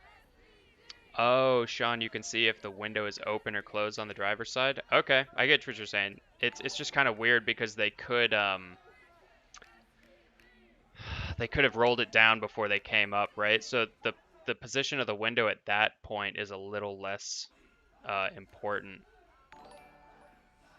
Hey, it looks like some people actually found us on Twitch. Welcome over, guys. And yeah, for people still watching on YouTube or other places, I'm probably going to stop doing that at some point because I think Twitch isn't super cool with it, so I'm kind of pushing my luck right now. So if you guys enjoy the stream, the only place you're going to be able to see it long term is probably Twitch, twitch.tv/SeanGuy. So I'll try to give more warnings before I cut off the other streams entirely, but that's someone saying don't go over to Twitch.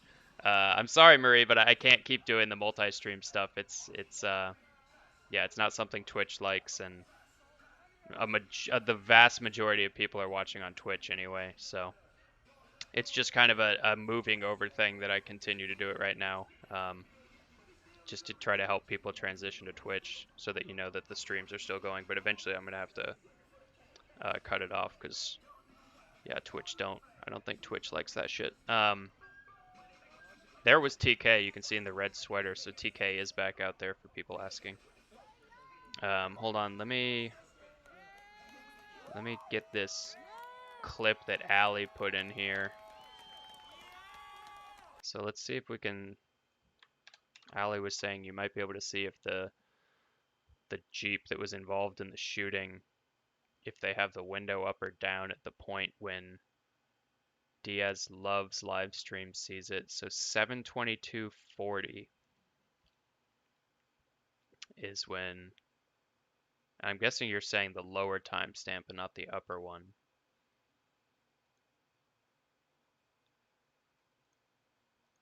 So this is where somebody in the park by the tent spots the Jeep. So much fun. Who's this car? Who's this car? So there's the Jeep. It looked to me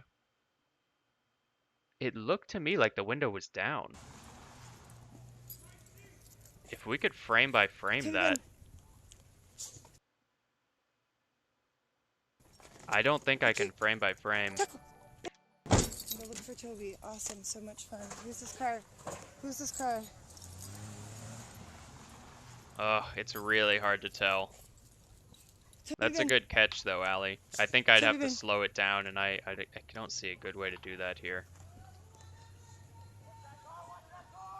But yeah, that is the car that's just driving around the tents. That car for Toby. Awesome. So much fun. Who's this car? Who's this car? It doesn't help that Twitch blanks things out like this. Yeah, it's hard to tell. Fuck.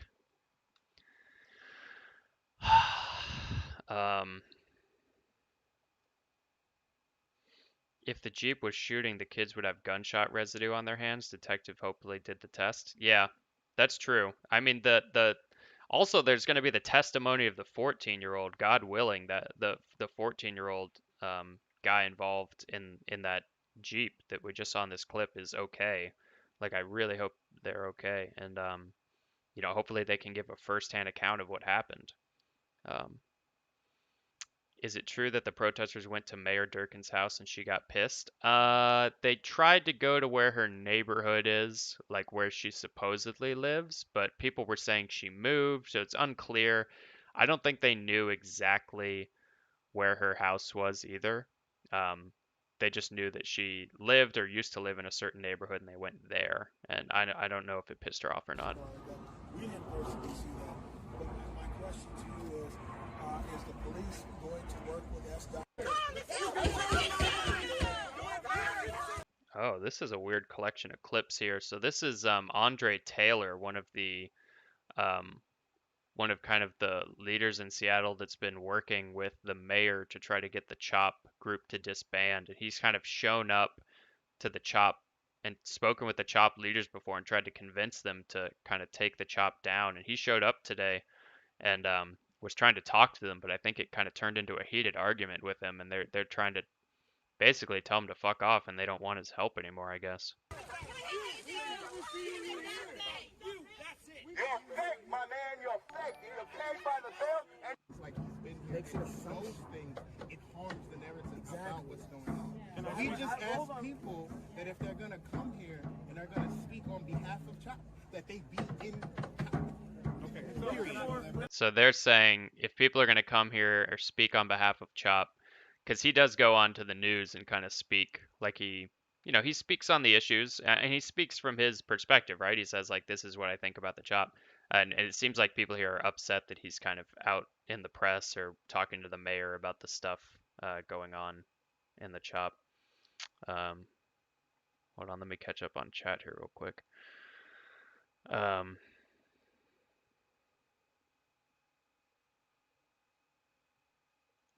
I respond? Misinformation. I respond. I can't respond. Not to speak for CHOP, Mr. Taylor. That is the only thing here. Oh, you want to remember? Let him speak. Okay, all I'm trying to say is that we need more people out here for justice. If y'all care about us, show up and camp until then. Y'all know all these crazy is actual, genuine. I mean, what I've been saying since day one, brother, is I want to see 2 generations from now my grandson looking at a picture of George Floyd and questioning why there was ever a time that officers killed black people. So this is David Lewis, I believe, one of the organizers that's been in the CHOP during the initial marches from Westlake up to Capitol Hill. Like, he's been out here the whole time. So he's definitely one of kind of the original people that's out there. So it's him having kind of a debate with Andre Taylor, who's kind of representing, I would say, the city's side or the mayor's side of things, kind of asking people to, just let the building go. That the the protest and the whole movement that they're fighting for here is way more than a building. So that's kind of his stance, and their stance, the people of CHOP and David's stance, is like, hey, the building's important to get our demands met. We kind of need to continue to secure the building. That's why I'm out here. I'm out here because I want a world in which I feel safe walking around. I want a world in which we are safe. You said earlier today that how were the ambulances supposed to respond when 2 black men were running towards an ambulance after there's a shooting? They should respond in kind. They should acknowledge that they are simply citizens in need of the ambulance assistance, not as potential criminals, not as aggressors. And we are out here until we get that change. Okay, so I know you want to do this, bro. Come on, bro. I'm representing, bro. You gotta go. Let's go, partner. Let's go, partner. Look to my eyes. Let's have a stare down and let's see what's going on with you, Andre Taylor. Talk to me, boss. Talk to me. Talk to me, boss. Why are you still here? Why are you still around a crowd that don't want you here? I'm not going nowhere. You hear what you're saying? So it seems like they're this guy's saying, why are you around a crowd that doesn't want you here? So it seems like they're even trying to ask him to leave. Me saying, he said earlier, I made a misstatement that CHOP's unchopped security that stopped that. So to me, that's even more troubling. If CHOP, can I talk, bro? Yeah. If it's not CHOP security, then we just have random people with guns around here taking the role of law enforcement to then kill one of these people and then, bro. So what he's saying is, he said, listen, you had CHOP security kill a young man, kill a 16-year-old, black man here right in the CHOP. And he said somebody corrected him and said, no, no, no, it wasn't CHOP security. And he's saying, well, fuck, if it wasn't CHOP security, that's even worse. Now it's just someone with a gun. Um, and then somebody interrupts him here and says, well, the Second Amendment, bro. Okay, well, I'm asking. So the Second Amendment is for anybody to kill these guys in the car? The right to bear arms is in order to form a militia. I understand the right to. I understand. See, when I talk, you see what I'm saying? And then somebody said the car is a weapon, which kind of indicates to me they didn't find any weapons in the car, right? Like, if they're saying, hey, we had to defend ourselves, they had a car. Like, I don't think anyone in the CHOP found any weapons in there. They'd be saying, like, dude, they had pistols or they had fucking rifles on them. So it really leads me to believe, and this is pure speculation, that they might not have had any weapons besides the car. I don't say anything when they're talking. Nothing. But bro, you spoke on me. I'm responding. You spoke on me. You see what I'm saying? So look. Again, if it is not CHOP security that stopped these people, these two black men, one a black child, then it says that the case and the situation is worse. Okay, so what he's saying is, if it wasn't CHOP security, if it wasn't even someone who was identifying as like, and again, CHOP security is just a group of volunteers with guns anyway, right? So, he's saying if they weren't even CHOP security, like they weren't even volunteers, it was just someone who happened to be in the zone with a gun who killed like this 16-year-old man. He's like, that's even crazier, which is kind of a good point, right? Like, because now we have people that feeling that they can be the police because of their Second Amendment, as they said. And now I'm here for the black bodies, for black people, right? Again, you don't let me talk, but I let you guys talk. So yeah, a lot of fallout today from what happened. If anyone has any other clips of if anyone has any other clips, this is live at the East Precinct right now, so you can see. Seems like it's decently calm at the moment, but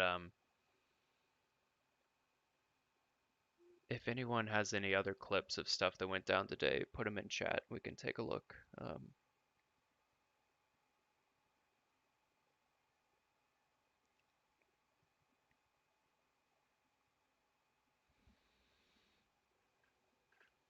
Can we get to bacon? No, I'm probably not going to play any Journey tonight. It just, I don't want to be playing games while somebody lost their life. I'm just trying to catch people up on what happened.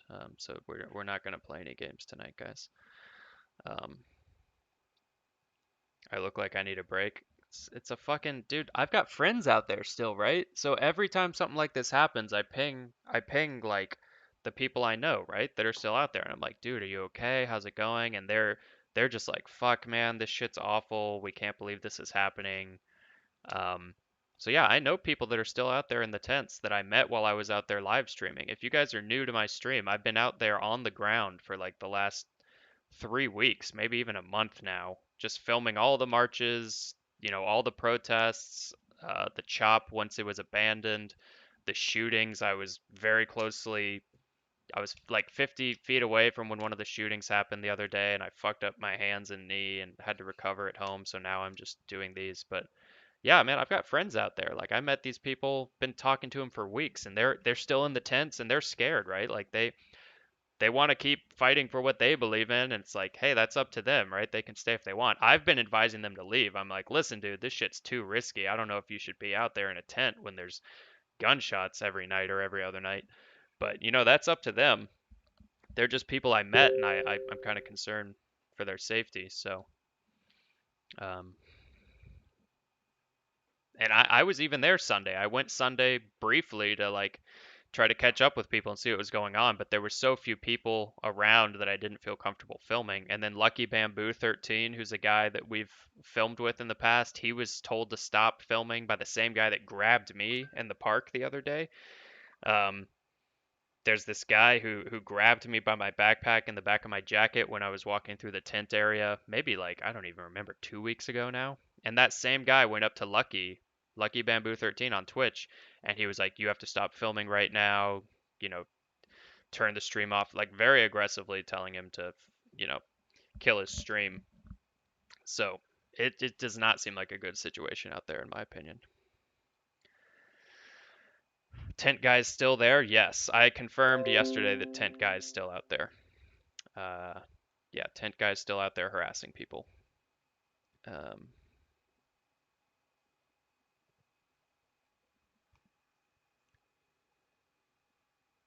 I'm really concerned for the city's timeline and taking control of the situation. We were talking about this earlier. I gotta believe they're gonna move in before the weekend. Like, there's no way they can allow this to go into July 4th because it's gonna be a serious risk to the safety of the neighborhood if this is a magnet for, you know, more conservative people and just anyone going into July 4th. It's gonna be a huge. And I heard a lot of commotion, people calling for the ambulance, and I worked my way over here and saw two male individuals on the floor. They've got a wound, so I asked for someone for a tourniquet, and I immediately placed a. So this is a guy who was there. I actually saw this Associated Press interview that seems like not many people saw this, but this is one of the guys who was treating the guys that were in the white Jeep that was shot. Tourniquet on one of the male's upper arm. He had a gunshot wound to his upper left bicep, both the entry and an exit wound. He also had a upper thigh left gunshot wound, and I applied a hemostatic bandage wrap to the leg. The Jeep right there, there's a Honda.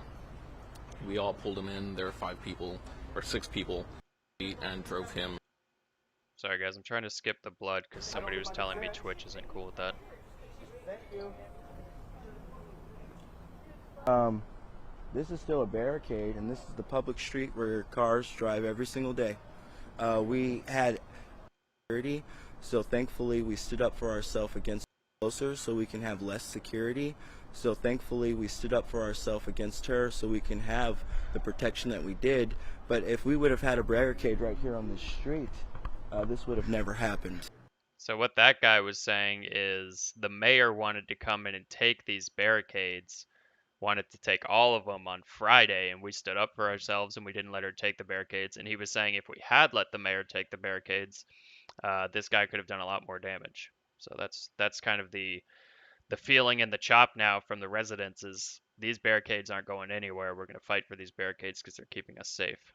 Which is kind of funny because when they first put them in, they were kind of upset about it because it kind of cut the zone in half to like half traffic, half pedestrian. So, you know, their feelings on the barricades kind of go back and forth. I think initially it was kind of like, hey, these barricades are bullshit. They cut the zone in half and like brought traffic in. And now they're like, hey, actually the barricades are keeping us safe, so we want the barricades. I've seen both of those viewpoints. And these are the crime scene investigators that showed up. CSI. You can see they then towed the vehicle away as evidence.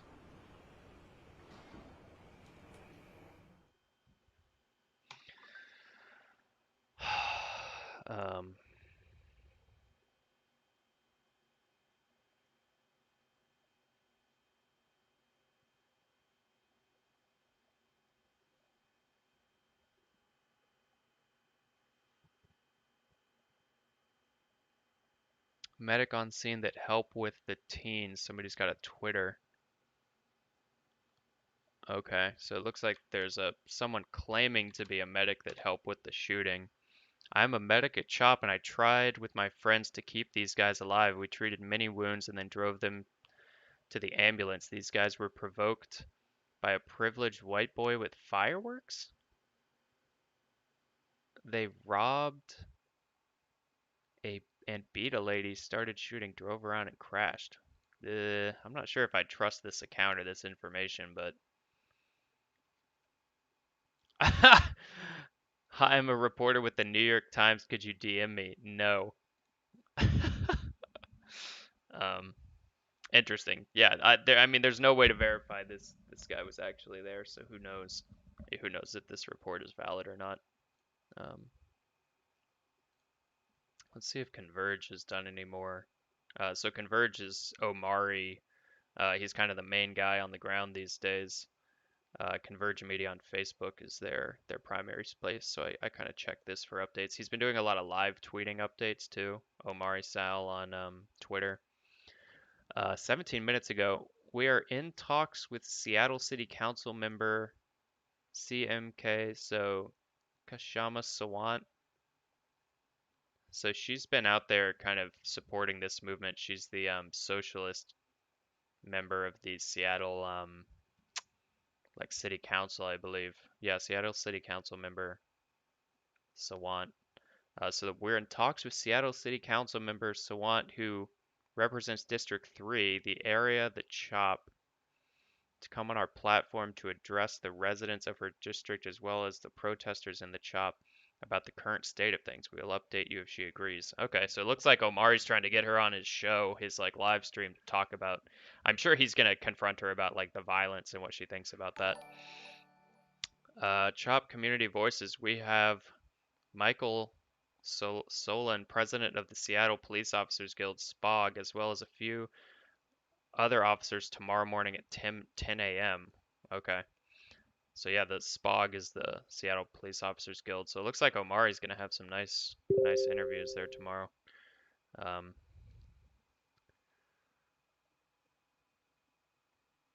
Morning show, Chief Best. So yeah, it looks like he's been busy all day lining up interviews.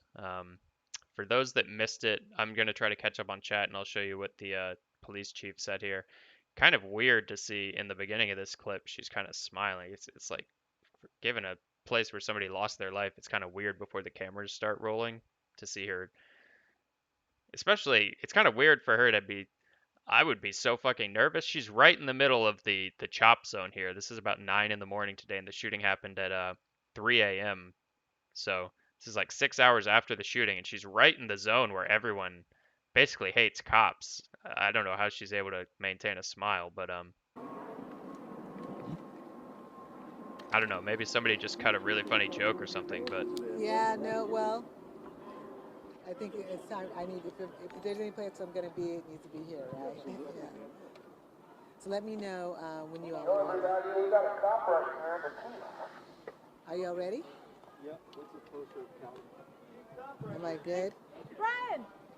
so this is Carmen Best. She's the Seattle Chief of Police, kind of, head of law enforcement in Seattle. And this is her statement on the shooting that happened last night in the CHOP at 3 in the morning involving the white Jeep with the 16-year-old black male who was killed and their 14-year-old black male who is in critical condition, last I heard, at Harborview Hospital. And I think at this point they believe the 16-year-old male is much older, so they call the 16-year-old male a adult. But I think they identified it after this press conference that it was a 16-year-old male. All right, first I just want to say good morning, everyone. I want to give you a brief update about what happened in this neighborhood last night. I want to emphasize it's very early in this investigation, and the information we have is still pretty fluid, and our detectives are still working hard on the case. We responded to this neighborhood, the area known as the CHOP, around 3 a.m. after multiple 911 calls about gunfire. Somebody says, is there any update on the 14-year-old that was shot? Can you guys Google that for me and put it in chat? Last I saw, the 14-year-old was in critical condition in a Seattle hospital. When investigators arrived, they found a white Jeep Cherokee riddled with bullet holes on 12th Avenue between Pike and Pine. We were told that there were 2 men inside the vehicle and both had been shot. When we got inside the CHOP, these men were gone. We were told that people who identify themselves as CHOP medics transported them in a private vehicle to Harborview. We talked about this earlier, but you can hear the disdain in her voice when she says people that identify as CHOP medics, and you can see her eyebrows raised too. She's clearly not impressed or kind of has disdain for the people in the CHOP that are identifying as, healthcare professionals or medics, if you watch her tone and facial expressions here. When we got inside the CHOP, these men were gone. We were told that people who identify themselves as CHOP medics transported them in a private vehicle to Harborview.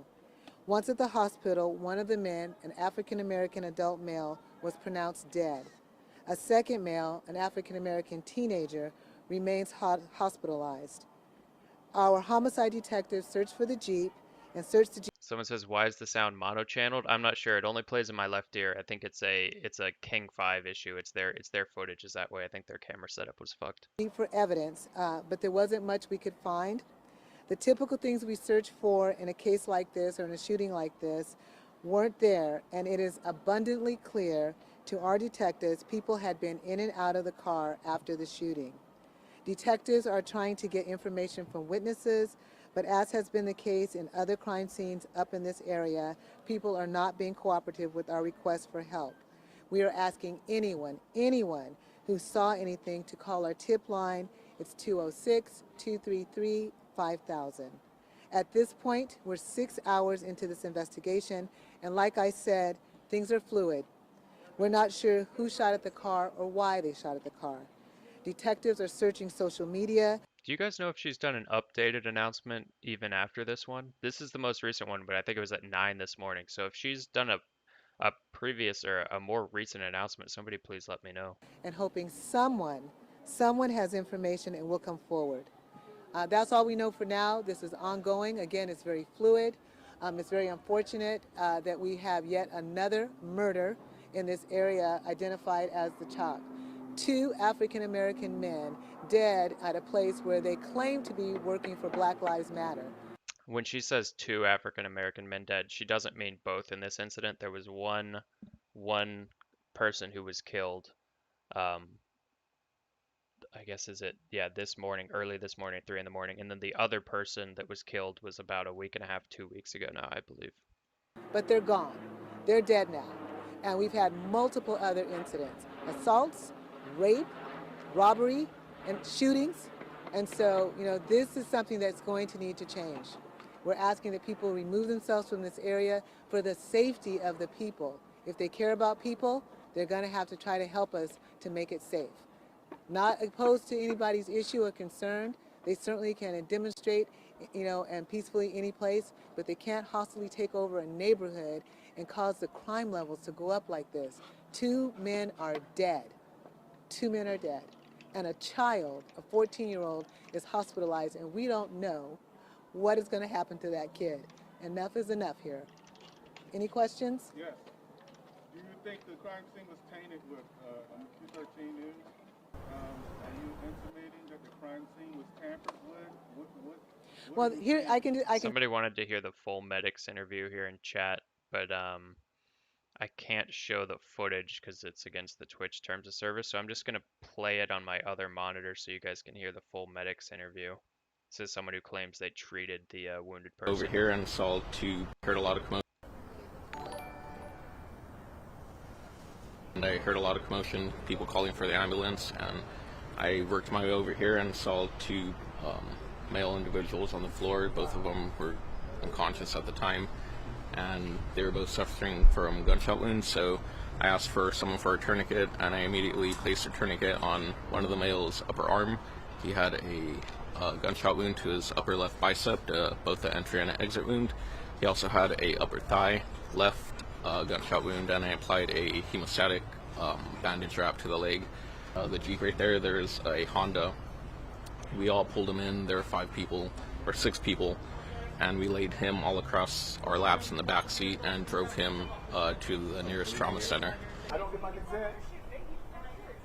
Thank you. Okay, so that was the medic interview that somebody wanted to hear there.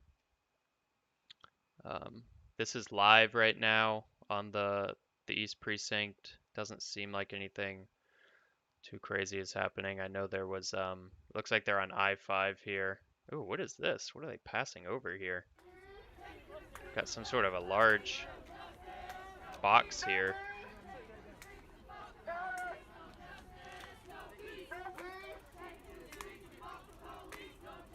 Oh, it's a thing that hooks onto this bike. I don't know if that's full of like supplies or waters or food or what. But yeah, it looks like they're on I-5 North now. This is the group that goes down every night from the CHOP to the West Precinct, the downtown police department that's still occupied with, still has police in it, obviously. It's a police precinct. And yeah, every night they head onto the freeway, the I-5 after that, to continue the protest and obstruct traffic. It seems like the Seattle Department of Transportation has gotten really good at shutting it down, though. So in the early days, they didn't really know what to do, or they caught them off guard. So in the early days of the I-5 protests, they would come out and actually stop traffic, but now they've just rerouted it. Like now it's just an inconvenience for people that are trying to get home, and they're just rerouted onto other streets. So there's some argument there to say, you know, if their goal is to disrupt traffic, they are still doing it because they're rerouting people, but they're not really getting their message out in front of anyone in terms of like stopping cars and kind of moving through the cars or having people join them. So it seems like the city has countered the protest decently well by depriving them of any traffic or yeah, depriving them of an audience in terms of, you know, stopping a whole freeway and then having, you know, people like record it with their phones or having any helicopters cover it. I've been out there a few times and gone out onto the highway with them, and I never saw any news coverage of it. Have you guys seen any news coverage of the I-5, of them stopping the I-5 like that? For people chatting, by the way, on YouTube and Twitter and these other places, I can't reply to your chat. I'm just focusing on Twitch. So if you guys want to send in clips or actually get questions answered, you're gonna have to do that in Twitch chat.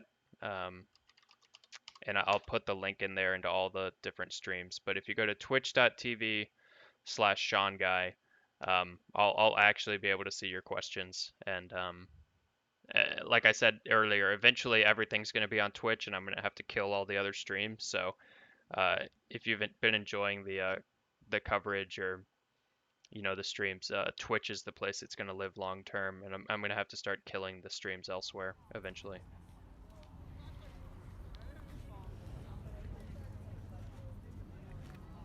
But yeah, it seems relatively normal right now in Seattle. Looks like somebody's got something from the. Let me check in on some links here.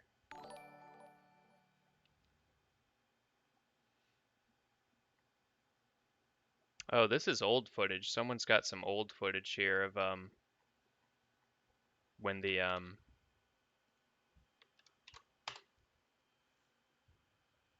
I think this is kind of the original this looks like when Seattle, when they were using the tear gas and when the initial kind of scuffle over that umbrella was. Yeah, this looks like about 2.5 weeks ago, maybe 3 weeks ago now. This is some sort of New York Times, but this was Seattle. This was the East Precinct. So if people are wondering why they abandoned the East Precinct, it's because night after night there was protesters pushing up against this barricade here on Pine and 11th, and they would keep deploying mace and flashbangs and tear gas. So this is what that looked like for people that didn't see any of that initial footage coming out of Seattle. Oh wow, look at this. Whoa, what the fuck? Damn, they got some fucking graphics going on here. So yeah, the orange guys are the police. This is the precinct right here. So this is where the tents are now, right? The tents are lined up. The police abandoned the building. They pulled out, and now the tents are here. And this is basically the CHOP now. Is the East Precinct is where the thanks for whoever linked this.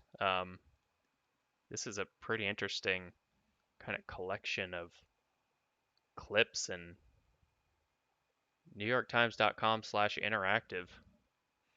Interesting. This is pretty cool. I'm gonna drop this link in. I'll redrop this into. Oh, thanks for the sub, Duffy. I'm gonna drop this link. I'll try to shout more people out before the end of the stream tonight. Okay, so I just dropped the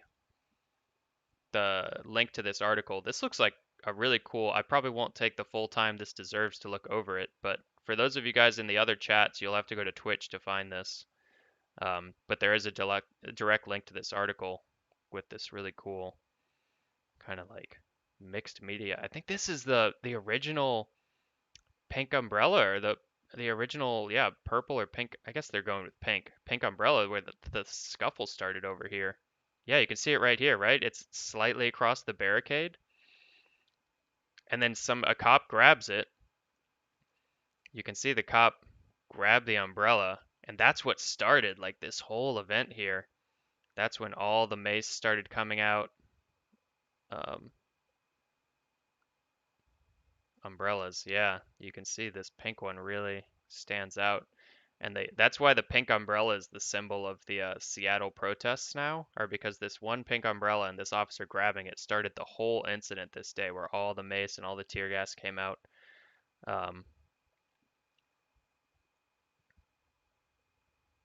There, oh, he tried to grab it. This is a really good breakdown of what happened. And then he grabs it the second time, and she fights him, and she tries to, maintain control of her umbrella, and that's when the mace comes out. You see somebody steps forward and starts deploying mace into the crowd, just spraying these huge cans of mace at people. Yeah, it's just one cop's call, right? He's like, maybe he didn't even see what happens. He just sees a scuffle and he moves forward and starts the mace, and that just starts everything going wrong. Man, they are really hitting that kid. That kid has got to be so fucked up. You take a shot of mace like that right into the face directly, and this is what the umbrellas are for too, right? They try to push the umbrellas forward to create a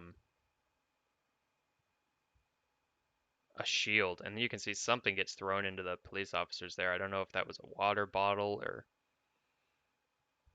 what that was. Turn on the sound. I don't think there's any sound on this. I don't see any way to show sound. I think these are soundless clips. Looks like this is either the smoke or the tear gas.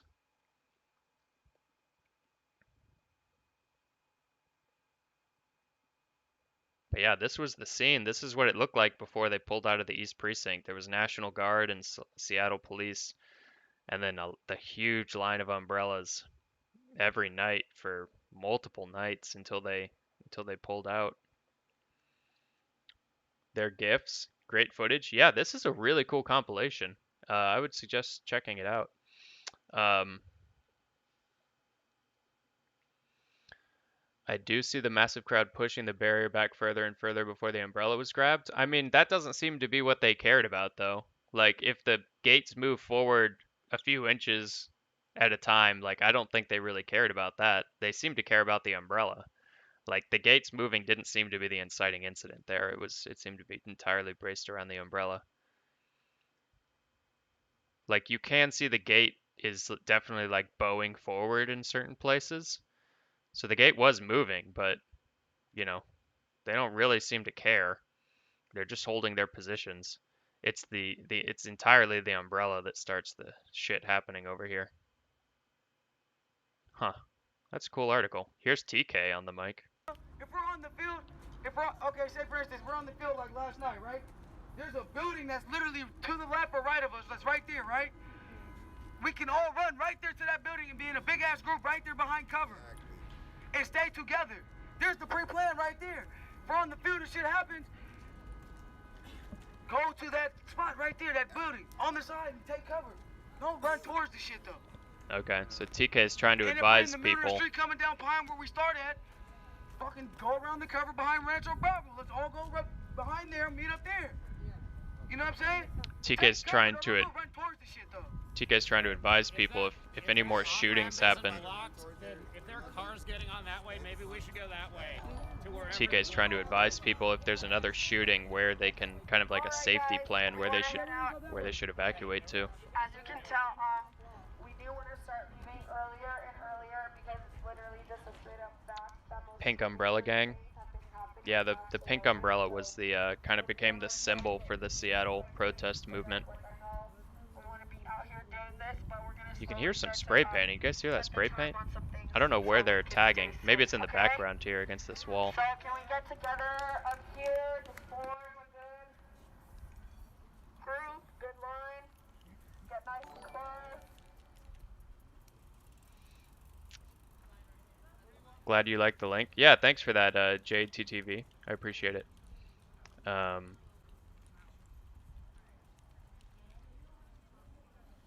Portland is looking at this going, hold my beer. Yeah, we were watching Portland footage the other night, and they were saying that they were like inspired by Seattle. They were like, we need to get our own chop. We need to like barricade our own space, which they've been trying to do. Like if you watch Woke, like let's go and see what's happening on Woke. But we were watching Woke, I believe it was the other day, and there was a woman with a megaphone that was saying like, we need to learn from Seattle. We need to like get our own space. And you can see that they've been trying to put up barricades, and the Portland police moved in and grabbed the barricades. Like they kind of dispersed the group, grabbed the barricades, and left. Yeah, we're gonna figure it out, but all I'm letting you guys know is that we are not going to meet in the field, in the middle of the field. It's just a very open area. The lights are on us, and everything is just. Okay, so the group that showed up last night when the shooting happened, when there were some shootings about 1 a.m., that group is now saying we're not going to meet on the field anymore because it's too open and well lit. Have that person take you to your car, okay? Like it's really not that hard or anything, and it'll do a lot to keep us together and safe. And we have a lot of drivers in this. A lot of drivers. Okay. Like we're all family now, right? Just look to the person next to you. Hey, can I ride with you to here? Can you take me here? So it seems like Portland doesn't seem too crazy tonight. Teebs Gaming on Twitch has been a really great source for Portland consistently. Has a really solid feed too.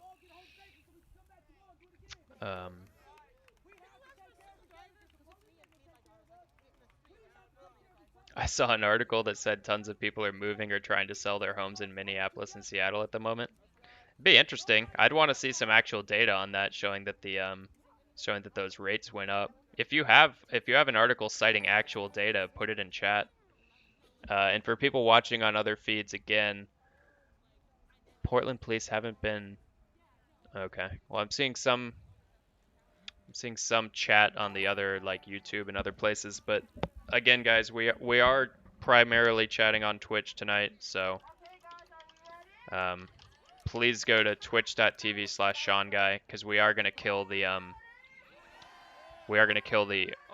restream. So we're just restreaming the Twitch feed out to the other ones, but eventually I'm gonna have to stop doing that because Twitch doesn't like people doing it. So I'm just trying to do it for a little bit until people get the handle on, you know, this is gonna be a Twitch stream going forward. But I will still post like highlights to YouTube and posts on Twitter and all that other stuff. It's just for the live streaming component. We're gonna mostly stick to Twitch just because it seems to be the best platform.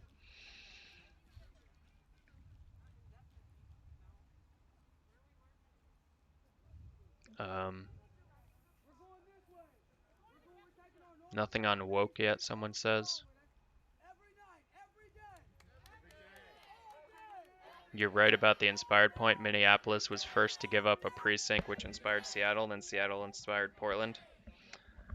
Yeah, I mean, that's how it works, right? Like, you set a precedent for something. Like, hey, you can abandon a precinct, and then people are like, oh, maybe we can, you know, use that as a de-escalation tactic. We'll pull the police back to another precinct. So it definitely seems like that's what happens. Like, you know, maybe the city government's like, oh, word, you can abandon a precinct? Like, maybe we should try that. But it's like, it's all a learning process, right? So I feel like at this point, other places are kind of like, well, this has kind of been fucked in Seattle, so maybe we won't do that. It's just how it goes. I-5 reopens in 20 minutes, somebody says. It looks like they are still on the freeway, but I think they're heading back to the CHOP. They were discussing how they were going to get back safely and not be on the field where they heard the shots last night because it's an open space with the lights on them, they were saying. So it looks like a lot more concern about, you know, potentially being involved in a shooting in Seattle now. It seems like the marching group much more safety conscious tonight, which I'm glad to see.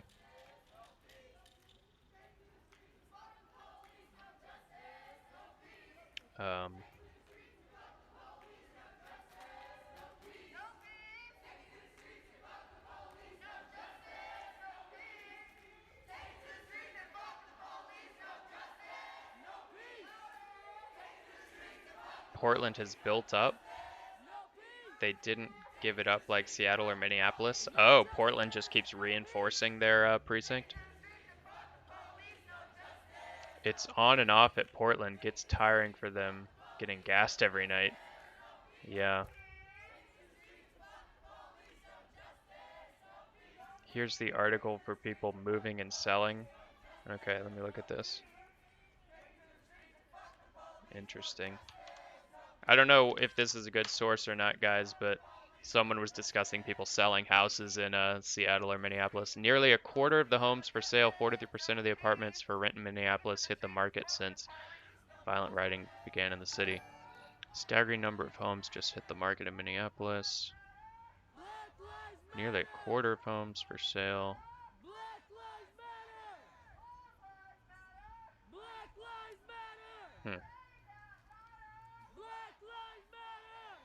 Yeah, I don't know if this is out of norm or not, though. You'd have to look at like the actual historical data. Like, what's the percentage increase week over week is what I'd want to see.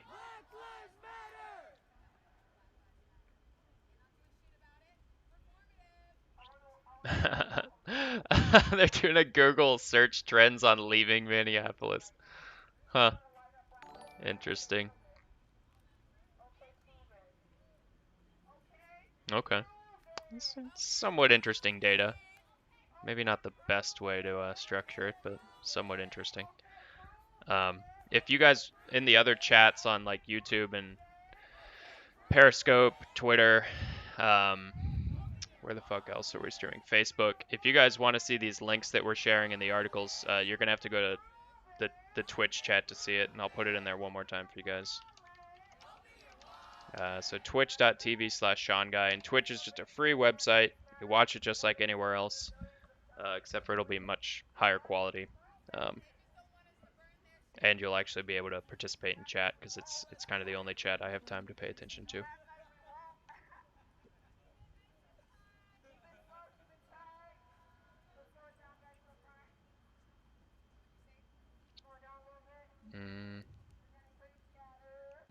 Trying to catch up on chat here, guys.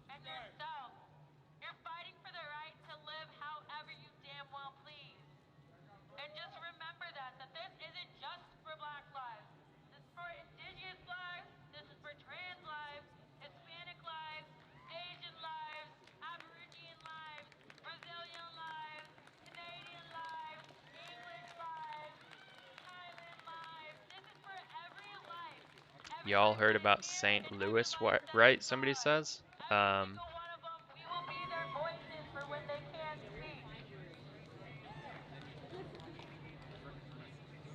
Portland PD gave a pretty good beatdown the other day when they tried to light another precinct on fire with officers inside, so maybe they don't want that again.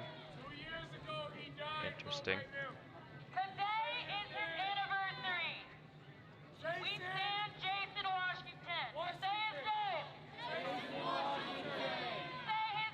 In Louisville, Kentucky, a bunch of cars blocked a bridge. Police arrested 33 and impounded their cars. Interesting.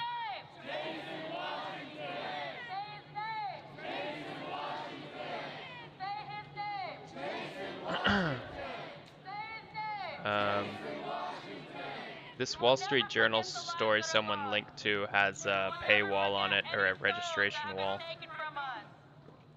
So I'm not. I don't think everybody's gonna take the time to register. I don't have time to do it on stream right now. But thanks for sharing the link. We will continue to remember them, tell their stories, and love them.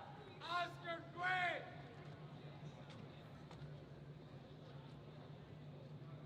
Housing market is up 40%. Buyers due to interest rates, national suburbs. This was also by Portland. By the way, they merged that band. Here, great footage from KY from a helicopter. If you guys have good footage of stuff that's happening across the country, put it in Twitch chat, and we'll pull it up. So we're watching Woke right now. Woke is kind of a national aggregate of streams on Twitch, and you can see the red outline is the stream that you're listening to at the moment. So you can see the little audio indicator, and then the red outline shows that we're listening to Portland Teebs Gaming stream on Twitch in Portland. People who are gonna come around and make us feel small. You shouldn't be afraid to call someone when you're in danger. Oh, somebody put a paywall killer in the chat. Thanks, I'll open that and take a look at it. Interesting. It's like a GitHub thing. Huh. Dude, this shit makes me nervous. Go into developer mode. Hope that shit's not malicious. This video got the mayor and police commissioner to issue.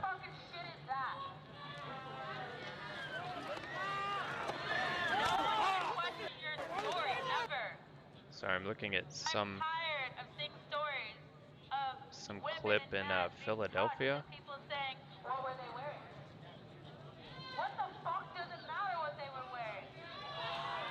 Tired of seeing officers take your ass down Happened because on you June might have 1st. said something the wrong way and rubbed them the wrong way. Trapped on the side of a highway. For saying or articulating something incorrectly. This was how a protest against racism and police violence that Sense that they can sit and beat us up just because we rubbed them the wrong way a little bit. We should have. Looks like this is something that happened in Philadelphia.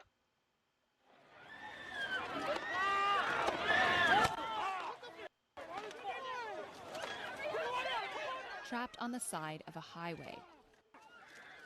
In downtown Philadelphia, surrounded by tear gas. Oh man, that is bad times. This was how a protest against racism and police violence that began peacefully was ended by the police just minutes later. Dude, against a wall? That is fucked up. There's pandemonium, there's yelling, there's screaming. I realized, like, I have to get off of this hill. I can't breathe at all. Yeah, that tear gas ain't nothing to fuck with, guys. Protests have spread across the U.S. in violation of protests in Philadelphia, which was documented from all angles by protesters, journalists, and even helicopters overhead. This wealth of evidence presents a detailed picture of how crowd control tactics, in this case with pepper spray and tear gas, can be misused or even abused, causing injuries. See, this is why people need to allow streamers to do their job. This is why I get so upset with like people asking people to stop streaming at protests, even when the police are involved. Like I was even told to stop back when it was, you know, Seattle police doing stuff against the protesters. They're like, dude, don't film, don't film. It's like, dude, if you don't film, you're not going to stop this shit from happening. Like if you want to hold the police accountable, or if you want to hold people in CHOP accountable, like CHOP security or someone who just like summarily executes someone or something, like you need to get some stuff on footage, right? Like, and inflaming tensions even more. Protesters begin marching on a major road, and some are vandalizing the area, giving the police cause to intervene. Okay, so it looks like we don't see any signs of violence. Looks like the people in front kind of signaled for all the cars to slow down. The cars were like honking in support of us. Looks like the graffiti is what they used to justify moving Philadelphia in. Police initially claimed the trooper was trapped in his car and threatened by protesters. But we can clearly see his empty vehicle. And the car's dashcam footage, released several weeks later, shows that police radio traffic refers to the protesters as peaceful. Looks like they're all moving eastbound towards traffic. All this traffic is stopped. Again, they're peaceful, just walking eastbound. The trooper had actually been able to leave freely and join the SWAT team. Pretty damning evidence, man. This is what video does for you, right?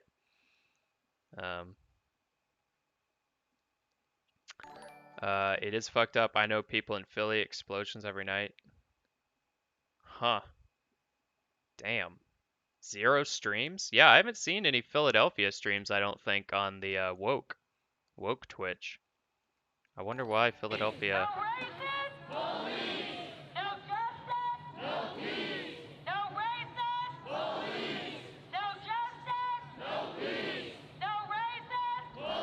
Okay, so these are the live streams.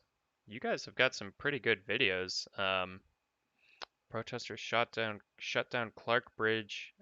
I'm gonna check out some other videos here people are sharing. 33 arrested. Is this the What is this from? Let's check out this other one. And again, if you guys have your own clips that you want to share, put them in chat on Twitch, twitch.tv/SeanGuy. Hey there, Vicky. Hey, Jennifer. 33 people were arrested earlier today. According to Louisville Metro Police, 19 cars were Oh, this is in Louisville. towed as protesters blocked the bridge for several hours. Now, take a look at your screen. Here's some video from earlier. Around 11 a.m., the Louisville Metro Police responded to protesters driving onto the Clark Memorial Bridge. Protesters blocked traffic on both sides, and police were on opposite sides of the bridge, directing traffic in the midst of all of it. WLKY Chopper HD was in the air as a banner with Breonna Taylor's image was put on the side of the bridge. It had the words, "They tried to bury me. They didn't know I was a seed. Breonna Taylor, the revolution is now." Now, that's in reference to the past month of protesting for justice for Breonna Taylor. I spoke with a protester who was not on the bridge today, but he says the message is the same no matter at Jefferson Square Park or here at the Clark Memorial Bridge.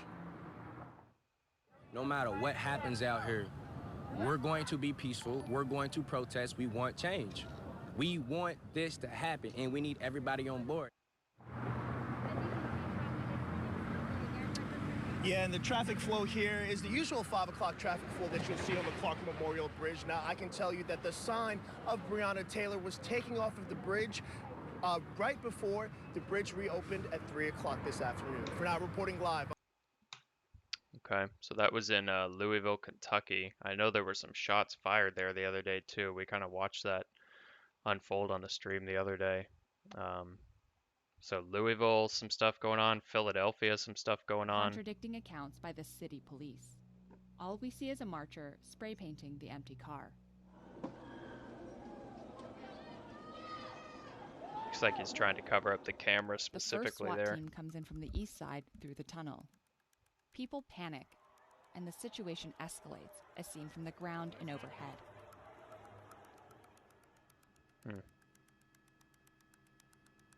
Yeah, dude, this is when shit gets, you can see just the press of the crowd. Like if you fall over in this crowd, you legitimately might be seriously injured or killed. Like the just the stampede nature, the mob mentality of just like getting out of a certain zone when shots are flying or tear gas is involved. Like it's a serious hazard. I almost got kind of like run over in Seattle a few times when people were running from the tear gas. Part of the SWAT team pushes the marchers out of the tunnel using pepper spray. There was like 2 or 3. Damn, that guy's so casual about that shit. Anyone who was just in front. walking down a. There wasn't any verbal warning. There wasn't any like, "Yo, you guys need to evacuate." This guy just wants to use that shit. Or filming the scene.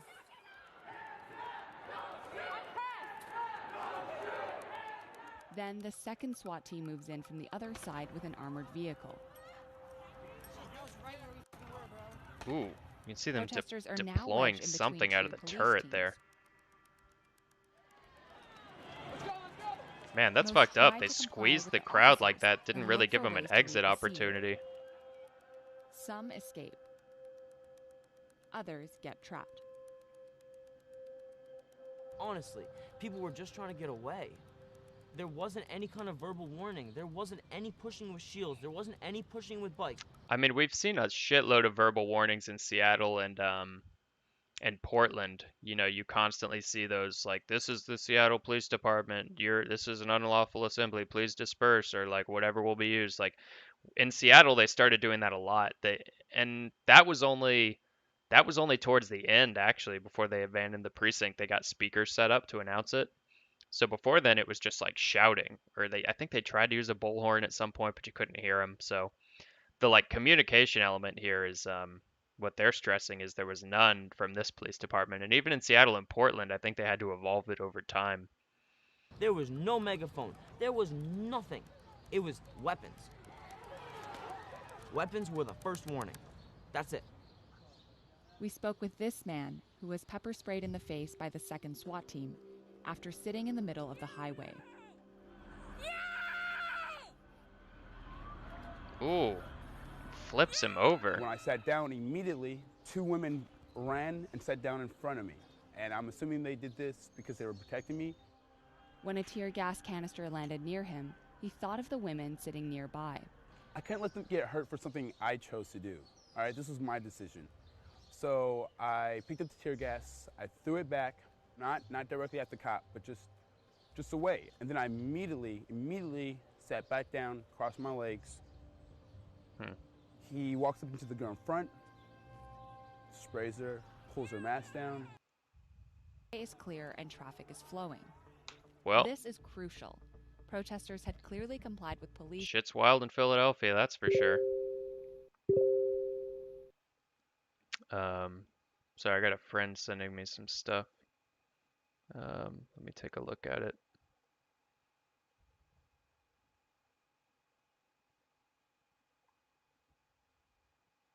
Columbus, is this a, hold on, let me talk to this guy.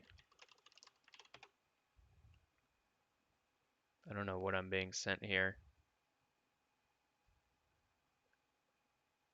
Police drag a peaceful and unarmed woman into the street while another picks up the person who had been sitting next to her and body slams her into the asphalt. Okay, so it looks like this is a massive thread of police stuff. Columbus, Ohio.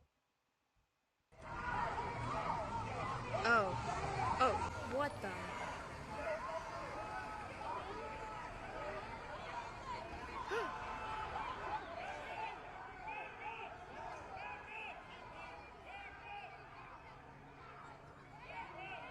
So it looks like these are kind of a thread of police brutality clips. Somebody who sent me this says there's like 600 of them on this. So it seems like this is a super long thread of these.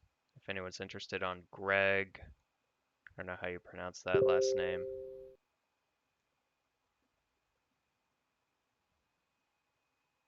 However you guys pronounce that, if you guys want to go see this thread. So we watched that. Looks like things are decently chill. Right by the East Precinct right now. Maybe check in with Woke real quick. Looks pretty chill in Portland, people kind of sitting down. Here's an update to the Philly video, someone says. Philly police head decries tear gas usage against protesters.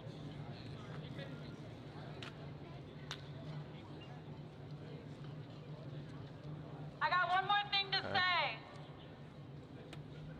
As a dark-skinned black woman, and I'm saying that specifically, people who are dark-skinned are targeted extremely. As a dark-skinned black woman, I am probably one of the highest minorities that you can get without any disability status. And we need to protect women like me. I don't that unselfish fucking way. I'm tired of having other black So it looks like the Seattle marching group is on their way back. I'm gonna wrap up the stream here, guys. I didn't really eat much tonight, so I gotta go eat something and try to get more sleep tonight than I got last night. So let me shout out the people that have been following and subbing this whole time. There's actually too many follows, so I'm only gonna be able to call out the subs. I watch. Thank you for the tier 1 subscription. Trans Silent Signal, thank you for the Prime subscription. Duffy, thank you for the Prime subscription. Katie Jerkme,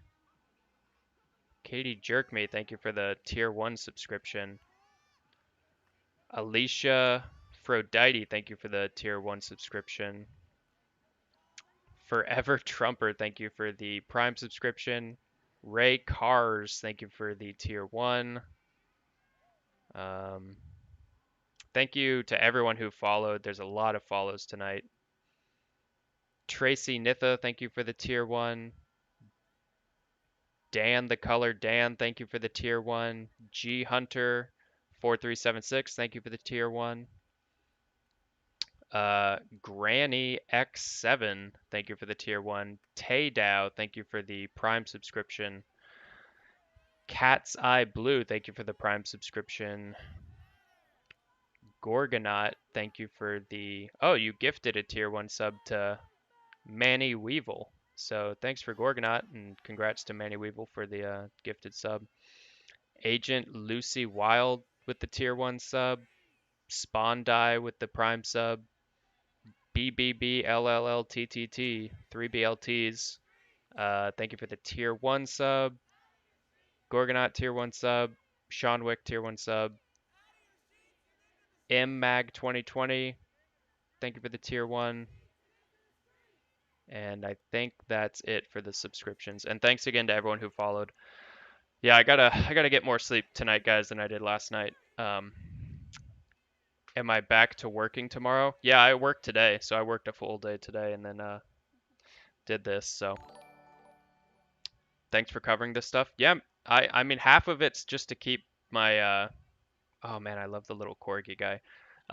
Half of it's just to keep me up to date, right? Like after I get off work, I'm like, fuck, I gotta watch all the videos, and I'm like, well, I might as well watch it with people, and we can share links, and you know, we can kind of discover the different things we find in the different feeds. So that's really what all I'm trying to do here is just kind of parse through this stuff when I get time, and you know, you guys can help me out and help me find footage and stuff like that. So you saved your footage yet? Yeah, I've backed up most of my footage.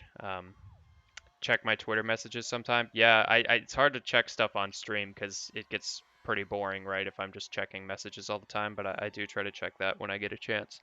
And for everyone watching on YouTube, Twitter, and all these other places, please try to make the move over to Twitch. It's where we want to focus everyone going forward. I'll try to keep doing this like multi-streams as long as I can, but eventually Twitch is gonna not be cool with it, and Twitch has been kind of the biggest and best audience for this stuff so far. So twitch.tv/SHAWNGUI. I'll put it in chat one more time for those of you watching somewhere else. But yeah, if you get the chance, please check us out on Twitch. That's kind of gonna be the main place, and you can see Twitch is the main place we're watching most of these aggregate streams as well. It's just kind of the dominant force in live streaming. Twitch is just kind of the oldest and most established website for this. So it's just a website. You can see here, twitch.tv, and then we're at twitch.tv/SeanGuy. So it's a free website too. I know some people have been like, yo, how much does Twitch cost? Like, no, it's free. It's just like YouTube Live or, you know, Twitter Live or any of these other things, or Facebook Live. It's just a free live streaming service. So yeah, recommend people head over there.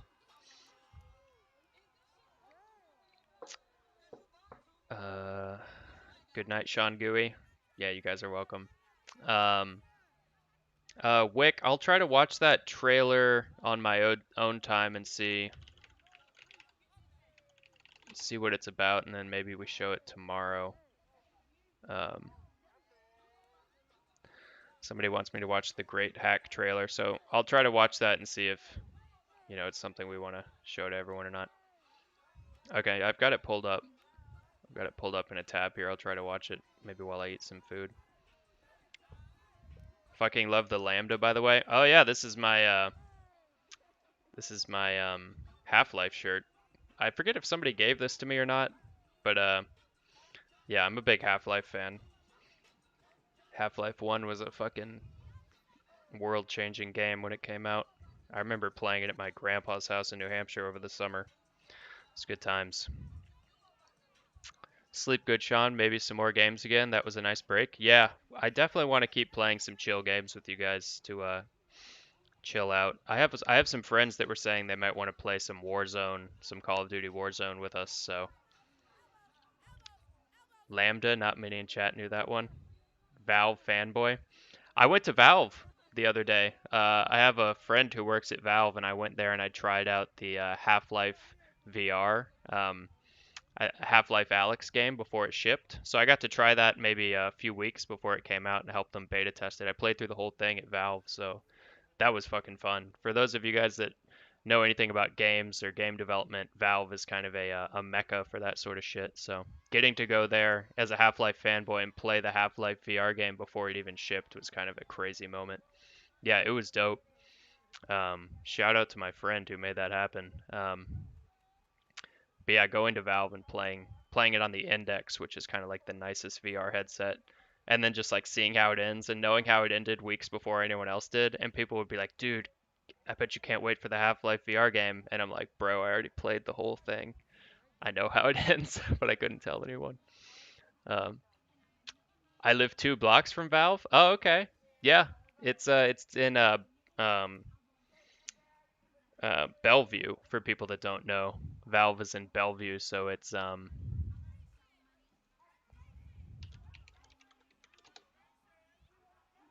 so this is Seattle, like downtown Seattle, and then you can see all these. This is like the sound and all the lakes going on here. But you have to cross the bridge to get to Bellevue, so Bellevue is kind of across the lake, Lake Washington. So yeah, when people say Valve is in Seattle, it's technically true. Like Bellevue, basically just a suburb of Seattle. But yeah, somewhere around this area is Valve. They're like by the downtown park area, kind of somewhere around in here. And then the Chop is right here at Cal Anderson. So like downtown Seattle's around here, and then you can see Cal Anderson Park right here where the Chop is, not that far away. So when you guys have seen me hike down to the West Precinct, it's basically down in this area, I believe, somewhere around here. But yeah, so just march down here and then over the freeway to the West Precinct and then back onto I-5 and then back up. So it's not really that far. It's maybe, total trip is probably only mile and a half, or I don't know, hard to say. But anyway, that's a quick layout of Seattle for you guys who have no idea what Seattle looks like. Let's see who else is streaming right now so that I can raid them with you guys. Let's see who we're going to raid. Seattle Protest Network, maybe? Is Small up? No, Small's not up. So I'm going to throw you guys into the Seattle Protest Network. But if you guys want to see when I go live again, I don't know if I'll take tomorrow off or not. But yeah, if you want to see when we go live, hit the follow button, the purple follow button. Oh, look, I can show you. It looks like this. So it's the purple follow button. It's got a little heart on it on Twitch. And for those of you who aren't on Twitch, come on over. Come on over to Twitch and hit this purple follow button, and that's how you'll learn about when we go live. Raid time? Yeah, you guys ready to raid? You're going to raid Seattle Protest Network. Ah, Seattle, I may live 10 miles from you, but I never visit. Oh, really? Okay. Well, thanks for the 100 bits, Stomped On. You should come visit Seattle sometime, especially in the summer. It's really nice. Pick a nice day in the summer, come visit like the downtown fish market or just walk along the water. It's pretty nice. So yeah, thanks to everyone who followed, and thanks especially to everyone who subscribed tonight. I really enjoyed sharing all the clips with you guys and, kind of having a discussion while we're watching all that stuff. Don't tell them it's nice here. We won't be able to afford housing. Yeah, what I meant is it always rains, even in the summer, and it's a fucking nightmare. Don't ever come to Seattle, guys. Goodwitch31, thank you for the follow. Stomped On, thank you for the follow. Appreciate it, guys. No one's moving to Seattle anytime soon anyway, JK kinda. Yeah, we'll see. Mazercore, thank you for the 100 bits. I've got to get the donations thing set up, guys. I've had some people sending donations to my like Venmo or PayPal, but I don't have it hooked up like a proper streamer where it like posts something in the chat and it's like, thanks for the $10, so and so. So I'm gonna have to get those donations hooked up. I'll try to do that tomorrow if I stream tomorrow before that happens. But I'll check my account history and call out people on stream that have done that. Outlaw Inc. 3D, thank you for the follow.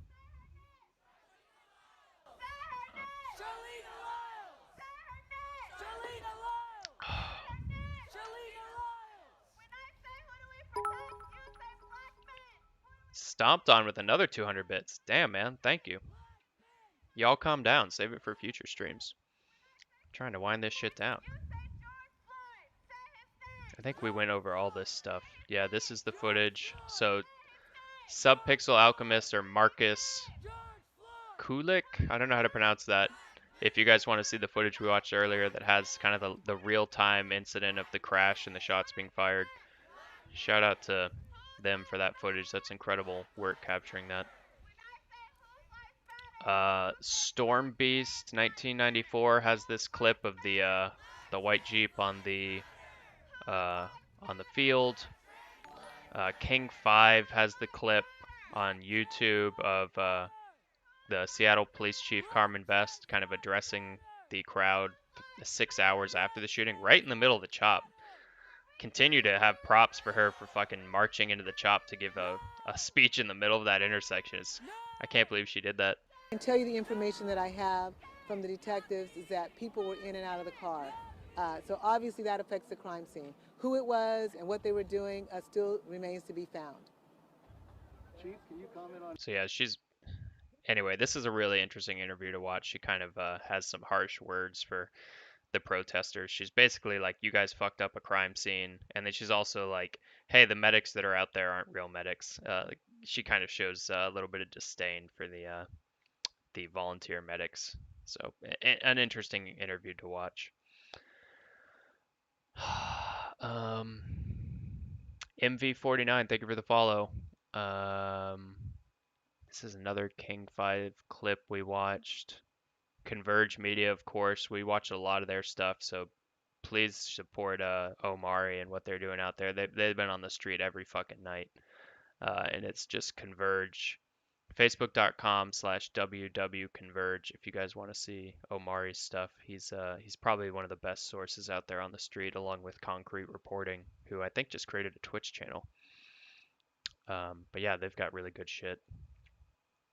Woke, of course, twitch.tv/woke. Aggregating the best streams across the country out there. Looks like they got something going on in New York right now. New York stream. They've got the Seattle stream. They've got the Chop stream. Another Chop stream. Portland. And then I think Seattle Protest Network is the one that's kind of heading up Seattle right now with the Seattle multi-stream. So I'm going to dump you guys all in there. We're going to raid Seattle Protest Network. Sean, you can also host streams on your live, by the way. Yeah, I think I already have Seattle Protest Network hosted, like them and a few other people, like Small and a few other people. But I think most of the people that watch me are interested in Seattle, so I'm going to raid the Seattle Protest Network. But I do like Teebs a lot, too. Why raid Teebs? Why do you guys prefer Teebs over the Seattle stuff? I'm curious. Okay, it seems like I don't know why you guys would want to raid a Portland channel. Like, if you guys want to go to Teebs, just head over. It's just Teebs Gaming, Teebs Gaming. If you guys want to see the Portland stream, but since we are mostly focused on Seattle stuff, I'm gonna go to the Seattle Protest Network because they've also been supporting me as well. The Seattle Protest Network, they've been kind of helping me set stuff up, so I really want to show them. But I do agree, Teebs is also great. They have a great stream. So if anyone wants to go to Teebs, feel free. But I'm gonna do the raid here. Type this in. Strife Park, thank you for the follow. Okay, you guys have a good night. Thanks for tuning in. Like I said, for those of you who are watching on Facebook, Twitter, Periscope, YouTube, please make the jump over to Twitch. That's where we're going to have the stream set up long term. So if you enjoy the coverage, if you enjoy the kind of the commentary and the overview we do every night, please make the jump over. And I'll put a trusty little link here for you, twitch.tv/SeanGuy. So try to come on over because eventually I'm going to have to stop doing the multi-streaming thing because Twitch don't like that shit. But I figure I'll do it for a few more nights to help people move over.